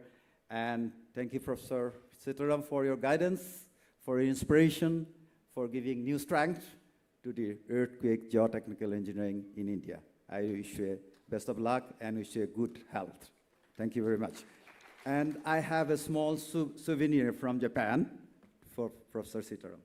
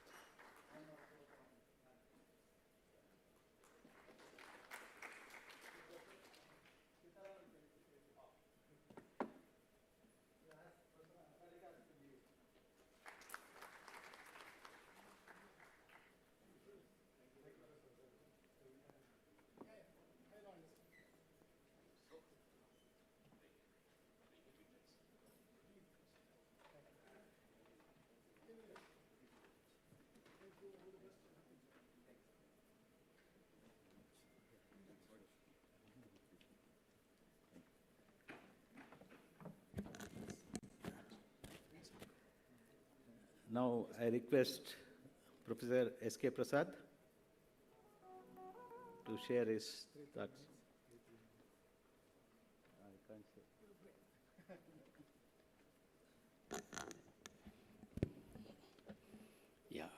Very good afternoon, everybody. Thank you, organizers, for giving me this opportunity. I'd like to be more personal. I came back from Tokyo University after my doctorate in the year 1996. And maybe 6 months later was my first introduction to Professor T.G. Sitaram. People have mentioned about all the positive qualities of Professor Sitaram. I totally endorse. I have very closely seen how he works, how he motivates people. I just would like to add a few things. One, he's a visionary leader. Two, he's an extraordinary technical manager. And he's a motivator, always positive-minded. Well, just to give those instances, after I came back, he still had not started his work in earthquake geotechnical engineering. I happened to work with, stalwarts at Tokyo University, Professor Ishihara, Professor Tatsuoka, Professor Tauhata, and so on. So when I met him, he said, yeah, we will work together. That is how I started working with him. And sometime in 1997 or so, I say he's a visionary leader because, only after he started working in earthquake geotechnical engineering, first big earthquake happened in India, 2001. So, he had the vision that there could be an earthquake, and then lot of works started happening, not just in Indian Institute of Science, all over the country. I remember the days when earthquake geotechnical engineering did not have any significance. It was just put along with soil dynamics. There was hardly any paper in IGC, but after he started his work, almost all IITs together started, and he motivated, and all of you have learned how he progressed in that area, he mastered, and maybe more than 15 PhDs came out.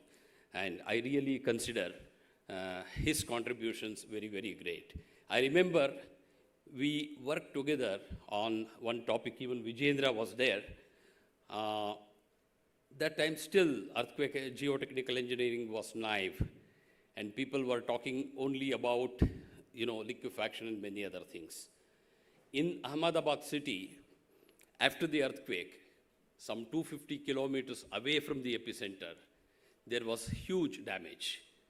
People talked about everything, but they never mentioned about the site characterization, amplification, and resonance and all that. We wrote a paper together. I hope you remember that, Professor Sitaram. And during that time, I remember 1893, IS 1893 used to say there will be no resonance during earthquake because it is a short period dynamic force. We showed that there can be resonance-like phenomena because ground resonates with the same frequency as the earthquake, and there can be an amplification. And now 1893 recent editions, agree that structural engineers may say that there is no resonance, but in geotechnical engineering, resonance-like phenomena can happen. That is how I started work with him. And then, technical manager. So immediately after the 2001 earthquake, one big, disadvantage was we did not have ground motion. There was only one ground motion in the passport office of Ahmedabad city, and people used that all the way. So it was more than 200 kilometers away from the epicenter. So he said, we will write a, proposal to DST together, and we wrote a proposal for, installing as many seismographs as possible, and I believe about 85 lakhs were granted sometime in 2002 or 2003. I had the opportunity to work with him. And with respect to motivation, Professor Vijayendra is my doctoral student.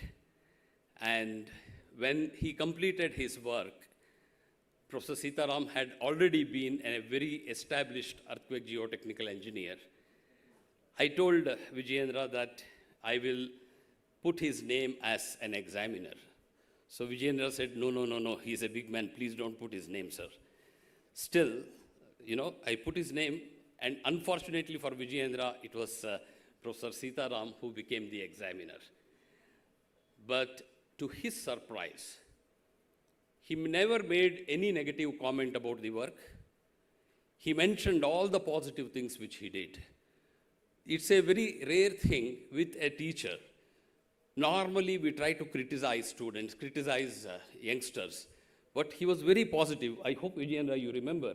You always, we felt so happy with the way he complimented Vijayendra and he motivated, the way he motivated. So in general, I have had excellent relations with Professor Sitaram, even when he became a chairman, or before that, when he became the director at IIT Guwahati. Probably I was the first person from Karnataka to visit him. Okay, sorry. And then when he became chairman also at ASCT, I was among the first person to visit. Always his hospitality, motivation, everything is excellent.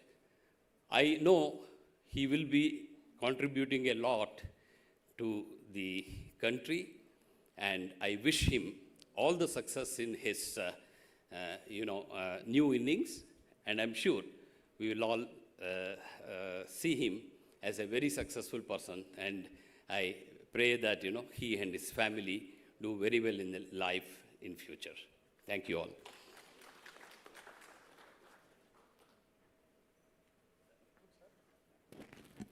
Thank you, sir. Professor Bhuminathan.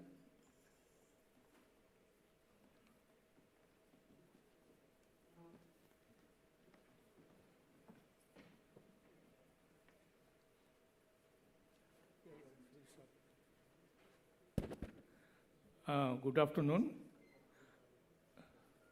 After Professor Gazarika and Professor S.K. Prasad, already organizer requested me to talk only few words. First, I thank Professor Anbalagan inviting me for this conference, actually. Otherwise, I would not have come. He was, because Professor Anbalagan only always coordinating with, he's a basically middle person between Professor Sitaram and me, actually, because I was external examiner both for his MTech as well as PhD thesis, actually.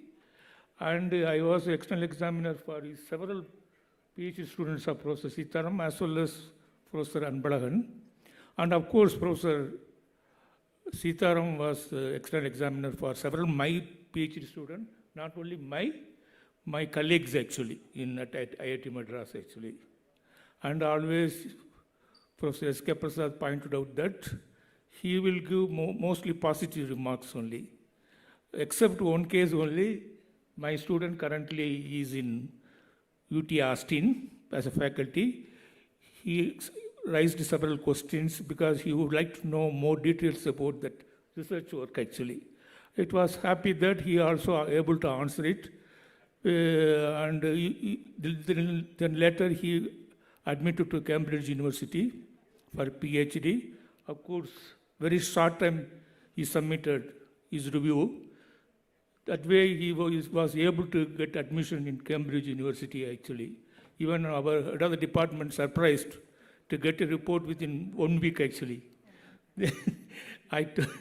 He actually suspected me that I forced Professor Sitaram to give the report, but that is not true. Professor Sitaram appreciated that work, then will give. And I am also working in the same area, that is geotechnical engineering.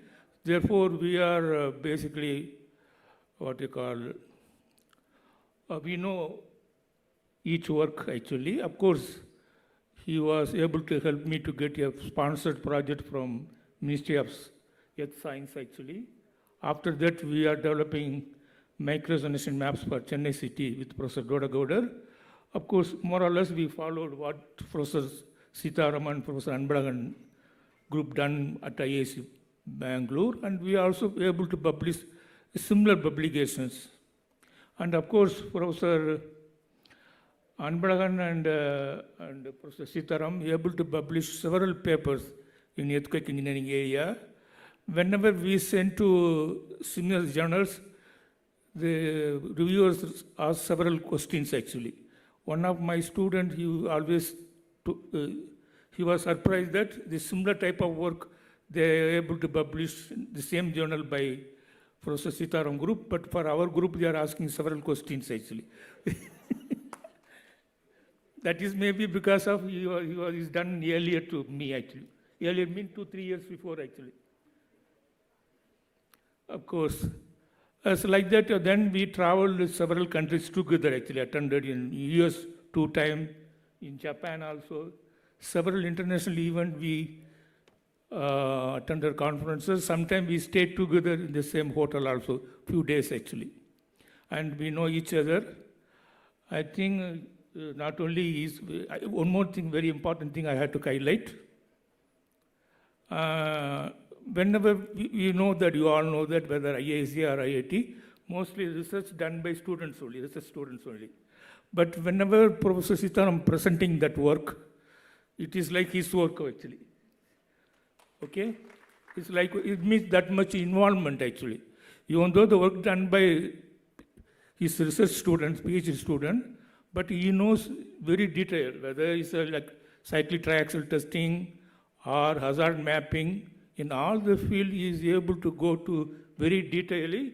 I never felt that he was very dilemma. If you ask any question, he is able to answer immediately actually.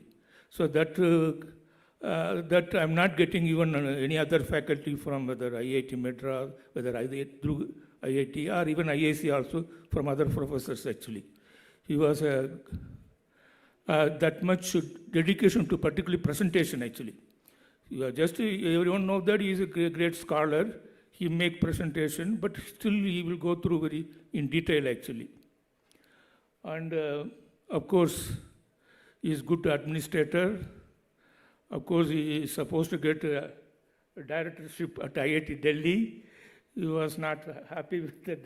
He went to IIT Guwahati, but anyway, he is able to return to Delhi as the chairman of AICT actually. And I also met with him in that AICT group, and he has done a lot of work for AICT actually. It's not only, that is in general, the development of education in India actually. Finally, I will thank Professor Sitaram for all his support and encouragement for carrying out my research at IIT Madras actually. And I hope that he will continue to work in geotechnical earthquake engineering as well as in general administration for the development of our country. Thank you.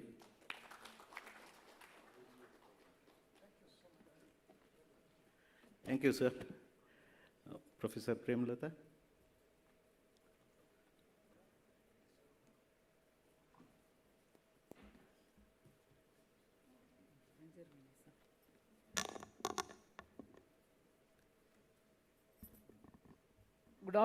Good afternoon to one and all present here. I am not in the group. I am Professor Premlata from Anna University, not from IITs or IIScs. My connection with Professor T.G. Sitaram is through the subject geotechnical earthquake engineering. In 2000, there was an earthquake in Chennai, around 5.5 magnitude, which inspired me to I hope to study about geotechnical earthquake engineering. So I was working with students, UG students. That time, the organizer, Anbalagan, is my UG student. So with him, I started the work, liquefaction potential of Chennai Sandies. Like that, I started a small work, piece of work. He submitted his BE. Then he joined ME 2002. In geotechnical engineering. Then he's for master's program. Through consultancy, we have assembled 500 number of 4 goals of Chennai. So I thought, why don't you start a microzonation of Chennai? like that, continuing to his UG work. So like that, we were preparing some map, liquefaction map for Chennai city with that 500 borehole data. Like that. Then 2004, Professor Bhuminathan organized a program, 15 days program on geotechnical earthquake engineering. I attended the program for enrich my knowledge, NPEE program. That time I met Professor TGS. Then Bhuminathan sir introduced to him. Then I told we are working like that, sir, small scale like that. Then sir told I am also have to do this work for Bangalore city. Then I sent Anbalagan as a candidate, research candidate to this campus. That is the connection between me and Professor Sitaram. So because of Anbalagan, we started to work in geotechnical earthquake engineering, and he has achieved so much things. I feel proud as a teacher. Always we will feel about our students. That is the thing. Apart from this, Professor TGS was a DC member for a couple of my doctoral students. So I was very like shy whether I can put his name, if he select, whether he will accept as a DC member. But he accepted. He came for all the DC meeting of that student to the Chennai Anna University campus. I thank you, sir, for your support. As everyone mentioned, he is very simple. Actually, I missed. If I could have been studied in this campus, I could have been one of the biggest shot. That's what I am feeling. I am looking for this opportunity, at least my next birth. Thank you very much, the organizers, for giving me the chance. Thank you. Definitely, sir. But you have given your student to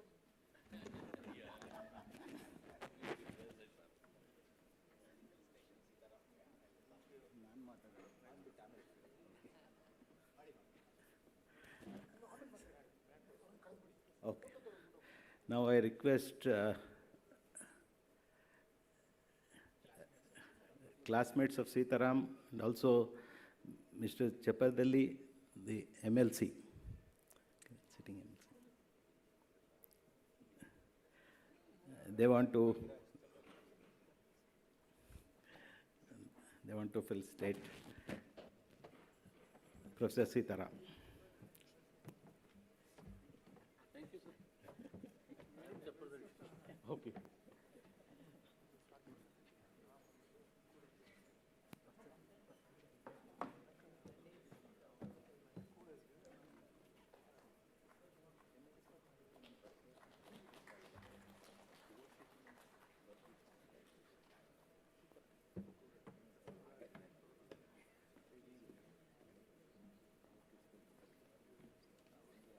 Big round of applause.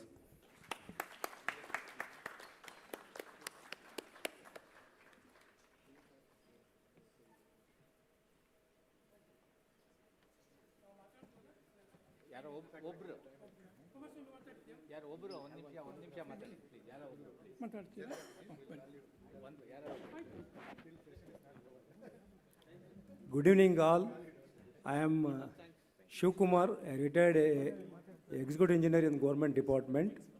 I am very happy and proud myself, being I was the childhood friend of Mr. Professor Sitaram. I was classmate for him in 8th, 9th, and 10th standard, and then in engineering for 5 years in government BDT College of Engineering. So my father was headmaster in the high school for both of me.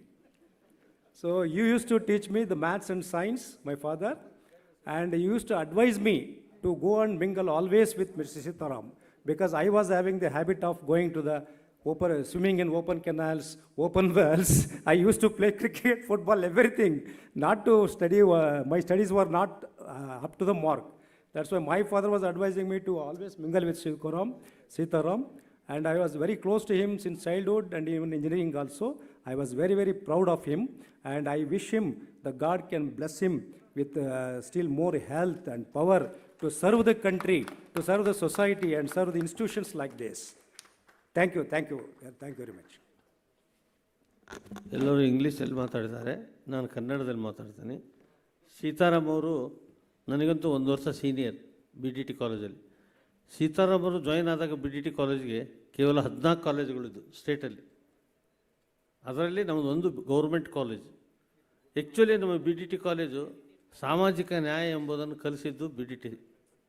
ಹೇಗೆ ಅಂದರೆ ಅತಿ ಶ್ರೀಮಂತ ವರ್ಗದವರು ಬರ್ತಿದ್ರು, ಅತಿ ಬಡವರದವರು ಇರ್ತಿದ್ರು. ನಾವೆಲ್ಲರ ಜೊತೆಗೆ ಬಿಡ್ಕೊಂಡು ಸಾಮಾಜಿಕ ನ್ಯಾಯ ಕಲ್ತೀವಿ. ಸೀತಾರಾಮ್ ಅವರು ಆ ಕಾಲೇಜಿನ ವಿದ್ಯಾರ್ಥಿ, ನನ್ನ ಕಾಲೇಜಿನ ವಿದ್ಯಾರ್ಥಿ. ನನಗೆ ಬಿ ಡಿ ಟಿ ಅಂದರೆ ಭಾಳ ಪ್ರೌಡು. ರಾಷ್ಟ್ರ ಮಟ್ಟಕ್ಕೆ ವಿದೇಶದಲ್ಲಿಯೂ ಸಹ ನಮ್ಮ ಬಿ ಡಿ ಟಿ ಕೀರ್ತಿ ಪರ್ತಕ್ಕೆ ಹಾರಿಸಿದ ಸೀತಾರಾಮ್ ಅವರಿಗೆ ಅಭಿನಂದನೆಗಳು. ಇನ್ನೂ ಹೆಚ್ಚಿನ ಯಶಸ್ಸಿಗೆ ಹೋಗಲಿ ಅಂತ ಹಾರೈಸುತ್ತಾ ನನ್ನ ಕೆಲವು ಮಾತುಗಳು ಮುಗಿಸ್ತೇನೆ. ಜೈ ಹಿಂದ್, ಜೈ Bharat. Good afternoon, sir. I am D.R. Kumarswamy, retired Chief Engineer from Pollution Control Board. Sitaram and myself both are classmates in BTT Engineering College. Many times I sit together with him, but knowledge is different, that's all.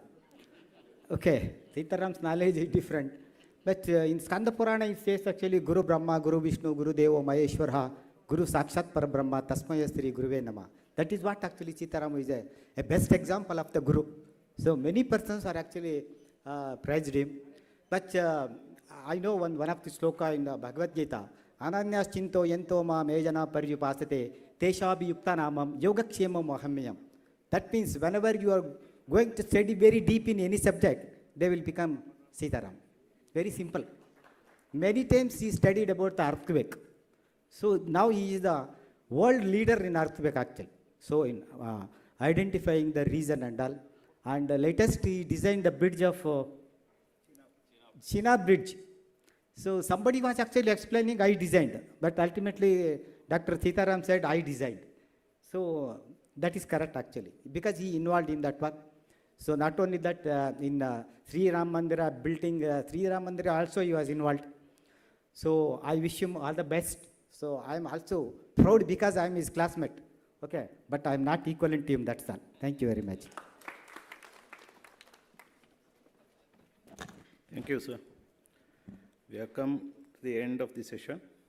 In fact, we had additional presentations here, which was not scheduled in the session. Anyway, as the coordinator, chairman of the session, I will have the last word. And I want to make my personal experiences I want to share with all of you.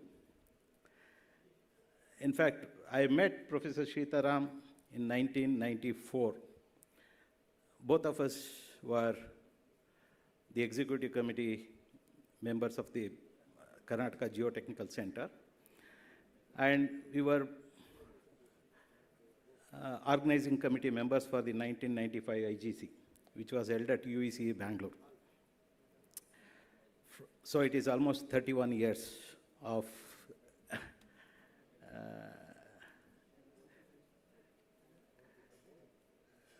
now, so it was going well, but to really understand what is his contribution, particularly with respect to the this theme, we have to look at where actually it stands in the timeline of earthquake engineering in India, and particularly in IISc.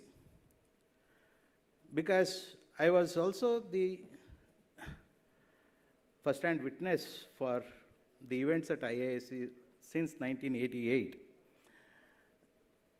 I want to share, then probably all of us will understand the importance of the contribution what Professor Srivalsa or Danaji presented in this theme. In fact, all students, what they are presenting now is the probably 5th or 6th generation of earthquake engineering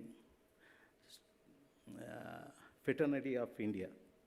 Started with Jai Krishna and Arya, Professor Arya at Roorkee, and in 1930s, 40s, rather 50s, because that is the time where it was blooming with Bayard's response spectrum, where he predicted that envelope of earthquake motions can predict the response of the structure for the future earthquake. And followed by the Hausner's design spectra. And India was watching silently because Indian engineers and professors like J. Krishna all were trained there under Hausner, and they came back to India and they started the earthquake engineering. That is the first generation. And followed by the next generation,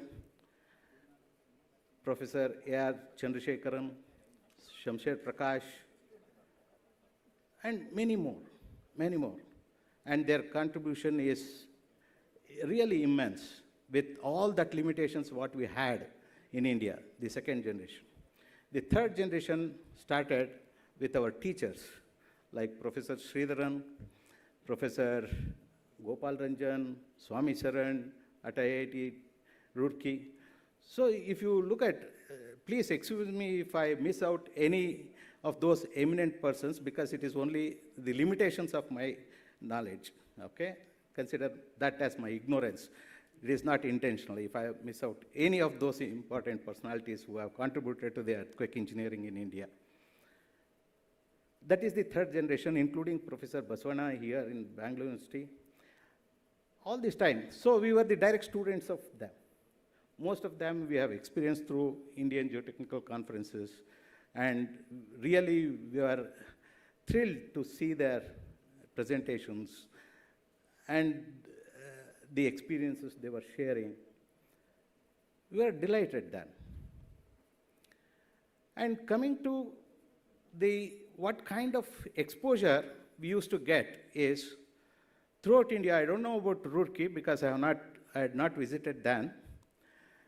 But as far as Indian Institute of Science or any other institute as concerned, it was most of the soil dynamic studies, and most of these institutions had at the most block vibration testing facilities, and the next one is cyclic plate load test. Not other than that. If you go through the publications of those time, it revolves around only these two. And much of the analytical work was carried out, particularly by the seismologist and strong motion thing, which was established by A.R. Chandrasekharan, Shamsher Prakash, particularly in the Himalayan regions. And the study with IISc was confined to analytical studies of Professor R.N. Iyengar. And it was happening in that mode, and we did not have any first-hand experiences. It was only what all knowledge we had is only through Richard Barkan books, that's all. I never had an opportunity to myself conduct a cyclic plate load test. Of course, we had a block vibration test facility at UEC also, and few MTech theses were published, and here I used to see Professor Sridharan has produced many papers on block vibration test and elastic constraints for the foundations and other things was published in '84. All this was happening. That is the third generation and handed over to fourth generation. 1984, IISc 1893 also came out. Now, if you look at what Professor Srivalsa presented, it is a spectrum of colors. Indian map, whether it is a microzonation map or seismic hazard map, it is fully colorful. But in 1984, India had only 4 colors of makeup. Here, today, it has been transformed to the fully colorful hazard map. How did this happen? After 1990, the fourth generation did not have a resourceful persons where they can hand over the baton. Because in 1993, Professor R.N. Iyengar organized one discussion workshop in IISc on strong motion data acquiring system in India and what is their status in India, strong motion data status, in 1993. You will be surprised to know, in 1993 discussion workshop, there was not a single geotechnical engineering out of that 40 participants of that discussion meeting. And among those 40 participants, 20 are from BARC. So what we should understand is the seismology, earthquake engineering was confined to these facilities, bark facilities, and Himalayan region. And nowhere in 93, and in fact, we had the opportunity to hear to Brun, Professor Brun from California. And as a students, we were thrilled to hear what is happening at US and the kind of work they were carrying out. But we were helplessly and excitedly looking at his presentation, Professor Brun's, of what they are doing, how to predict or how to assess the previous hazards assessment using the precarious rocks standing at Utah, Utah there. And it was really excitement in 1993. And after that, it was a total blank. What I observed is, my personal experience, my personal observation, there was no contribution. In fact, that generation of, third generation of teachers were looking for the people to carry on, and there were no good hands. Of course, there were the people who have come from abroad studying, young engineers like S.K. Prasad from trained under TATA, Ishihara, Kukusho, Tatsuoka, there, and we had Professor G.V. Ramana, studied under Elgamal, and came to India, but there was no impetus on them, or there is no facility for them to go ahead. They really, it was blank. They didn't know whom to hand over the baton for the fourth or fifth generation. And of course, as Professor Prasad mentioned, that is the greatness of Professor Sitaram. And also in his morning talk, he mentioned that he was very concerned about what's so-called the third tier, second tier colleges. In fact, when he became AICTE chairman, we felicitated him at our chapter. What he told is, personally when we were talking, the first goal he wanted is to facilitate this facilitate these colleges, third or second tier colleges, with research. Always he was concerned that these colleges were given meager money of 2 lakh, 3 lakh and asked to produce the kind of work where IITs, IIScs are producing. This is ridiculous. This is the word he used. So the first thing he wanted to address this issue. He was so much concerned. It is very likely of Indian Institute of Science Geotechnical Group. Right from 1980s I have seen. That is the one thing. I don't know, maybe other professors are sitting from structural engineering, hydraulics, okay? But what I have observed is, this geotechnical group of IISc is the only stream which rigorously involved with other college activities. Nothing. I can really count on fingers from structural group. No, don't disturb me. I am the chairman of the session. I can count on the persons from structural engineering, hydraulics engineering, but geotechnical engineering stream at IISc, as a united team, they always engaged. Otherwise, I would not have stood here. Being a teacher from Bengaluru Institute of Technology, how I came close to this Professor Sridharan, Sitaram, Professor K. Subrao, because they always extended their complete cooperation to these colleges. They were there. Whenever we asked, nothing. Simply they were there. Whether it is a curriculum development of VTU, yes, we are there. We had a 2-day meeting of the curriculum development in geotechnical engineering, initiated by Professor Sridharan and Professor Subrao. And T.G. Sitaram also followed the same footsteps. Always he was concerned about these colleges, what is happening there, how to motivate those teachers, how to improve those colleges, research level, all this. He had a vision for that. And the next thing is, all this was happening. And fortunately or unfortunately, Bhuj happened. The kind of thing what happened in the Western countries after 1964 Good Friday earthquake of Alaska and immediately followed by Niigata earthquake of September 1964, really the Western world woke up.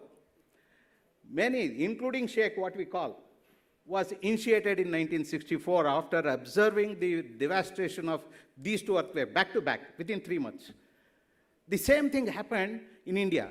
1993, we had a Kilari-Latur earthquake, which was an exclusively unique kind of earthquake where peninsular India experienced after 1967 Koina. Then all of us were sitting happily, but 1993 again woke up us.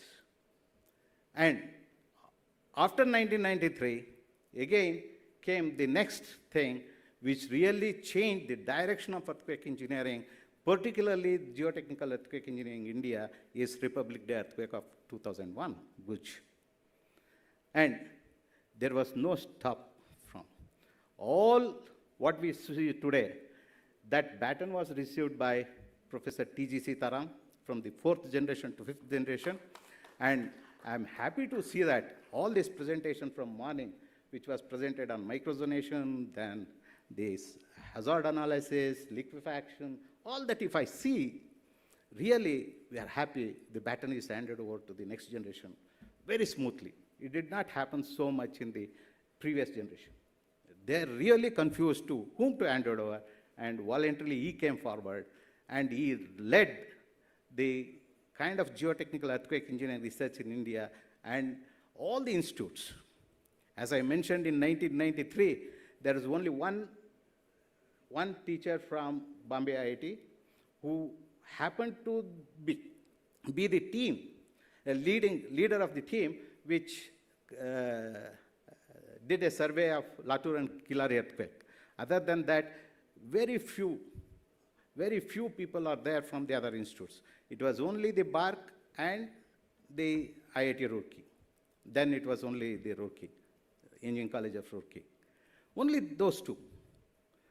But today, if you look at the earthquake engineering fraternity of India, it is as colorful as the Indian microzonation map or the seismic hazard map.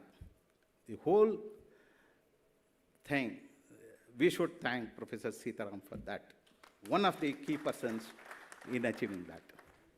With these few remarks, as personally, already Professor Prasad has mentioned, my interaction with Sitaram, we had all kind of interaction, and I am kind of a very peculiar person.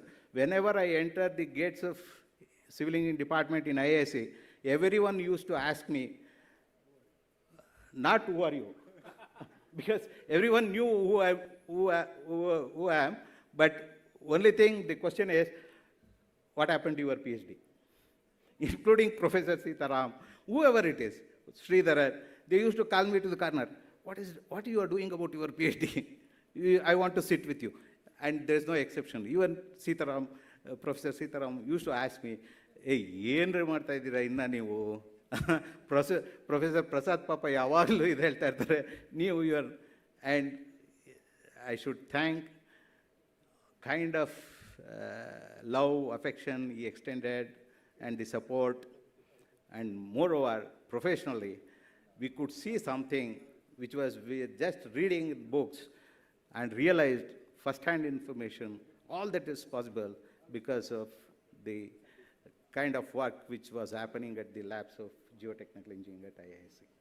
Thank you, sir. So we request Professor to felicitate Chair, so Vijayendra, who has continuous follow of IISc work.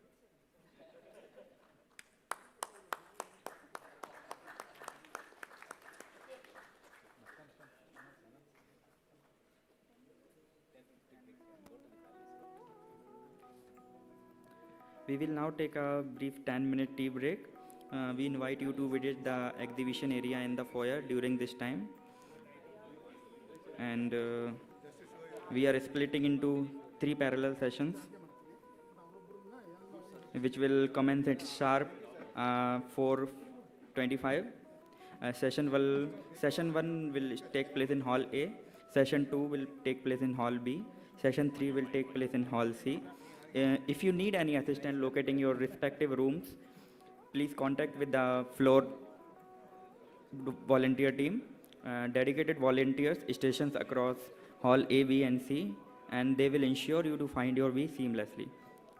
And there is an announcement. We will see you all back at TATA Auditorium, this evening at 6 o'clock for the cultural program.